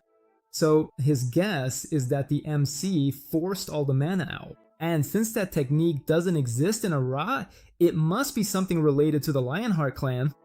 Realizing they can't capture him alive, he orders the others to kill him. Eugene simply says that they were the ones who attacked first. As he prepares another spell, he adds that there's no problem if he attacks before they do. Seeing him move, each shaman starts forming jutsus. Together, they summon a massive wave of sand and send it straight at him. Eugene just smiles, almost excited. As the sand approaches, he lifts the magic stone and throws it like a bullet. The attack collapses and the stone crashes directly into a shaman's forehead. He drops him once and his ally freezes in horror, certain he's dead. Eugene uses that opening, igniting his aura for another strike. In a blur, he leaves the spot and appears above everyone. The shamans rush to counterattack with more jutsu, but he notices right away. They're trying to distract them with clones, while the real attack comes from above. He pulls a whip from the storage space in his cloak and shatters the falling spikes. The shaman is left stunned. How did Eugene know? Before he can react, the whip snaps around his neck and tears his head off. The body collapses and the protagonist lands beside him. After that, the others are terrified. He takes advantage of the moment to ask what these assassins are doing here, but the man he's facing is too scared to speak. Eugene says they're too weak to be part of the Sultan's army. So, are they traitors? The shaman starts to protest, but suddenly a dagger stabs him in the leg. While he's screaming, the MC says he doesn't feel like wasting time questioning someone so low level, so he gives him a choice. Talk or die. Finally, the shaman says, what's happening here isn't under the Sultan's control. And Eugene asks, who's in charge? Maybe the Emir of Kasatin? The shaman denies it. Only the Emir is involved, not the one who's running things. Before he can finish, another dagger is stabbed into his other leg, and despite the pain, the man lets slip the name of the real leader, Amelia Merwin. That name surprises the protagonist, but he quickly says her dungeon should be in the Asher Desert. The shaman explains that she's been moving between dungeons for 6 years. That makes Eugene wonder why a great witch would come to a place like this. The man falls silent again, so the MC realizes what's really stopping him: fear. He offers him two options: a quick death at his hands, or whatever his lover would do to him. Remembering how terrifying she is, the shaman gives in. He says this labyrinth was built to speed up desertification, and that there are many more like it. This one in particular was made more than 10 years ago. It was expanded 6 years ago. Everyone thought it was for the underground foundation, but then they found a huge box buried underneath. They couldn't open it, so they brought in Amelia. Eugene pulls out another dagger and says that now he understands. Then he throws it at the shaman's forehead, dropping him alongside the others. With the shamans dead, Lamont finally breaks free from the sand chains.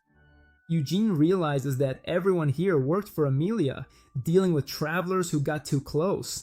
Lamont hurriedly calls out to his young master and, worried, tells them they need to leave now.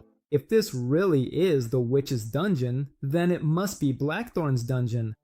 But the protagonist says they didn't come all this way just to turn back, and the owner probably isn't even here, since her main dungeon is in another desert. Lamont warns that she could come back at any moment, but Eugene says that even if they leave, they'll probably be hunted down.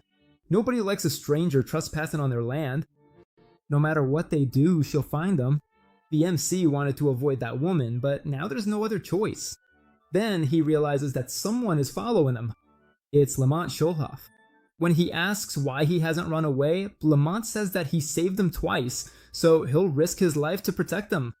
Even with that determination, the protagonist tells him he doesn't have the strength to do it and that he should focus on getting out.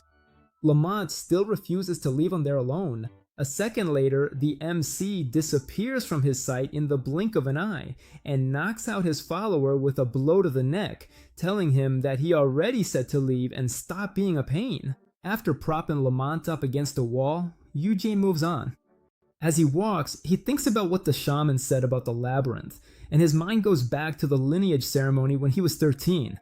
That was also when he obtained Hamill's artifact. Now, he wonders if taking the necklace broke the magic that protected the tomb, and he curses Amelia as a grave robber. When he finally reaches the crater, he knows his body was buried underneath. At the edge, he jumps in without hesitation, wrapping himself in energy to cut through the air and spotting a door below. He wonders if this is what they meant. He lands on it and sees that it's already open. So the witch must have gotten here first. Without stopping, he moves forward. Inside, there's a massive catacomb that stretches for miles. The place is covered in damage, craters, broken walls, deep scars. And Eugene starts to think that a battle took place here. Only one person comes to mind, his friend. Even so, he keeps searching for his tomb until something stops him in his tracks. It's a statue of how he looked in his past life, when he was Hamil the Fool. He lets out a quiet laugh. The last words on the tombstone say that although he was a crazy fool and a piece of trash, he was also brave, loyal, and a great sage who gave his life for his team. That finally breaks him, and through tears he mutters that they should have said it while he was still alive, not after he died. Then he sits there and cries for a while. Hours later, sitting on a rock, he studies the area and sees how brutal that fight must have been. Curiously, the tombstone is untouched. He figures that 200 years ago, when Sienna sensed his death, she came here and fought an intruder. The Sienna he knew was already powerful, but through witchcraft, she became the strongest mage in the world. Even so, she couldn't stop whoever attacked. If she had, the grave wouldn't look like this. For a moment, he fears that she died here. Then he realizes she didn't, because the illusion in Aerith was created by Sienna herself. So the only answer is that she was wounded and managed to hide. But then, who could have pushed her this far? He knows he won't learn anything by standing still. He has to find her. So he starts searching for any clue he can find. As he walks down the hallways, he imagines his friends crying as they place her statue. Then he wonders if Bermuth cried too, but quickly dismisses the idea. He simply can't imagine Bermuth crying. Every time they defeated a powerful enemy and everyone else was celebrating, Bermuth was always the first to tend to the wounded. He would blame himself, saying that his friends shouldn't have died, that they shouldn't have gotten hurt, and that he was still too weak. Naturally, that made everyone angry, especially Hemel, who asked why Bermuth stayed with this group of nobodies if he saw himself as a god who should do everything. The saint tried to calm them down and told Hemel to stop picking on Bermuth, but Hemel realized that she was also upset. Even so, the nun said she wasn't mad at Bermuth, but rather she was angry because she already knew the nonsense Hema was about to say. Crying again, Eugene says they can't have conversations like this anymore. Then, something interrupts his thoughts. A little further ahead, he finds another half-open door. The sight draws him in, and as he gets closer, he enters and finds a suit of armor on the floor guarding another door. Eugene frowns at the strange situation. A door behind another door, and that suit of armor just sitting there. Who is it, and why is it blocking the way? Then, the armor lets out a strange sound and slowly rises, taking on a fighting stance. At first, the protagonist thinks it's a demon, but the presence feels different, not alive. This time, with anger, he demands to know who it is. A voice answers from inside the armor, saying it's someone Eugene knows very well. Then, it raises its sword and calls itself Hamel the Fool. Messi freezes for a few seconds, and then, angry, asks what it just said. It replies that it's just a Death Knight pretending to be Hamel, but then realizes something. This is his tomb, so the Death Knight could also use his body. He orders the walking tin can to take off its helmet. The knight doesn't say anything, just stares at him with burning eyes, and Eugene can't hold back his anger any longer as he charges at the armor. Furious, he rushes straight at him and then leaps high to deliver a powerful downward strike, pulling two swords from his cloak. As he attacks, he demands to know who shoved them into this body. Both swords come down with brutal force, but the undead knight dodges at the last second and tries to counterattack, only to be smashed in the stomach by Eugene's next blow. It does nothing. Instantly, he realizes that the knight is using a mana shield. That doesn't make any sense. Death Knights use demonic power, not mana, and that kind of shield shouldn't work for them. Then, the undead knight charges again, and the protagonist blocks with both swords, but the impact still sends him flying backward. Barely managing to keep his balance, he realizes that this thing is really strong. It's probably Amelia's doing, the one who broke into the tomb and used her body. Since her real soul wasn't inside yet, she must have forced another soul in, and if that's true, defeating this Death Knight won't be easy. He might be on par with the strongest in his family. Burning with rage, Eugene looks at him and decides he doesn't care anymore. He drops both swords in a ring. He gathers power, then bursts forward at an incredible speed. In an instant, he's behind the knight, pulling a sword from his dimensional space for another strike, but the armor reacts quickly enough to block it. Eugene doesn't give up, and swings a sword that's grown even larger. Even so, the knight dodges at the last second and knocks the weapon out of the MC's hands with a clean strike. Immediately, he looks for another weapon, but the knight reads him and moves to defend. Still, Eugene's attack hits hard enough to push the knight back. Trying to keep his balance, the knight looks up and sees the protagonist now holding a spear, eyes blazing and ready to keep fighting. The knight comments that this kid is good with a lot of weapons. Eugene replies that if he's so eager to copy Hamel, he should stop talking like that. When the MC approaches, the undead knight says he's skilled, but still not strong enough to beat him. Then he lunges forward and barely dodges the blow. He blocks a flurry of attacks, but while he holds out, his spear doesn't. The knight uses that opening to deliver a finishing blow, declaring that the fight is over. Eugene is surprised for a moment, but somehow manages to escape the attack. The undead knight can't believe it, and asks what he did. The protagonist responds by pointing his sword at the armor. The fake Hamel realizes that Eugene redirected the blow with a parry, but that wasn't all. He also used mana to create an even stronger reverse flip. Even so, the attack was so strong that just changing its flow shouldn't have been enough to stop it completely. Knowing he can't drag this out any longer, the MC decides to end it now, even if it destroys his body. He activates his mana circle, charges forward, and unleashes dozens of fast, blinding attacks. It feels like his bones are being ripped out and his muscles are being torn apart. Even this incredibly talented body can barely withstand it. But that doesn't matter. His old body was much worse, and he still fought in it. As long as he's conscious, he'll be able to keep going. Then his sword breaks under the relentless blows, so he instantly draws another as the knight gets ready to strike. Pouring all his mana into it, Eugene charges at the undead knight with everything he's got. For this attack, he even drops his mana shield, not caring if it leaves him exposed. He's putting everything into Gwyneth to win. Their attacks collide and create a massive shockwave, but that clash is just a distraction. He had already placed several energy spheres around them and now activates them all at once, striking the Death Knight from every direction. He immediately rushes in afterward, turns toward his enemy, and says he wants to see who's under that armor. With a precise pinpoint strike, he splits the helmet in half and fire-like mana bursts from his sword. When he lands, he sees that the armor has stopped moving.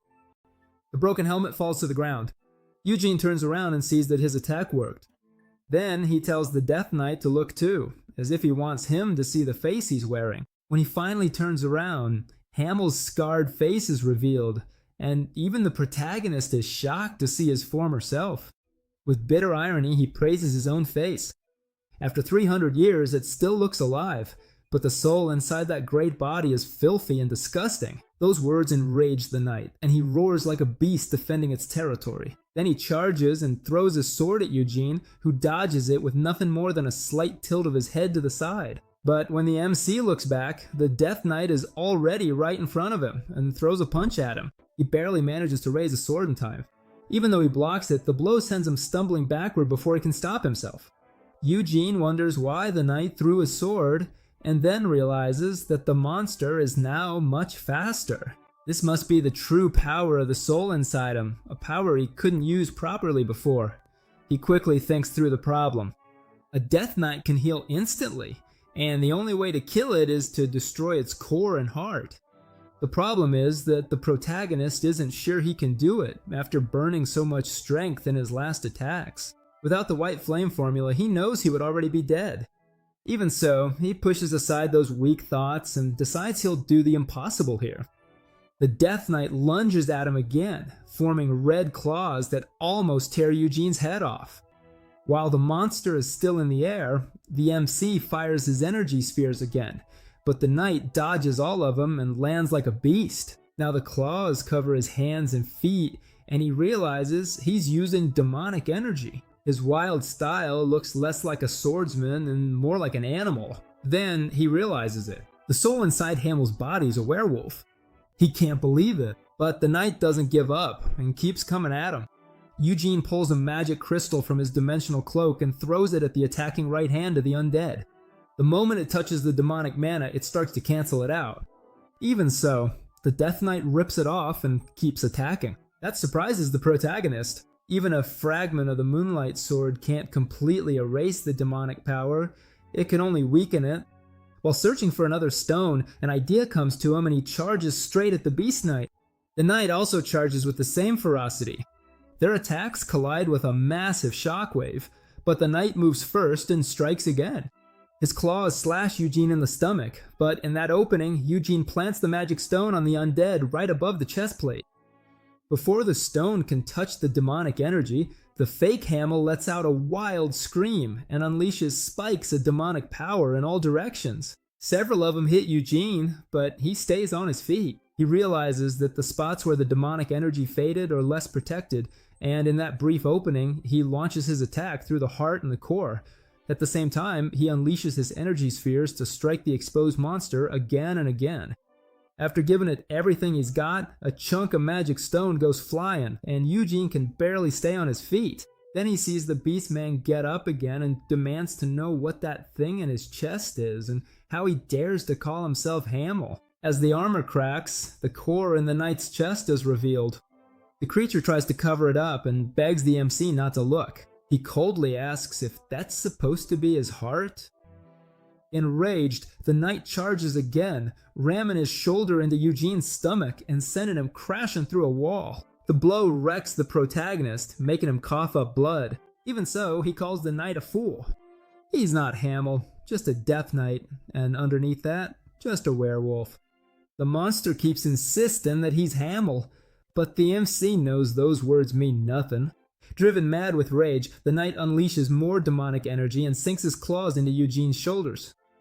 The pain is overwhelming. He tells himself he can't die here, not after being reborn. It can't end like this for nothing. He raises a hand, knowing that if he uses that power now and something goes wrong, he won't be able to move for a while. But if it works, he'll definitely win this fight and tear his old body apart until there's nothing left. The cost will be brutal, but he has no other choice. So Eugene prepares the most powerful technique he used in his past life. Before he can unleash it, Lehman appears and shouts the protagonist's name. The moment he arrives, he sees his young master in grave danger. The MC can't believe this idiot came back after being knocked out so he could escape. Drawing his sword, Lemon yells at the monster to let Eugene go. Instead, the undead grab him even tighter and lift him higher. Then it throws him against a wall like a fastball. Seeing the protagonist crash hard into the pillar scares Lemon, but he attacks the undead anyway. One move is enough for his weapon to break, and then they grab him by the neck. Lehman yells at Eugene to run while he keeps the monster busy, but the MC asks how he's supposed to do that when he's already caught in its grasp. Even now, Lehman is surprised that he can still smile, though there's no time to think about it. The undead get ready to throw him. It throws Lemon straight at Eugene, who tries to brace himself, but they both crash into the wall together. On the ground, Lehman worries about his young master. He helps the protagonist to his feet, but the strength fades from the protagonist's eyes. Lehman says he'll create an opening and tells the MC to run when he gives the signal. MC says that won't be necessary. Then he points behind him. There's a door right there. The undead nervously says that the door never opens and that no one has ever opened it. It just makes Eugene want to try even more. As he approaches it, he decides that if he has to use his special power, he will. But first, he needs to know what's beyond this door.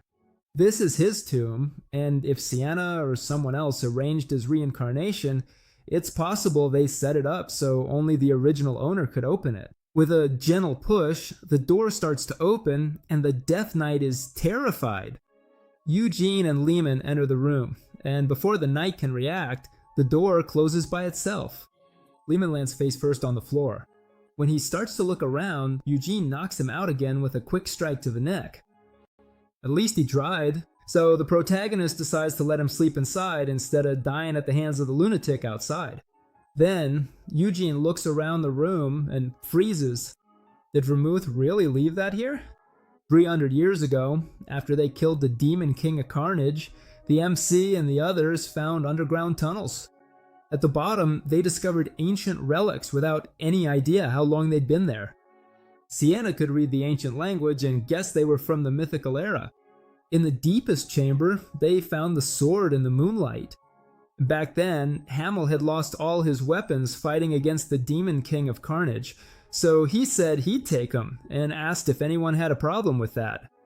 But the truth was, he couldn't even get close to the sword. He fell to his knees, coughed up blood, and in the end, Vermouth was the one who kept it. Now that same sword is in front of him, and Eugene wonders if this is Vermouth's way of honoring him as he looks at the enormous sword floating above an altar. The name Moonlight Sword might be simple, but it fits. After Vermouth claimed it, he never used his holy sword again. This one was just that powerful. Remembering what the weapon meant, Eugene looks up and sees a crescent moon hanging above it. The first time they found it, the moon was full, so the sword is probably weaker now. He thinks it might react to the moon fragment, but then remembers he left that fragment stuck in the Death Knight's chest. Looking at the weapon again, he wonders if Vermouth left it here because Hamill wanted it back then. Then he laughs and calls Vermouth an idiot. What's the point of a gift after someone's already died? Still, this isn't the time to get emotional. The room only contains the Moonlight Sword and a single exit. So, if he leaves, he'll have to fight that crazy Death Knight again. And that's not the only danger. He has no idea when Amelia will return. That means he needs to kill the knight and get out fast. Eugene walks toward the Moonlight Sword, still unsure why Vermouth put it here. But if it's right in front of him, there has to be a reason. The only answer he can think of is simple. It was left here for him. In his past life, he couldn't even touch the Moonlight Sword, but now, reborn as a descendant of Vermouth, maybe he can. More than that, if this really is a gift from his friend, he has to accept it. So Eugene takes the sword, then stops. The aura it gives off is terrifying. He hasn't even touched the sword yet, just the light surrounding it, and already he can barely breathe as his mana screams through his body. Realizing that his mana might go out of control, he activates the white flame formula and forces his arm forward. He can also tell that the sword is much weaker than before, so it really has been broken into pieces. Finally, Eugene grabs the hilt, but a surge of mana throws him forcefully to the ground. Even so, he doesn't let go of the moonlit sword. For the first time, he's really holding it, so he draws it, wanting to see the state of the sword. What he finds is exactly what he expected. There is no sword, it was shattered to pieces. Then, the crescent moon above the sword starts to shine brighter and bursts into many fragments that fly toward the hilt and begin to come together again. A sword of blue energy forms from the gathered moonlight, and Eugene is glad to see that the sword has taken shape. To test it, he pours mana into the sword under the moonlight and waits to see what it can do. He immediately realizes that the weapon is devouring his mana as if it were starving. Even worse, the amount it drains is ridiculous. He can handle it, but not easily at the moment. As he puts it away, he thinks the sword is both terrifying and amazing, broken but still incredibly strong. With this, he won't need ignition. The moonlight sword should be enough to defeat the Death Knight. Even so, before leaving, he decides to check his own coffin. Eugene approaches and opens it. Just as he expected, there's no body inside, but then he notices something beside it. It's a message. Maybe someday they'll meet again in the world he dreamed of. He freezes when he recognizes Sienna's handwriting. He also finds a leaf that's perfectly preserved, even though there isn't a single tree nearby. Outside the chamber, the Death Knight keeps staring at the door. He tried to smash it over and over, but couldn't leave a single mark. Not even his master could open it. However, a child walked in without any trouble, so he decides not to kill Eugene until his master returns. He'll probably get furious when he sees his helmet and armor damaged with the claw exposed. He has to prove he's still useful, otherwise he'll be discarded. Then, suddenly, something in front of him makes him shudder. It's Eugene, calmly walking out of the room. Looking straight at the Death Knight, he asks if he was looking for him. The fake Hamel asks how he got in. The protagonist replies with a smile that he just opened the door and walked in. Then, the undead demand to know what was in there. MC puts a finger to his lips and calls it a secret, which only makes the zombie angrier, and he rushes forward. He slips his hand into the dimensional space of his coat, pulls out the sword into the moonlight, and gets ready to strike. Their attacks clash, but Eugene wins the exchange. His strike shatters the undead's claws. The Death Knight instantly leaps back, shaken, staring at the protagonist in disbelief. That light broke his demonic claws, but MC doesn't come out unscathed either. He still can't control that power very well. After one strike, his vision blurs, he can barely breathe, and the light from the sword keeps draining his mana. Even so, the power feels incredible. And although he didn't kill the knight, he did eliminate the demonic force behind that attack. Now the Death Knight looks at Eugene with fury. He starts walking forward again, this time without using demonic energy. That throws him off for a second, until he realizes the knight plans to fight barehanded. He warns that it's a bad idea. Then he draws Wanoth while still holding the moonlight sword. The zombie lunges forward at great speed, leaping like a beast, but Eugene tracks every movement, catches the attack coming from behind, and immediately counterattacks. The Death Knight barely escapes. The protagonist mocks him, asking if he's already scared when he hasn't even landed a hit yet. Then he uses Wynith to summon a storm, creating a tornado beneath the Death Knight and launching him into the air. The spinning force slams him hard against the ceiling. While that's happening, Eugene gathers his mana and spreads it through the broken rocks around him. Then he fires them all at the Death Knight in the air at once. When the MC gets closer, he says that if he were in better shape, the fight would already be over. He stomps on the ground, burns more mana, and forms a giant hand that lunges at the zombie. The Death Knight barely dodges it and collapses when the attack misses. But when he looks at his shoulder, he sees that even more of his armor is broken off. That enrages him, and he activates another skill. Demonic aura starts pouring out from his entire body. Eugene mocks him and asks why he didn't use it earlier, since saving it made no sense. The Death Knight sees the mana hand coming back and dodges 3 more strikes, but still can't close the distance, saying the skill was already wasted. More demonic energy spreads from the zombie, but the protagonist doesn't stop. Suddenly, a piece of moonstone shoots toward the attack and collides with the Death Knight's demonic energy.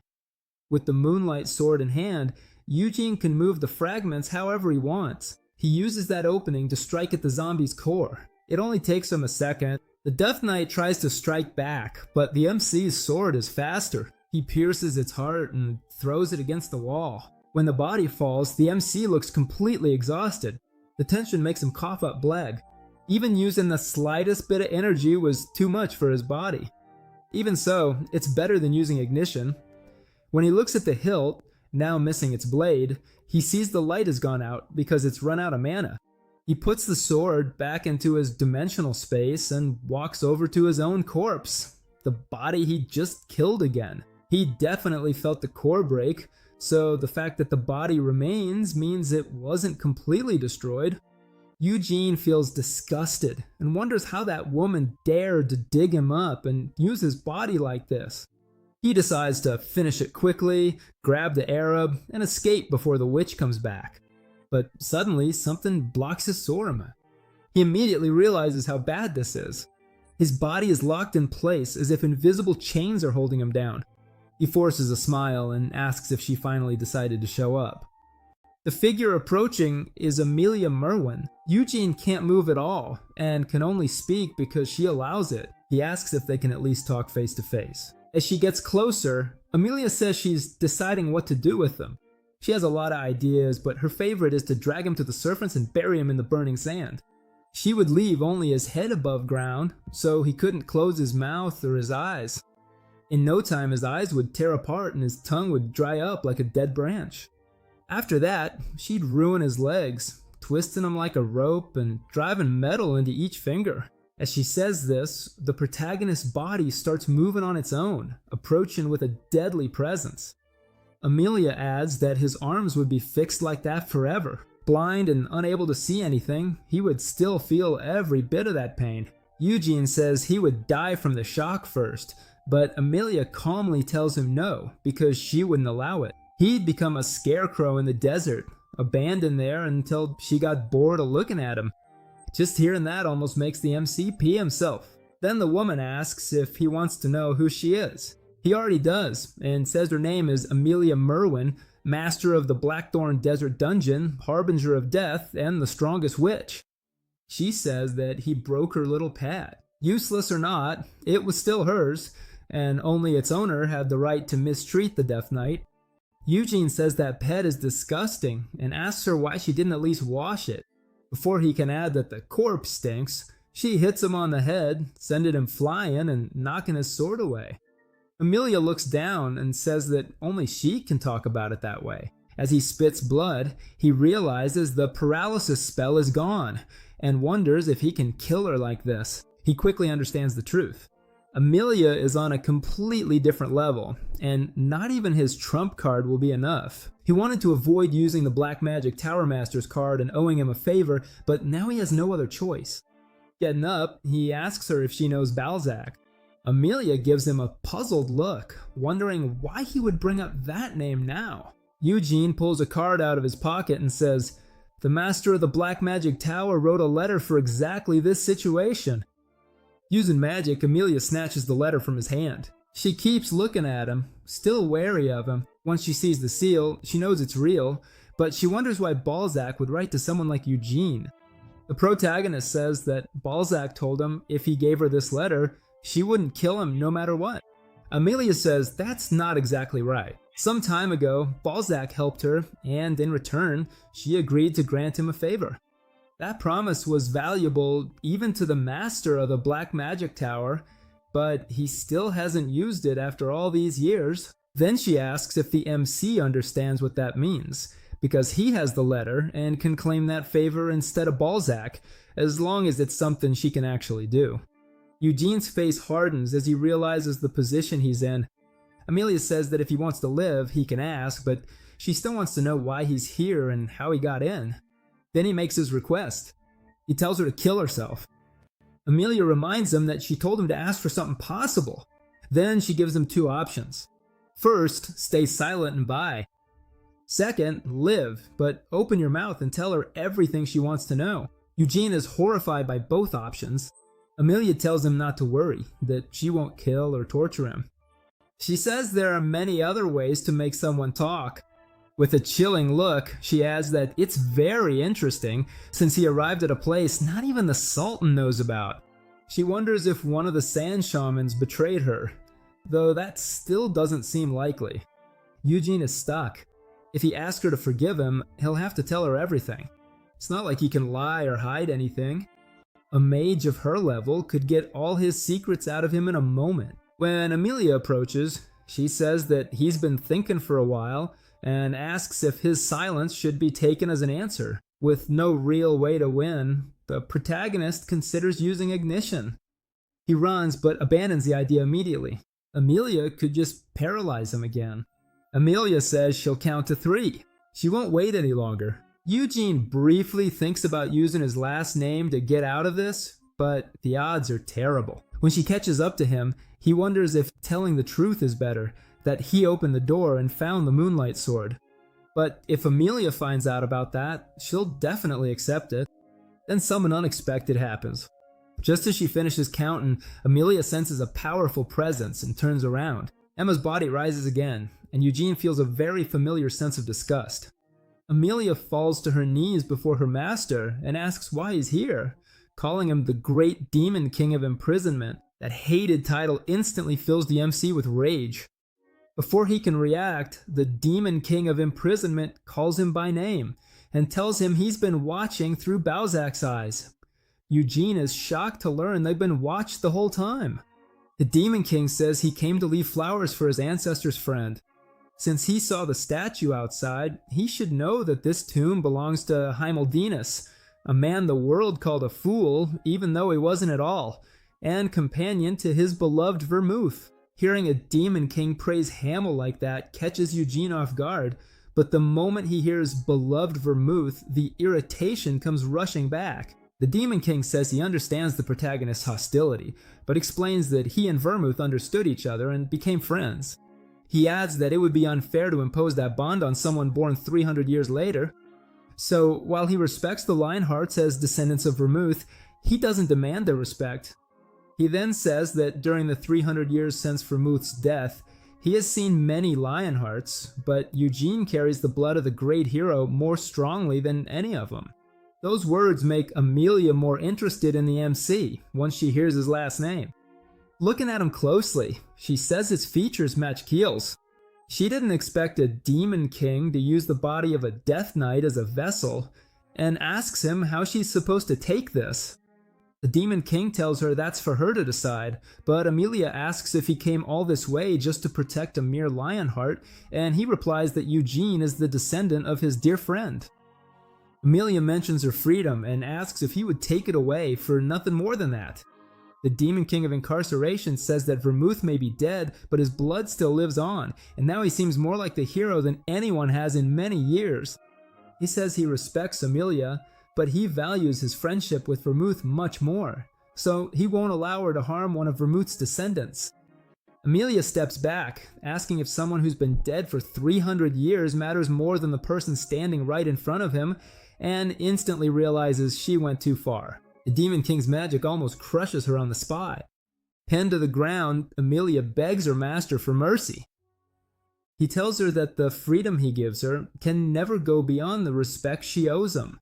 He let her act freely, even when she entered Hamel's tomb, but for now, he won't allow her to harm Vermouth's descendant. That last part makes Eugene pause, wondering what he means by "for now."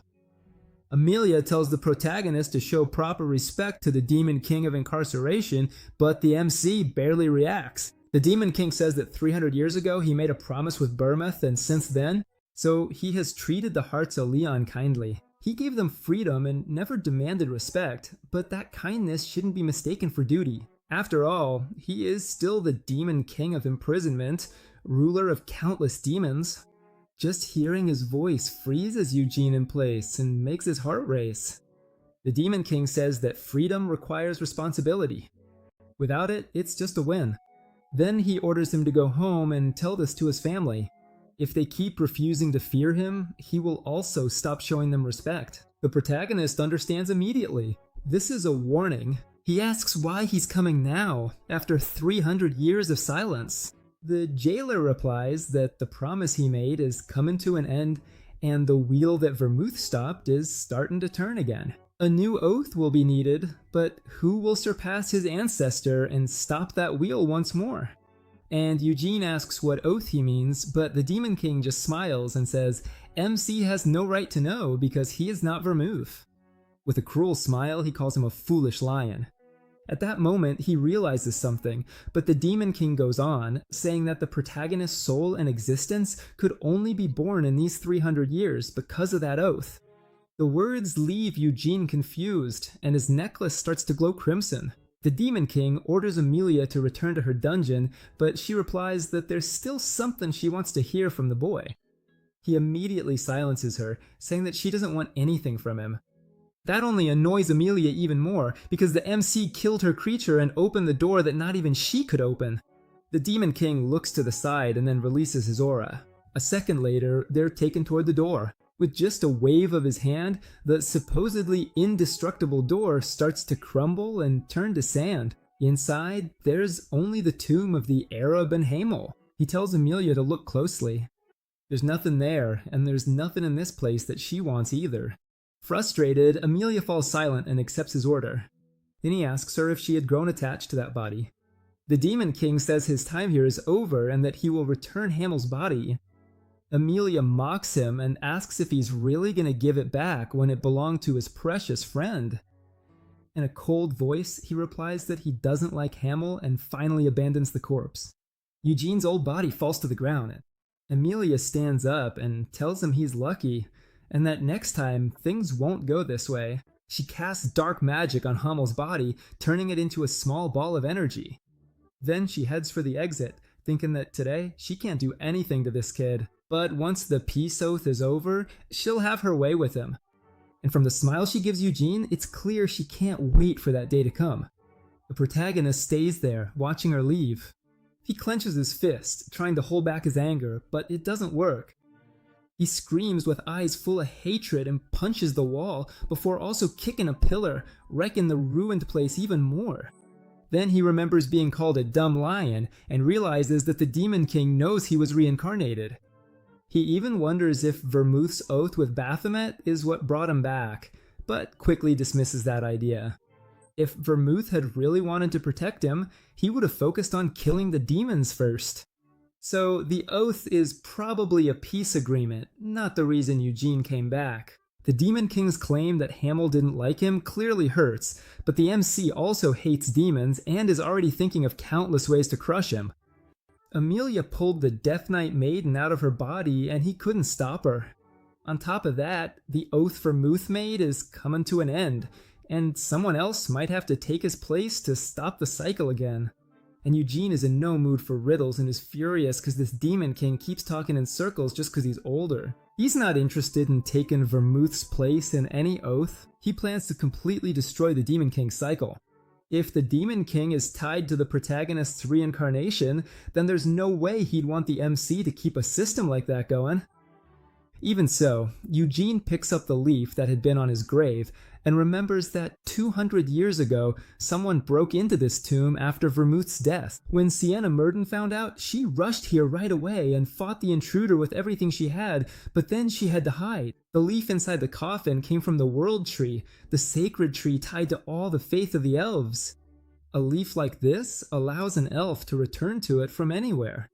Most likely, Sienna used it to escape from danger, but who could force the strongest mage in the world to do that? Then, a name comes to mind, someone powerful enough to make even her kneel. But if Vermouth really fought against her, why fake his death to do it? And Eugene remembers the first time he met the group as a wandering mercenary. Sienna Murden was the first to question Vermouth's choice. Watching as she did, the second was the saint, who acted anything but saintly and even called him a stray dog. Moulin Rouge was an idiot, same as always, but Vermouth stood his ground and said he wanted Hemeldinus to join him on the journey to defeat evil. Eugene didn't care at all about that hairy guy and said he wouldn't take orders from someone weaker than him. Vermouth replied that if he won, Hemmel would join him. The fight begins and Hemmel quickly falls to the ground. That hairy guy really is stronger than him. Even more stubborn than ever, Hemmel says he just slipped and charges again, sword in hand. The result is obvious. He loses again. Then, Hemmel asks why Vermouth wants him so much when he's clearly weaker. Vermouth ignores the complaint and simply says, "A promise is a promise," so Hemmel has to go with him. Emil points out that, as the hero of light, Vermouth could recruit plenty of others. Vermouth replies that he needs Hemmel's strength to kill all the demon kings. Then he reaches out his hand and asks Hemmel to join the group. Still holding the blade, Eugene thinks that if Vermouth really caused his reincarnation, then it makes sense that the necklace ended up among the treasures in the heart of Leon. Vermouth could have put it there himself. Even so, it's too soon to jump to that conclusion. He clearly saw the image of Sienna Murden in Oroth, and the message on her tomb, written by her, clearly pointed to his reincarnation. So Vermouth may have turned against Sienna Murden, but Eugene doesn't want to accept that. But just sitting around won't help. If he wants the truth, he first has to find his friend. A while later, the Sultan looks at him suspiciously and says the protagonist has been asking too many questions. He already heard the report from his man and asks if MC really believes a king would steal from him. He doesn't care why they did it. The point is, they tried to hurt him. The Sultan insists it was to protect Eugene since Hemo, Hemen, and Kiel don't get along and the Emperor is being cautious. The Sultan doesn't trust him either. He believes the sand shamans who are causing the desert to spread are hiding there, and he can't allow the protagonist to find them. Then he says that protecting the MC would make it look like Hemo was bowing down to Kiel, so he needs to know why Eugene came to that empty desert. He bluntly says he didn't come here to be interrogated. The king agrees. Someone from the protagonist's family isn't easy to interrogate, so he tried to protect him before anything went wrong. He adds that if Arab had just followed orders, they wouldn't be having this awkward conversation. Then he claims that his men kept their distance until the MC attacked them first. That makes him laugh. The old fox was doing everything he can to avoid talking about the sand shamans or the assassins. He also realizes that the Sultan probably doesn't know anything about the tomb, so he says, "It's fine, it was just a misunderstanding." But how is he supposed to explain that to his family? The moment the Lionhearts are mentioned, the king gets nervous and pretends not to know what Eugenio's talking about.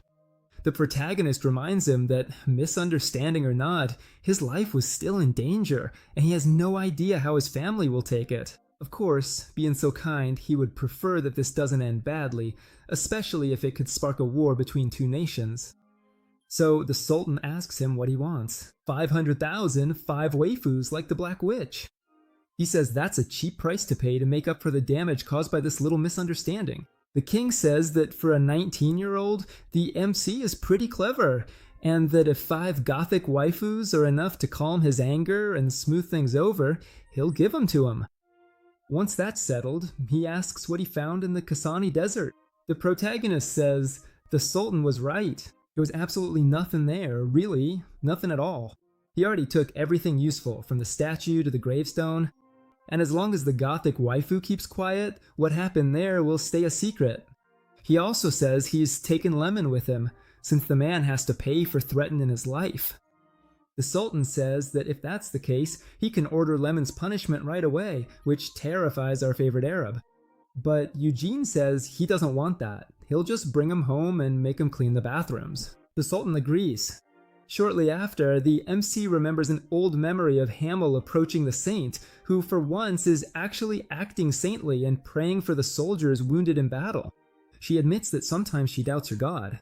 If God is truly all-powerful and all-knowing, why does he let his sheep be led to the slaughter? Then it turns out she's only praying because she's drunk. Even so, the saint keeps shouting that if he is the light that drives out darkness, then why doesn't he do it? Hamel tells her that they already have Vernuf. He doesn't know much about religion or the God of Light, but he does know that humanity has one incredibly strong bastard. If God couldn't handle everything alone, maybe he made that living miracle for a reason, and that's why the Holy Sword chose him. Anise says she never expected that from Hamill. He replies that he only said it so he wouldn't have to keep listening to her drunken rambling. Then he tells her to hand over the drink, since it's not fair for her to hog all the alcohol. The saint lies and says it's not alcohol at all, it's holy water, so she can't share it with someone without faith. Hamill quickly says he just converted, but Anise doesn't believe him. Back in the present, Eugene finally arrives at the Holy Land of Light. There stands the statue of the saint, who had to cross the sea by boat to get here. 200 years ago, he sent a preacher before setting out on a pilgrimage to the desert. Most likely, his friend went to visit the tomb, so Eugene figures that the disappearance of Sienna Murden and Anise's pilgrimage didn't happen at the same time. That means Anise probably never entered the tomb. If he had, he wouldn't have left it like that. He wonders if Vermouth is also connected to the saint's disappearance, and since he found nothing in Hogani, the World Tree's leaf is his only clue now. Arab calls out to his young master. He tells him they've been here for a week, and asks if he's changed his mind. Eugene says no, they're going back to Kiel. Meanwhile, the Lionhearts are waiting in front of a teleportation gate. His brother says he's finally coming back after 2 years, and is curious to see how strong Eugene has become. Then his face suddenly tightens in disgust. His mother notices and calls out to him, saying he doesn't seem too happy about the protagonist's return. Cyan admits that he has mixed feelings. He wants the MC to come back, but at the same time he doesn't, because if he aims to become the Patriarch, Cyan might have to give up that position. His mother tells him that Eugene won't accept it as long as Cyan refuses to step aside.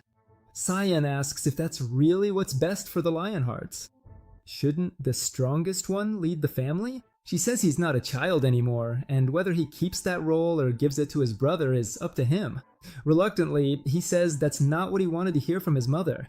Disappointed, she says, maybe I raised him too harshly, and he doesn't want to end up like Theonis, ruining his children with greed.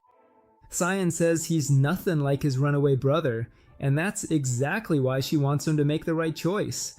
If he truly believes he's doing the right thing, she'll support him. She adds that he and Eugene are brothers, even if they don't share blood. Then she tells Cyan to talk to the protagonist when he arrives.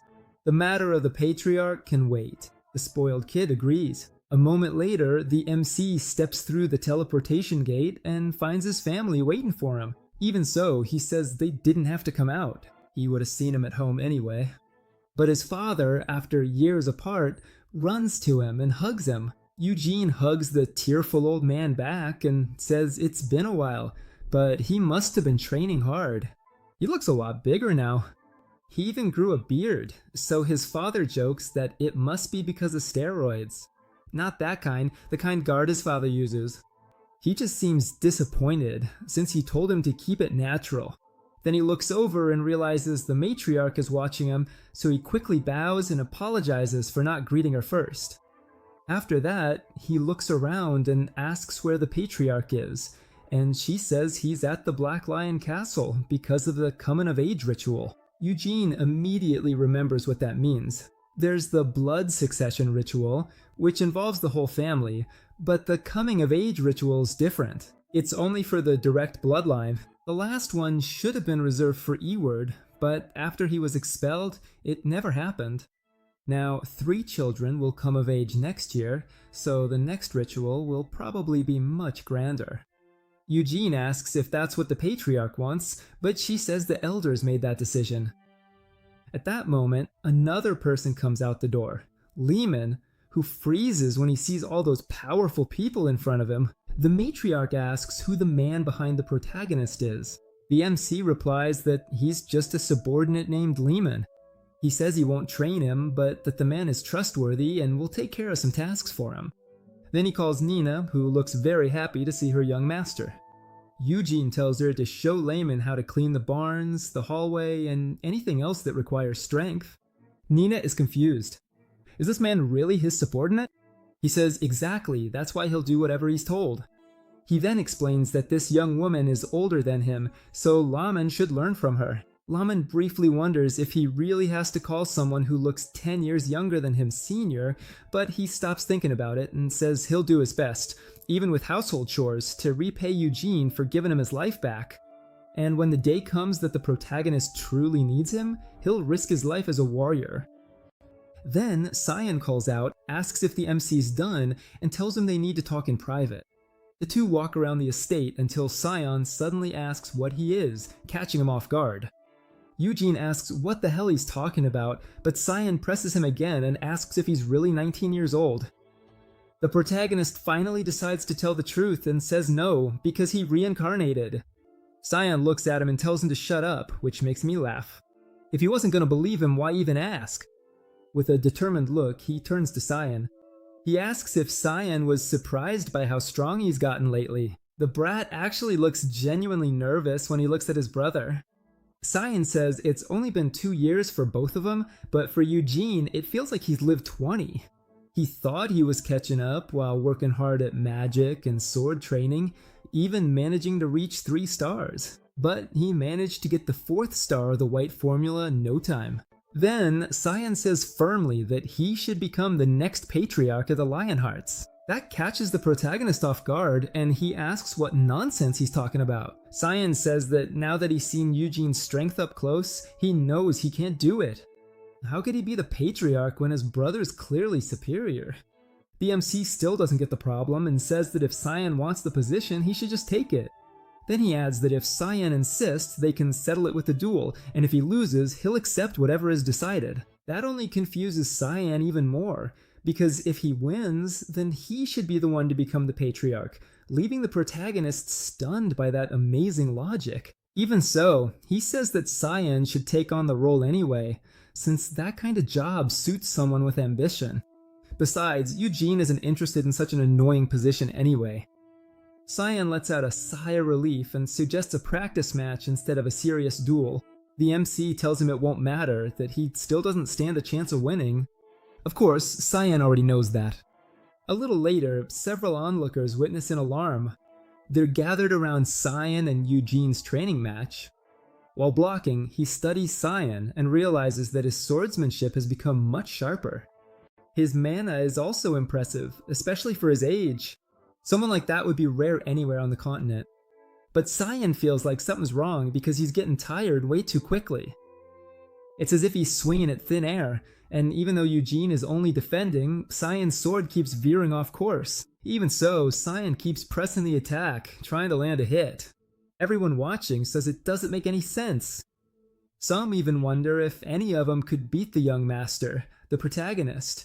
One of them answers no, saying the MC was already ridiculously strong 2 years ago, and now he's on a whole different level.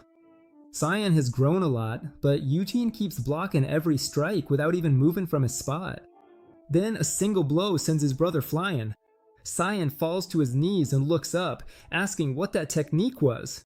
He's never seen anyone handle attacks like that. Eugene casually says it was just a normal block, which only irritates Cyan even more. He knows that's a lie from when their swords clashed. His sword slipped and made him waste way more mana than he should have. He praises the analysis, and Cyan immediately asks him to teach him. The protagonist pauses and thinks for a moment. Then he gives him a piercing look and asks if he's really sure. Cyan tries not to criticize that, and the MC finally agrees to help. If Cyan becomes strong enough, there won't even be a need to fight over who becomes patriarch. Even so, there are too many people watching, so Eugene drops his sword and tells Cyan to come with him. Once they're near the mansion, he says that Cyan will never be as strong as him, but that he doesn't need that much power to become patriarch. Cyan reluctantly accepts that.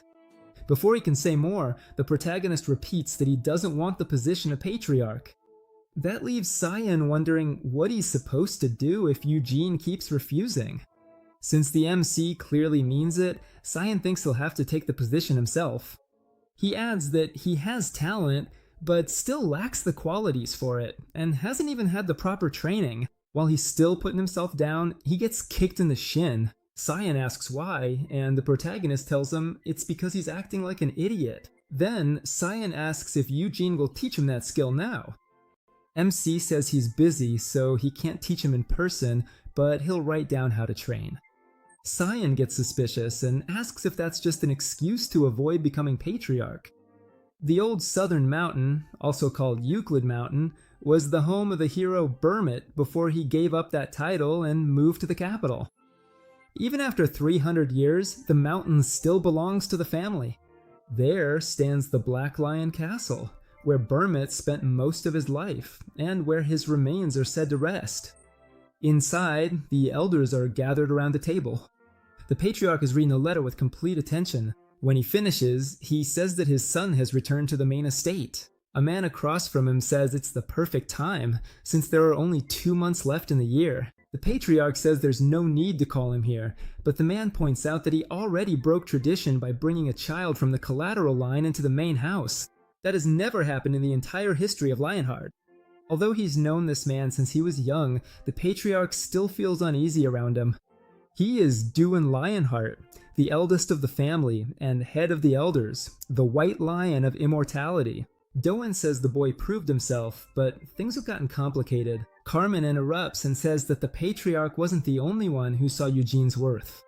She also met him in Herod, and to her, his collateral bloodline doesn't matter.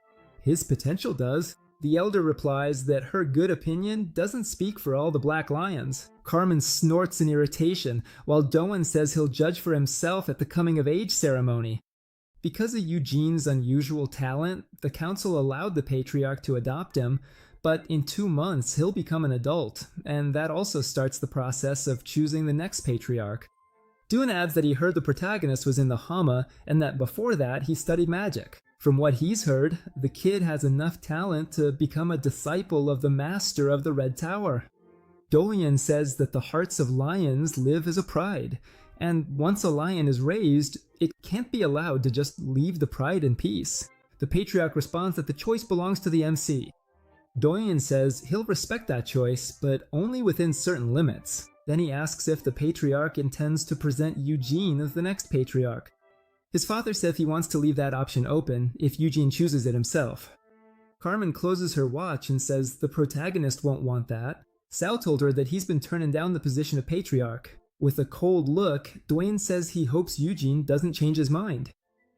A few hours later, at the main estate, MC asks about the Black Lion Castle. His mother confirms it and says she was hoping the elders would come to the ceremony, but instead they're inviting the two of them there. He asks when they're leaving, and she says as soon as they're ready. Since the protagonist is always ready, he immediately tells Cyan to get ready. They're leaving now.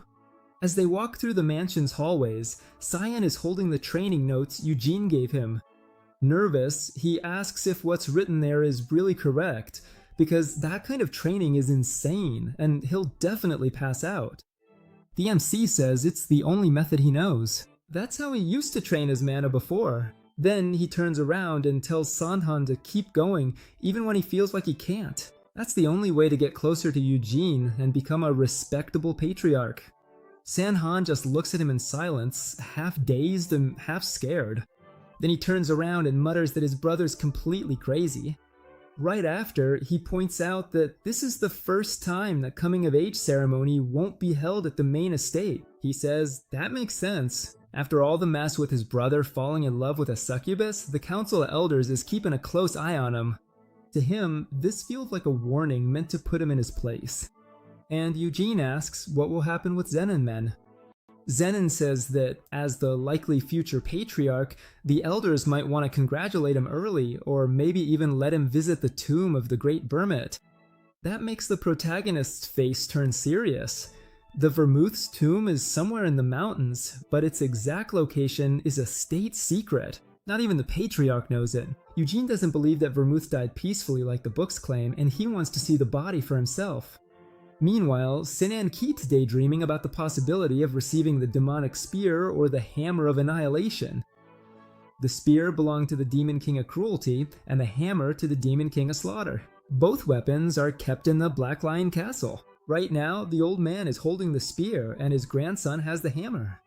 Sinan then says that the elder should have retired years ago, because if he had, the demonic spear might have been passed down to him. Later, in his room, Eugene holds the Moonlight Sword. He starts to draw it, revealing a sword formed from mana, but he notices that it drains his mana like crazy every time he uses it. The fragment of the moonlight sword he bought at the auction starts to react to the blade and attaches itself near its base. If he gathers the rest, the sword will be able to fully recover. Even so, he's in no rush. First, he needs to visit Vermouth's tomb. Looking out the window, he finds it strange that he's already leaving the main estate just a few days after coming back. He also wonders what to do with the statue hidden in his cloak, then thinks about leaving it at the mansion. But then a sneaky idea comes to him. A few hours later, Eugene asks Sine if she has a date. Sane, all dressed up, responds by asking if MC is heading out for a picnic. Then she gets a better look at the Cloak of Darkness and realizes how beautiful the design is. It even contains all kinds of magic, including spatial magic. Eugene tells her to stop staring. He's not lending it. A moment later, the two siblings find themselves at the gate of the Black Lion Castle. He steps forward first and goes through the teleportation gate. Then, out of nowhere, a strong wind hits him and his brother starts screaming in panic because both of them are thrown into the air. As he falls through the forest, Eugene looks to the side and sees a castle. Seeing the Black Lion flag on a tower, he wonders if he should head there. He then decides it might help since it could lead him to his friend's grave. On the way down, he realizes his brother is still screaming as he falls, but he figures there must be some kind of safety measure if the ceremony starts like this. So he lets his brother deal with it and focuses on himself. Back at the castle, several people see them falling. They are the Lionheart Elders, along with Eugene's father. Doyens asks if this is also part of Wynet's power, but finds out that the protagonist is using flight magic. Since the MC stayed calm the whole time, they praise his skill. He asks how good he is, and an old woman says that his flight magic is at least 4th circle. After seeing him recover so smoothly from that height, she guesses he might even be 5th circle. Then, Doinus asks the Patriarch how far Eugene's white flames have grown. Gilead says that the protagonist had 3 stars before leaving for Aerith, and then sent a message saying he had reached 4. The old man is impressed that the MC got this far at just 19 years old, and thinks he might be even stronger now that a year has passed. Another old man says that reaching 5 stars before adulthood is impossible, but Carmen replies that someone else's lack of talent doesn't set the limit for others. The old man turns to her, offended, and reminds her that he has been on the council for over 10 years. She snaps back, telling him not to call her that. People might think he's her father or grandfather. He says that's only because she uses magic to look young, even though she's actually an older woman. And she replies that it's still better than looking worn out. That makes him furious, and he says she has no class. If she's on the council, he says, she should at least look old like the rest of them. That comment angers the old woman, and she quickly shuts her mouth. Doyen steps in and says that the kids have finally landed, and now it's Dominic's turn to move. Dominic is his son and the captain of the Black Lions' 1st Division. Upon hearing that, the Patriarch says they should wait until the kids arrive at the castle, but the old man says this isn't a test. Since this ritual is different from the usual succession ceremony, there's no reason to go easy because of age or experience. The Patriarch says that if that's the case, then his eldest son should be allowed to enter as well. The old man asks him if he still hasn't let go of that incident, and says that even if it's his son, he needs to leave him be. Now he lives a peaceful life with his mother. But the Patriarch responds that Edward is still the eldest son of the main family and has the right to participate. The old man puts a hand on his shoulder and says, "That's a shame. That boy is already an adult, so he can't join anymore." Elsewhere, 2 goblins rush in to attack, but Eugene kills them with a swift move, and it turns out they were actually a 2-headed ogre. The monster falls to its knees while he remains unfazed. He realizes that this is the 2nd 2-headed ogre he's seen, and monsters like that usually claim an entire forest for themselves, so there shouldn't be 2 in one area. They must have been raised in captivity. Not just them, but this whole forest is a monster farm. Eugene also notices that something is restricting the mana, and there's no way they were just dropped from the sky to fight monsters. As he goes deeper into the forest, he senses something nearby, and smiles, thinking he knew this would happen. A huge monster suddenly lunges at him, but Eugene jumps back and dodges it. Then he asks, since when she has a wyvern? That's when we see that the rider is his sister, Seol. She asks him how he managed to avoid that. The protagonist says the wind warned him, though she clearly doesn't believe it. He changes the subject and says it's been a while, then asks if attacking him is really how she greets her family. Seol asks him if he has a headache, and he's confused until she explains that the whole forest is covered by a barrier that's supposed to mess with his mind. He admits he felt a little sick when he came in, but says the barrier couldn't do much because his mind is hard to break. Seol explains that the barrier is supposed to turn a person's fears into illusions, and says that her other brother is probably yelling at ghosts right now. But Eugene has already endured endless mental attacks in past lives, so a barrier like this won't break him. She says they were supposed to watch how he handled fear, but instead she had to attack him herself. She draws her sword and says she has no other choice. Even the MC didn't expect to fight his sister like this, but he has no intention of holding back just because she's a girl. Seol jumps off her wyvern and lunges at him, while Eugene just waits with his sword in hand. With a clean move, he knocks her sword away and sends her flying upward. She uses a tree to steady herself and comes right back. But even then, she still can't break through his guard. While she's still in the air, several mana orbs form around her. Eugene asks if she can dodge it in the air, but the wyvern suddenly roars and slashes with its wings, knocking Seol down. He realizes she used the beast to gain momentum. Seol keeps pressing the attack. She pushes forward again, and the protagonist dodges by jumping. Frustrated that none of her strikes land, she chases after him in the air, but Eugene pulls a whip from his spatial cloak and blocks her movement. Then he slams her hard into the ground. After catching her, the MC says he's got her. Seolgal says the fight isn't over yet. A second later, the wyvern attacks Eugene and he barely dodges, letting go of the whip as he gets ready to counterattack. Then he hears his sister yelling at him not to kill Draghi, which completely throws him off in the middle of the fight.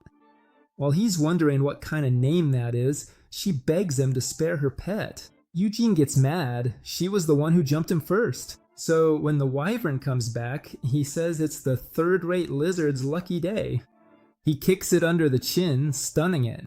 Then he rises up using flight magic and throws a powerful punch that slams the dragonkin into the ground. Eugene lands as the wyvern crashes down headfirst. Seoko finally breaks free and curses him out. She takes her stance again, pouring mana into her sword, then charges at Eugene with another quick strike. This time, he moves to stop the sword with his bare hand, leaving her stunned and wondering if he's crazy. At the last moment, he deflects the blow, and the protagonist uses that opening to grab her arm, twist it behind her back, and pull her sword away. He kicks her behind the knee to break her balance, then throws her to the ground, completely immobilizing her.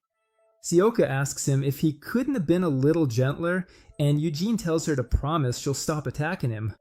She admits that the fight is over and that she can't beat him, so she can't test him anymore. Maid Zoe finally lets her go. As she gets up and brushes herself off, Siokan asks her if she knew she changed the trajectory of her rapier at the last second. He says it was just a 50-50 shot, which makes her angry. If he hadn't moved, his hand could have been cut off. Eugene says he made that move because he was sure she could dodge it, which only annoys her more. Then he says that all of this is getting stranger and stranger and asks her to explain what's going on. Seol just tells him to find the Black Lion Castle. He looks annoyed and says he already knows that. What he wants to know is how much trouble this whole process will be. She explains that there are 60 Black Lion Knights here, including the captains, all spread out across the mountains looking for him and his brother. Eugene asks if that's not a bit much for a coming-of-age ceremony, but she says the leader of the council thinks very highly of him. His poor brother got dragged into this too. After hearing the numbers, he says that's way too many people to ambush just 2 kids. Seal says the mountain is huge, and not everyone is hunting them. Some of them are keeping watch over places the brothers aren't supposed to go. That immediately catches Eugene's attention, and he suspects that one of those places is Vermouth's tomb. He asks where those forbidden areas are, but Seal says they're just dangerous zones, because the mountain is full of monsters and deep inside there are even demons strong enough to kill them easily. That instantly makes the protagonist nervous. He asks why the demons would stay here. Seal says that apparently they're used to train the knights, but the MC replies that demons aren't tame animals. If they're raising them here, it means they're loose in the same forest as Vermouth's tomb. Sala asks why he's taking it out on her, but of course, she's also part of the Lionheart family. Then Salah asks since when he started caring so much about family pride. She adds that, as far as she knows, the demons aren't near the tomb. She's been on several hunts and never found any sign of them. Eugene realizes that the head of the council is probably watching him, so pretending to head to the castle while sneaking off to the tomb won't work. That means he'll need plan B, and for now, he should head to the Black Lion Castle. When Sala returns to her wyvern to leave, he asks if she can give him a ride to the castle. Obviously, answers like that from Sala were never gonna happen. She gives him a warning. Run now, because the other knights will arrive any minute. Eugene glances to the side to see if she's serious, and suddenly dashes towards Seal. The move catches her completely off guard. She immediately backs away, trying to get away from him. The protagonist doesn't let up and casts wind magic. Since she's already in the air, he sends her flying even farther. Then he jumps onto the wyvern, which also starts to panic. It thrashes around, desperate to shake him off. Eugene warns it to behave unless it wants another beating. The fake dragon immediately takes off. Still trapped in the air by his spell, Soul can only watch as her brother steals her mount. When she finally lands on the ground, she glares at him. Furious, she yells at Draggy to come back. Eugene says that if he does, he's dead. Then he sees something that surprises him. A whole squadron of wyvern riders is already waiting. Carmen isn't with them, and the MC can't sense any captain either. One of them reminds the others that this is just a test, so they shouldn't go too far. He can see that the Black Lions are highly trained, better than most Knight Orders, even from his past life. Even so, holding back won't really test him much. So instead, he'll be the one to test them. He jumps off the wyvern and charges straight at the riders. They panic, wondering if he's going all out, and shout for everyone to stop him. Several knights ready their bows and fire while Eugene is still in the air. He opens his dimensional cloak and swallows up the arrows. He spins in the air and then sends them flying back. The knights react quickly and cut down the arrows before they hit, but that brief distraction is all Eugene needs. He lunges at a rider and knocks him off his mount with wind magic. The old man from before approaches him with a spear. The protagonist goes unnoticed and realizes that this must be Nishan Leonhardt, the captain of the 3rd Division he saw in Arid. The old man gets back on his flying mount and says Seal must have reached Eugene first, then asks where she is. Drawing a spear, the MC replies that she's down below. Then he lunges at the old man. Both use spears, exchanging a rapid series of attacks and blocks. This time, Eugene comes out victorious. Nishan is stunned to have lost a spear clash, but he doesn't stop to finish it. He quickly passes by him toward the castle, thinking there's no need to keep fighting. Then, suddenly, he sees a huge rock flying toward him. He barely dodges the stone thrown from the ground. Eugene freezes for a second, trying to figure out where it came from. Carmen appears behind him and casually greets him. A kick follows immediately, sending him flying. He barely blocks it in time and uses wind magic to soften his landing. When Eugene gets up, Carmen drops to the ground in front of him. Kyle already warned him that the captains would join the ambush, so their presence doesn't surprise him. Carmen asks if her greeting was too rough. At the same time, a group of Black Lion Knights lands behind her. The protagonist asks if it really takes that much force for just one person. Carmen says he's doing better than expected.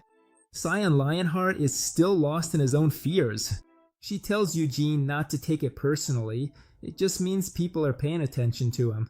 Since she came in person, that test should be over soon. Opening her pocket watch, she says that for 3 minutes, if he can withstand her attacks, she'll personally escort him straight to the castle. Mac asks if she's serious. With a piercing look, Carmen says that if he manages it, no one will have any reason to test him anymore. She then adds that if 3 minutes seems like too much, they can make it just 1. Eugene laughs and finally understands why she's always been so confident. He smiles back at her and says he's still young. So isn't she a bit too old to keep this up for a full 3 minutes? Her watch suddenly stops. The other members of the Black Lion look on in shock. Carmen tosses the watch to the vice captain and tells him he'll have 1 minute. That should be enough time for her to teach him a proper lesson. Eugene doesn't show any fear and draws his sword. Carmen charges in and he blocks her kick with his arm. He tries to strike through the opening, but she catches the blade with her bare arms and follows up with a punch that knocks him down. Even as he slides across the floor, Eugene stays upright and Carmen is impressed. Now she notices that he's carrying 2 swords. She had wanted to break at least one of his bones, but his reactions were better than she expected. So she decides to get more serious and charges again. This time, he deflects her blow with the sword in his left hand and goes for a thrust while she appears open. Carmen blocks him and immediately launches another strike. Eugene barely manages to stop it, and the clash creates a powerful shockwave. She doesn't give him a chance to catch his breath before unleashing another barrage of attacks. The protagonist is amazed by her skill and thinks she would have been famous even 300 years ago. Just by her aura alone, she could be on the same level as Emilia. Even so, he can't be sure. Emilia fought to the death, and he regrets not being able to face her with his full power. Even with ignition, he knows he still can't defeat Carmen at this moment. Carmen punches his sword, and Eugene barely absorbs the impact. His sword shatters completely, and she says the 3 minutes are up. He tosses the broken sword aside and declares the test over. Carmen stares at him and realizes that the whole time really has passed, and she never landed a decisive blow. She held back, of course, but not being able to beat a kid like that still stings. She asks if there's still a minute left, and Eugene says he had been keeping track. That makes her snap. Was he keeping track of the time while fighting her? He says it wasn't hard, since she was going easy on him. At that moment, someone walks in clapping. He says the whole fight was incredible. When Eugene looks up, he notices the demon weapon next to the man. He recognizes it as the pulverizing hammer, once used by the Demon of Carnage. So, this must be its new owner. It's Dominic Lionheart, captain of the 1st Division of the Black Lion Knights. Dominic praises the MC for fighting like that at just 19 years old. He says he had heard a lot of stories about his talent and assumed they were exaggerated, but the truth was the opposite. Eugene bows and thanks him for the compliments. Then, Dominic asks Carmen if she still thinks more proof is needed. Looking down a bit, she says this was enough. Then she tells the protagonist to follow her to the castle. Sometime later, Seal catches up to him and starts scolding him. She asks him how he could leave her like that. Eugene points out that she found him just fine, and even congratulates her pet for bringing her here on its own. In fact, he's glad she came. He still needs a ride to the Black Lion Castle. Seal blushes, thinking he wants to travel with her on the Wyvern. The MC asks if she has a problem with that. She quickly says she doesn't mind at all. Later, several Wyverns fly toward the castle on the mountain. Seal tells Eugene to get closer before he falls, but he says a fall like that won't kill him. She complains that he shouldn't grab Draggy's scales like that. He says that if it can't handle that much, it's just a flying lizard. Seal insists that Draggy is a wyvern and sensitive. So Eugene moves closer, puts his hands on her waist, and asks if that's better. Smiling, she said yes. A moment later, she starts to veer off course. The protagonist asks her what she's doing. Seal turns around and says they're taking a little detour before heading to the castle. He complains, but she says that all he'll hear there are pointless complaints. Then she tells him to just enjoy the ride for now. Sometime later, at the Black Lion Castle, Carmen walks through the halls with Eugene. She explains that the Black Lion Order doesn't have many members, and for a family that's lasted more than 300 years, the order is too small to protect everything. McCann asks what they can do, since, unlike the White Lions of the main house, the Black Lions are made up only of family members. Carmen says their job is to clean up Lionheart's dirty business, so outsiders can't be allowed in. Then she asks Eugene to join the Black Lion Knights. He reminds her that he already turned down that offer years ago. Carmen says that back then she hadn't seen his talent with her own eyes, but now she has, and he is worthy of becoming the disciple of the 2nd Division captain. He asks what kind of person goes 2 years without accepting a student, and she says it's just because of his personality. Even so, his skills remind her so much of that captain that she wouldn't be surprised if the man had trained him himself. Eugene says he never met the 2nd Division captain, but Carmen insists that becoming his disciple would help him, and that the Black Lions are a great honor for the family. The protagonist says he'd rather protect his own honor first. Carmen then explains that the elders are being cautious with him, especially because what happened in Niema seems suspicious. The MC's expression hardens, and he asks her if she thinks he was plotting something with those people. Carmen says it's probably nothing, but even so, they can't ignore it. Something like this has happened before in the family. She adds that Eugene is in a strong position right now. People are offering him all kinds of deals, and it's possible that someone has even promised to help him become patriarch. He quickly says he has no interest in that.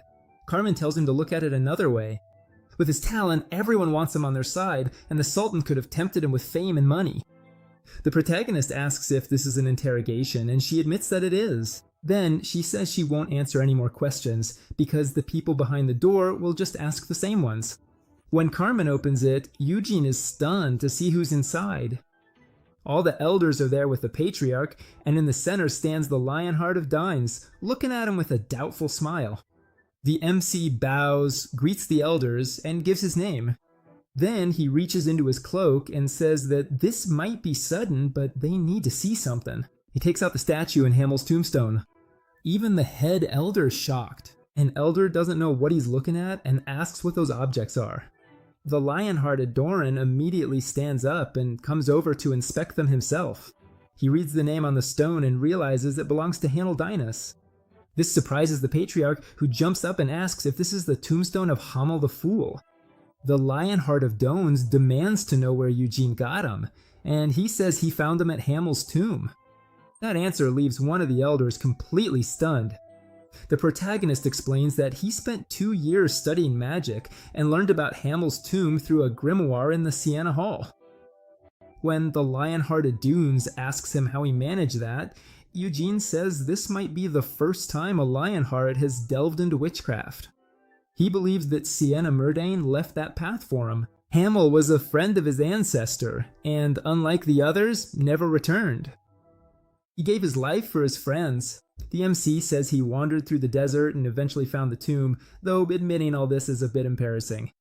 When he arrived, the tomb was already in ruins, only the statue and the gravestone were still intact. There was also a Death Knight made from Hamel's body, and after defeating it, he ran into Noir. An old man speaks up and asks how he made it back alive after running into the Assistant of Death. Eugene says that the Demon King of Incarceration intervened. The moment he says that, the Patriarch looks at his son in shock. Another old man asks if the ruler of Helmuth really showed up in person. He says that he stopped Noir from draining all his strength and gave him a warning. Freedom without responsibility is just laziness, and his kindness won't last forever. Dorian is visibly alarmed by that. Eugene thinks he has to deliver the message, since he doesn't really know how far his friend's promise goes. He adds that the Demon King said if people don't show him respect, he won't show it either. That leaves Dones deeply unsettled.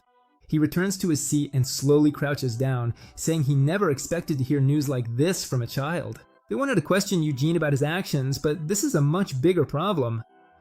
An old man says that peace should last as long as they don't push their goodwill too far, but the Patriarch warns that if the Demon King ever feels threatened, peace will end sooner or later. Nahama has attacked Tureth for centuries, so he thinks the imprisonment might have been because of that. Doines tells him to go and ask the Demon King himself. Even so, he says he wouldn't be surprised if peace collapsed at any moment. The 2 strongest Demon Kings are still alive, and their forces are spread across the continent. 300 years ago, Vermouth Lionheart and his companions defeated many demons, but imprisonment and destruction never disappeared. So he asks who in this era could defeat either of them. Not him, not his grandson, not even the Patriarch. The head of the family says this isn't just a threat to the Lionheart family, but to the entire world. Even so, the old man reminds them that they are descendants of the great heroes. If war breaks out again, they will be forced to stay on the front lines. Then he asks the patriarch if the family is truly prepared for that. Another elder says that neither Keel nor the Lionhearts are the ones insulting the Demon King. It's the Empire and the Alliance against the Demon Kings. They hate the rulers of Helmeth so much that the moment they hear this warning, they'll want to invade them with everything they've got. Doan's Lionheart dismisses that as theatrics and says they'll carry it out the moment things get serious. Eugene listens to the elders argue and thinks they're incredibly slow. He doubts that war will break out soon, and either way, his goal hasn't changed. He still plans to kill the Demon Kings. Then Doynes calls the protagonist over and asks what he plans to do with the items. Eugene says he wants to place them near his ancestors' resting place. He asks Dines to read the tombstone. The elder starts off with insults, but the MC tells him to keep going. Soon he gets to the part that honors a brave friend who gave his life for his companions. He says that his ancestor mourned Hamel's death, so it's only right that Hamel's stone rests near him. He adds that he didn't study under Sienna Merchant herself, but under Lavellian Sophis, who inherited her teachings. That means Eugene is in Sienna Merchant's lineage. He's also a descendant of the great hero, and the only one who actually came to honor Hamel. That's why he believes he should be the one to return the statue and the tombstone to his ancestor's grave. Doynes already understands what the boy's getting at, but Effie points out they can't just let anyone go there. Even so, after hearing his objection, the patriarch speaks up and says that he also believes Helmeth's tombstone should be placed next to Vermud's. Carmen adds that Eugene was the one who brought both the statue and the stone, so it makes sense for him to deliver them himself. After hearing that, Doyle's lion-hearted spirit says they'll clear the way to the tomb.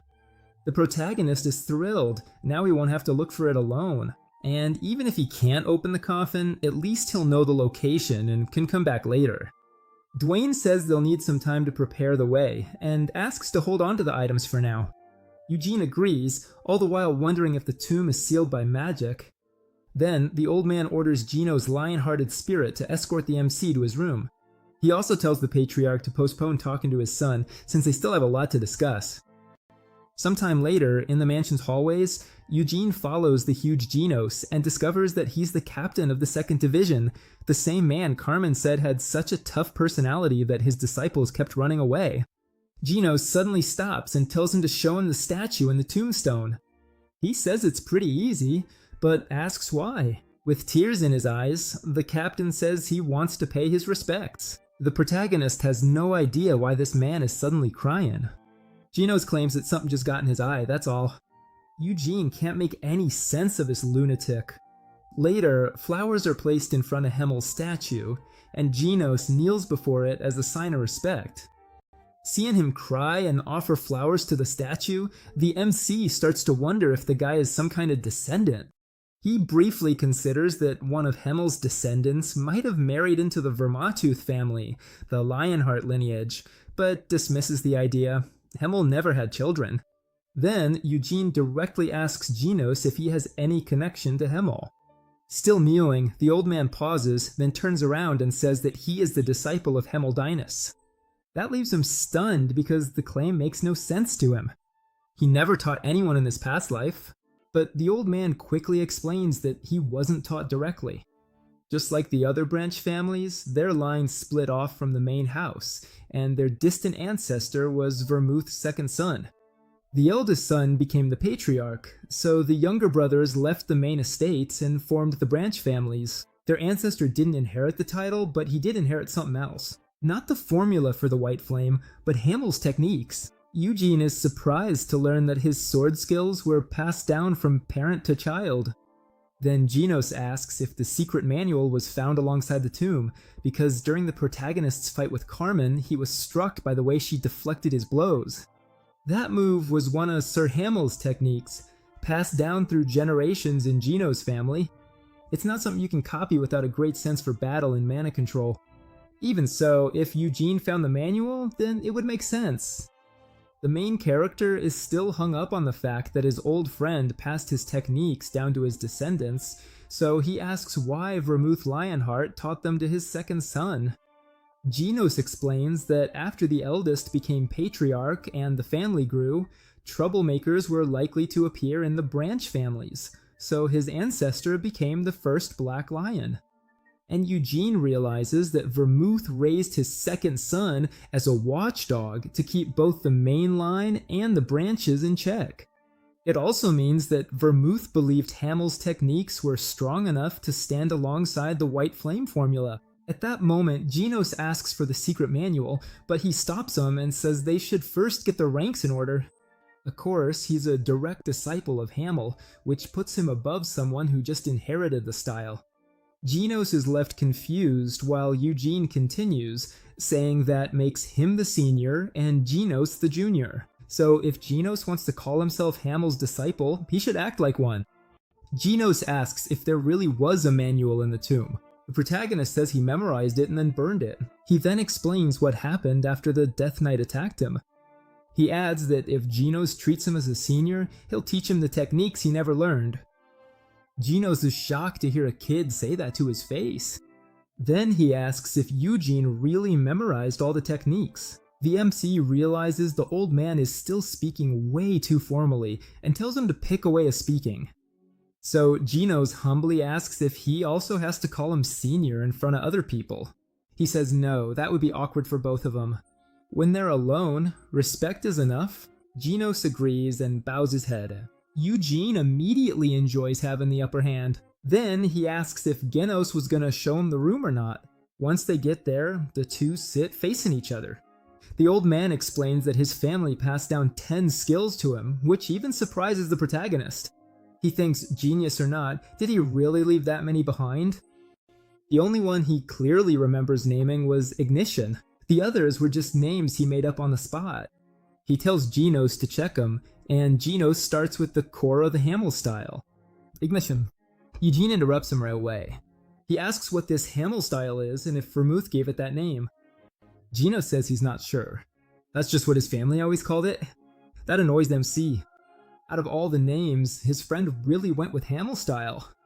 Genos keeps listing the 10 techniques, but the moment he hears their names, the old memories he wanted to bury come rushing back. He remembers his past self shouting, "Asur's Fury," as he unleashed a storm of attacks. Sienna asked him if he'd lost his mind, yelling while swinging his sword around. Hamel replied that she threw out little flames and called it something like a burst of flames. Embarrassed, she said she didn't name it herself. Mages have to say the names of their spells before casting them. Then Hamel pointed at Annis and said that the saint just lit up a bit of light and shouted something like, "Divine Cross." She replied that at least her light actually formed a cross. Then she asked if yelling "Asur's Fury" really made him stronger. He proudly said yes, shouting made him feel stronger. Mullen immediately agreed and said it sounded awesome. To him, when Hamel used it, he really did look like Ashura. Now Eugene can only cringe at that phase of his life. He says he only used that name for a few years, and then forced himself to forget it, but Vermouth remembered and passed those names down to his children. He remembers shouting "Thousand Thunders" while Vermouth watched. After hearing it once, Vermouth memorized the name of the technique, and that's why those names survived for 300 years. Just imagining generations of Lionhearts training while shouting "Eternal Purgatory" gives Eugene a headache. He's so angry that he almost wishes he hadn't been reincarnated. He wishes he could have come back just to punch his younger self. Before he can keep thinking, Genos asks if those names were written in the secret text. The protagonist says that the books didn't have any of that nonsense. He explains that those names must have come from when Hamel was still young and foolish. Genos is stunned by that. A moment later, he warns Eugene not to underestimate those techniques. The MC clarifies that he respects Hamel's skills, the problem is the names. Then he tells his son to put a hand on his chest and answer honestly, doesn't he also think those names are embarrassing? Genos thinks about it for a moment, then remembers that Carmen's final move is called Destiny Destroyer. Eugene tells him to forget about the names and just write down the technique so he can correct any mistakes. A while later, Genos starts writing furiously, like he's inventing the theory of relativity. While he's working, he asks if he's ever been inside Vermouth's tomb. Genos says that every captain has to go there and swear loyalty to the family. The protagonist asks what kind of place his old friend is resting in. Gino says it's not flashy, but in a way, it's like a temple. Maybe Bermuth became a god after death and was placed there to be worshipped. Curiously, Eugene doesn't rule out that idea. If Bermuth really reached that level, it might be possible to bring a dead friend back. Even so, if he really had become all-knowing and all-powerful, why would he have fought against Sienna? Finally, Genos finishes writing and hands the paper to his superior. MC reads all the techniques and thinks it's a complete disaster. Time changed them, and people fixed the awkward parts. After looking at it, he says it's pretty different from what he remembers. The first thing he does is cross out the title. Genos asks why he's removing the Himmel-style name. Eugene says that the technique isn't good enough to bear his name, and if he chains himself to it, he'll never go beyond his own limits. While he rewrites almost everything, he says that true mastery means thinking beyond the old framework. Then, Genos asks if he has fully mastered the technique, and says he wants proof of how deeply he understands the Himmel style. Eugene stands up, draws his sword, and tells Genos to watch closely. Then he activates the white flame formula. A small vortex forms at the tip of his sword, and quickly grows larger and larger. In the end, it bursts into a white light. Genos is shocked. It's an infinite purgatory. Eugene asks if that answered his question, but Genos asks to see the poltergeist ages too. The protagonist refuses. He tells him not to push his luck, and orders him to take the paper and leave. Before Genos leaves, the MC adds one more thing. If Carmen or anyone else asks him to become their disciple, he must refuse immediately. Genos asks if that's really necessary. For a second, Eugene thinks his son is trying to challenge him, but Genos says that's not the case. He starts to threaten to take back the technique, and the old man quickly agrees to refuse anyone. A few hours later, the protagonist is having lunch with his sister. He's piling up meat to regain his strength, while Seal watches him with a bright smile. She asks him what he talked about with the second commander all day, and if he decided to join the Knights. Eugene says no, he just taught him a few things.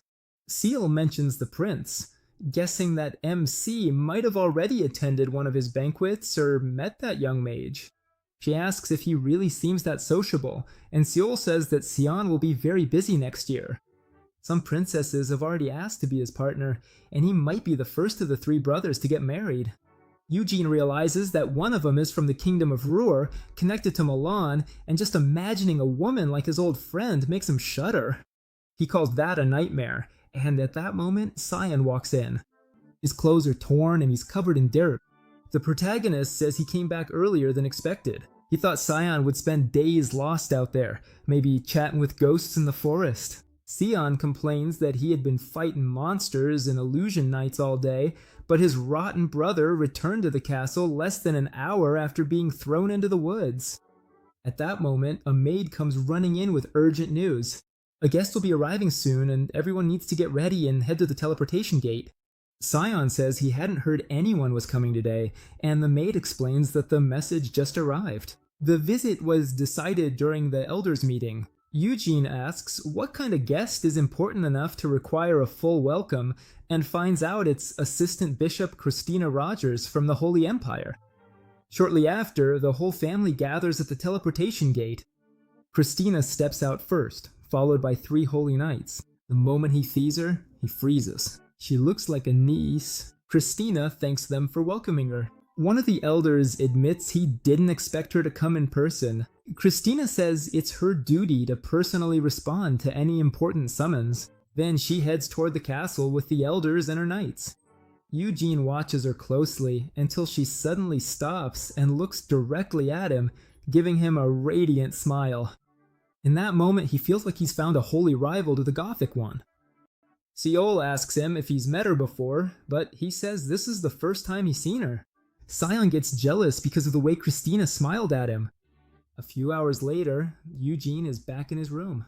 He finds out that Christina Rogers is the adopted daughter of one of the 3 cardinals of the Holy Empire and is part of the line that followed a niece.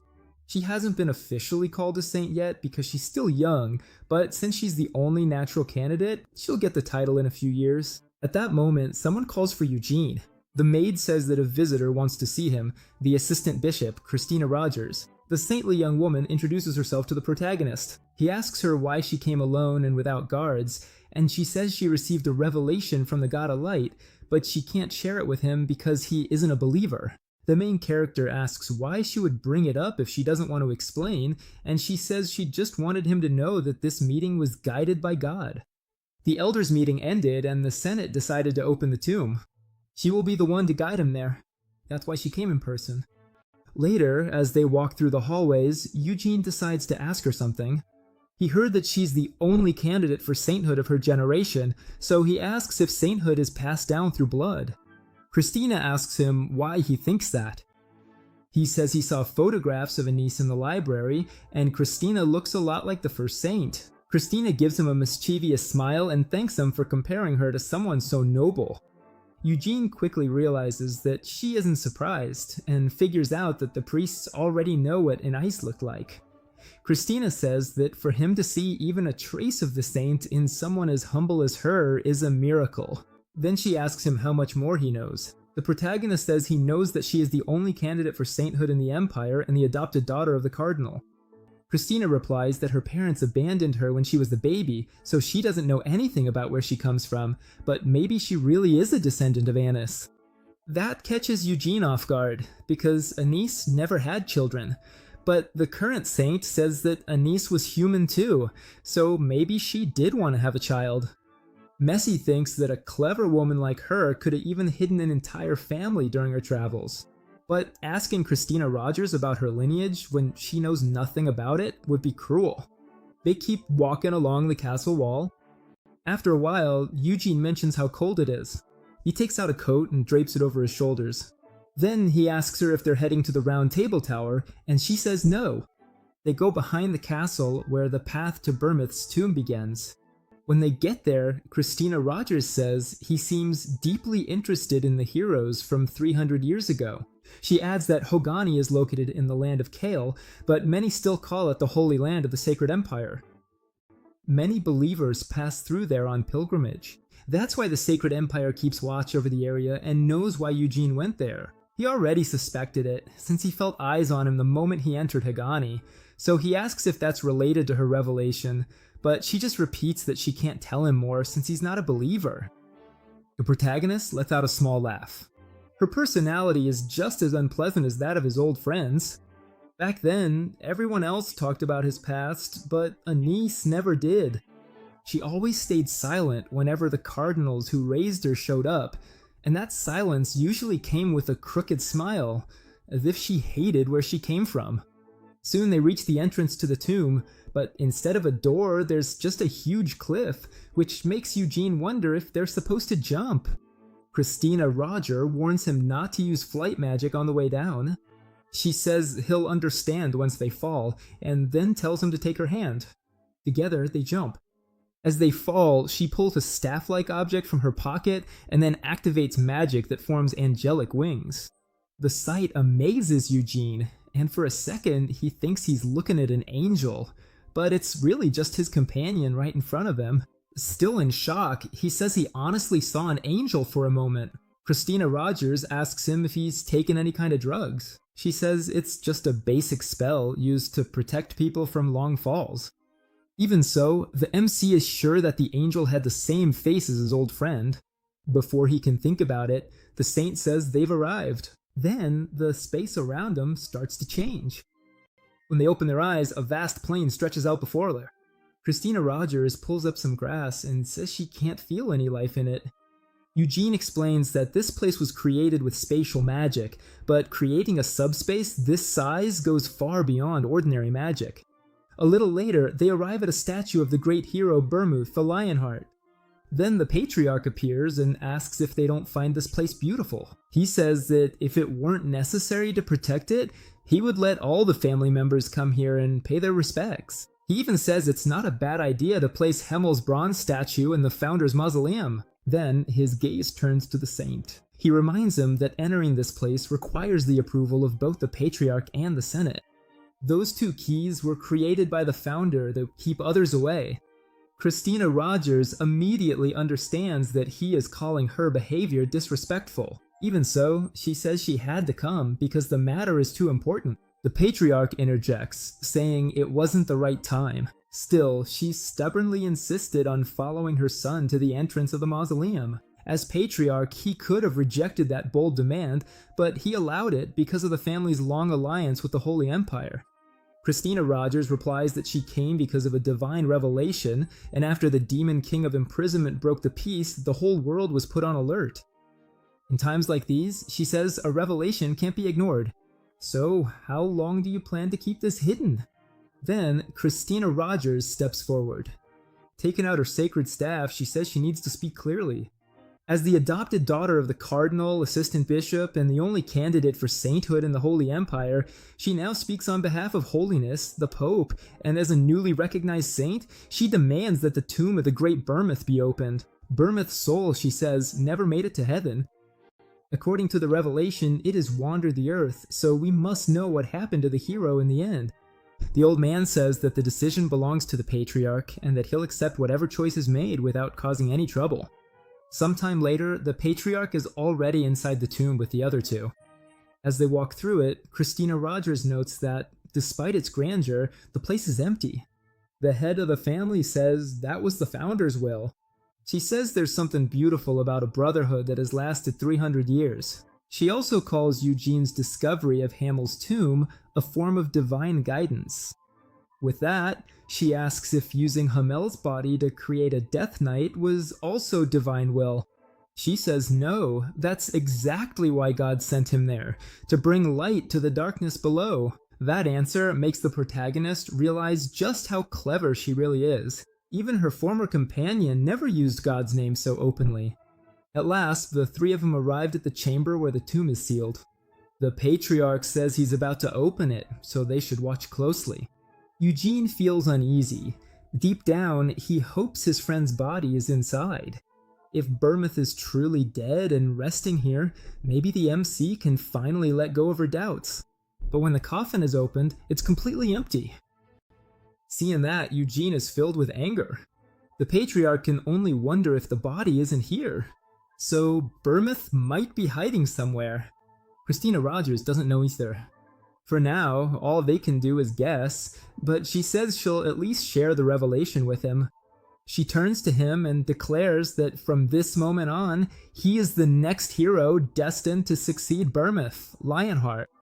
She says this is the will of the Pope, the God of Light, and her own will as a saint. Personally, she believes that Eugene might even be the reincarnation of Bermouth, Lionheart. And if that's true, then that explains why his soul never entered heaven. He stayed behind to face the dangers that still threaten this world. Hearing that, the protagonist bursts out laughing, as if he's already tired of all this. With a cold voice, he asks what kind of nonsense they're talking about, and why her god thinks he can interfere with people who are just minding their own business. For starters, Eugene doesn't even believe that the god of light exists. He's MC Lionheart, not some hero she can shape just because she wants one. If she needs a hero so badly, she can turn one of her own believers into one. Then he looks over at the patriarch. He apologizes for his tone, but says he has no intention of accepting anyone's claim that he's a hero. He doesn't plan to become the patriarch, nor does he want to join the Black Lion Knights. That said, he won't dishonor the Lionheart name, so if possible, he wants his father to keep supporting him like before. Intimidated by his son, the patriarch quickly agrees to respect his choice. Then, Eugene puts his hand inside his coat and says that the saint can pass a message to her mighty god of light. He raises his middle finger, leaving the patriarch stunned. Christina Rogers is just as shocked by what he did. Then Eugene turns around and says he's done talking. He goes to bed. His father asks about the bronze statue, but the protagonist says that Hamel wouldn't want to rest in a place where his companion isn't. And that's where the second season of Damned Reincarnation ends. When the third season comes out, it'll be back on this YouTube channel, so leave a like and subscribe. See you next time.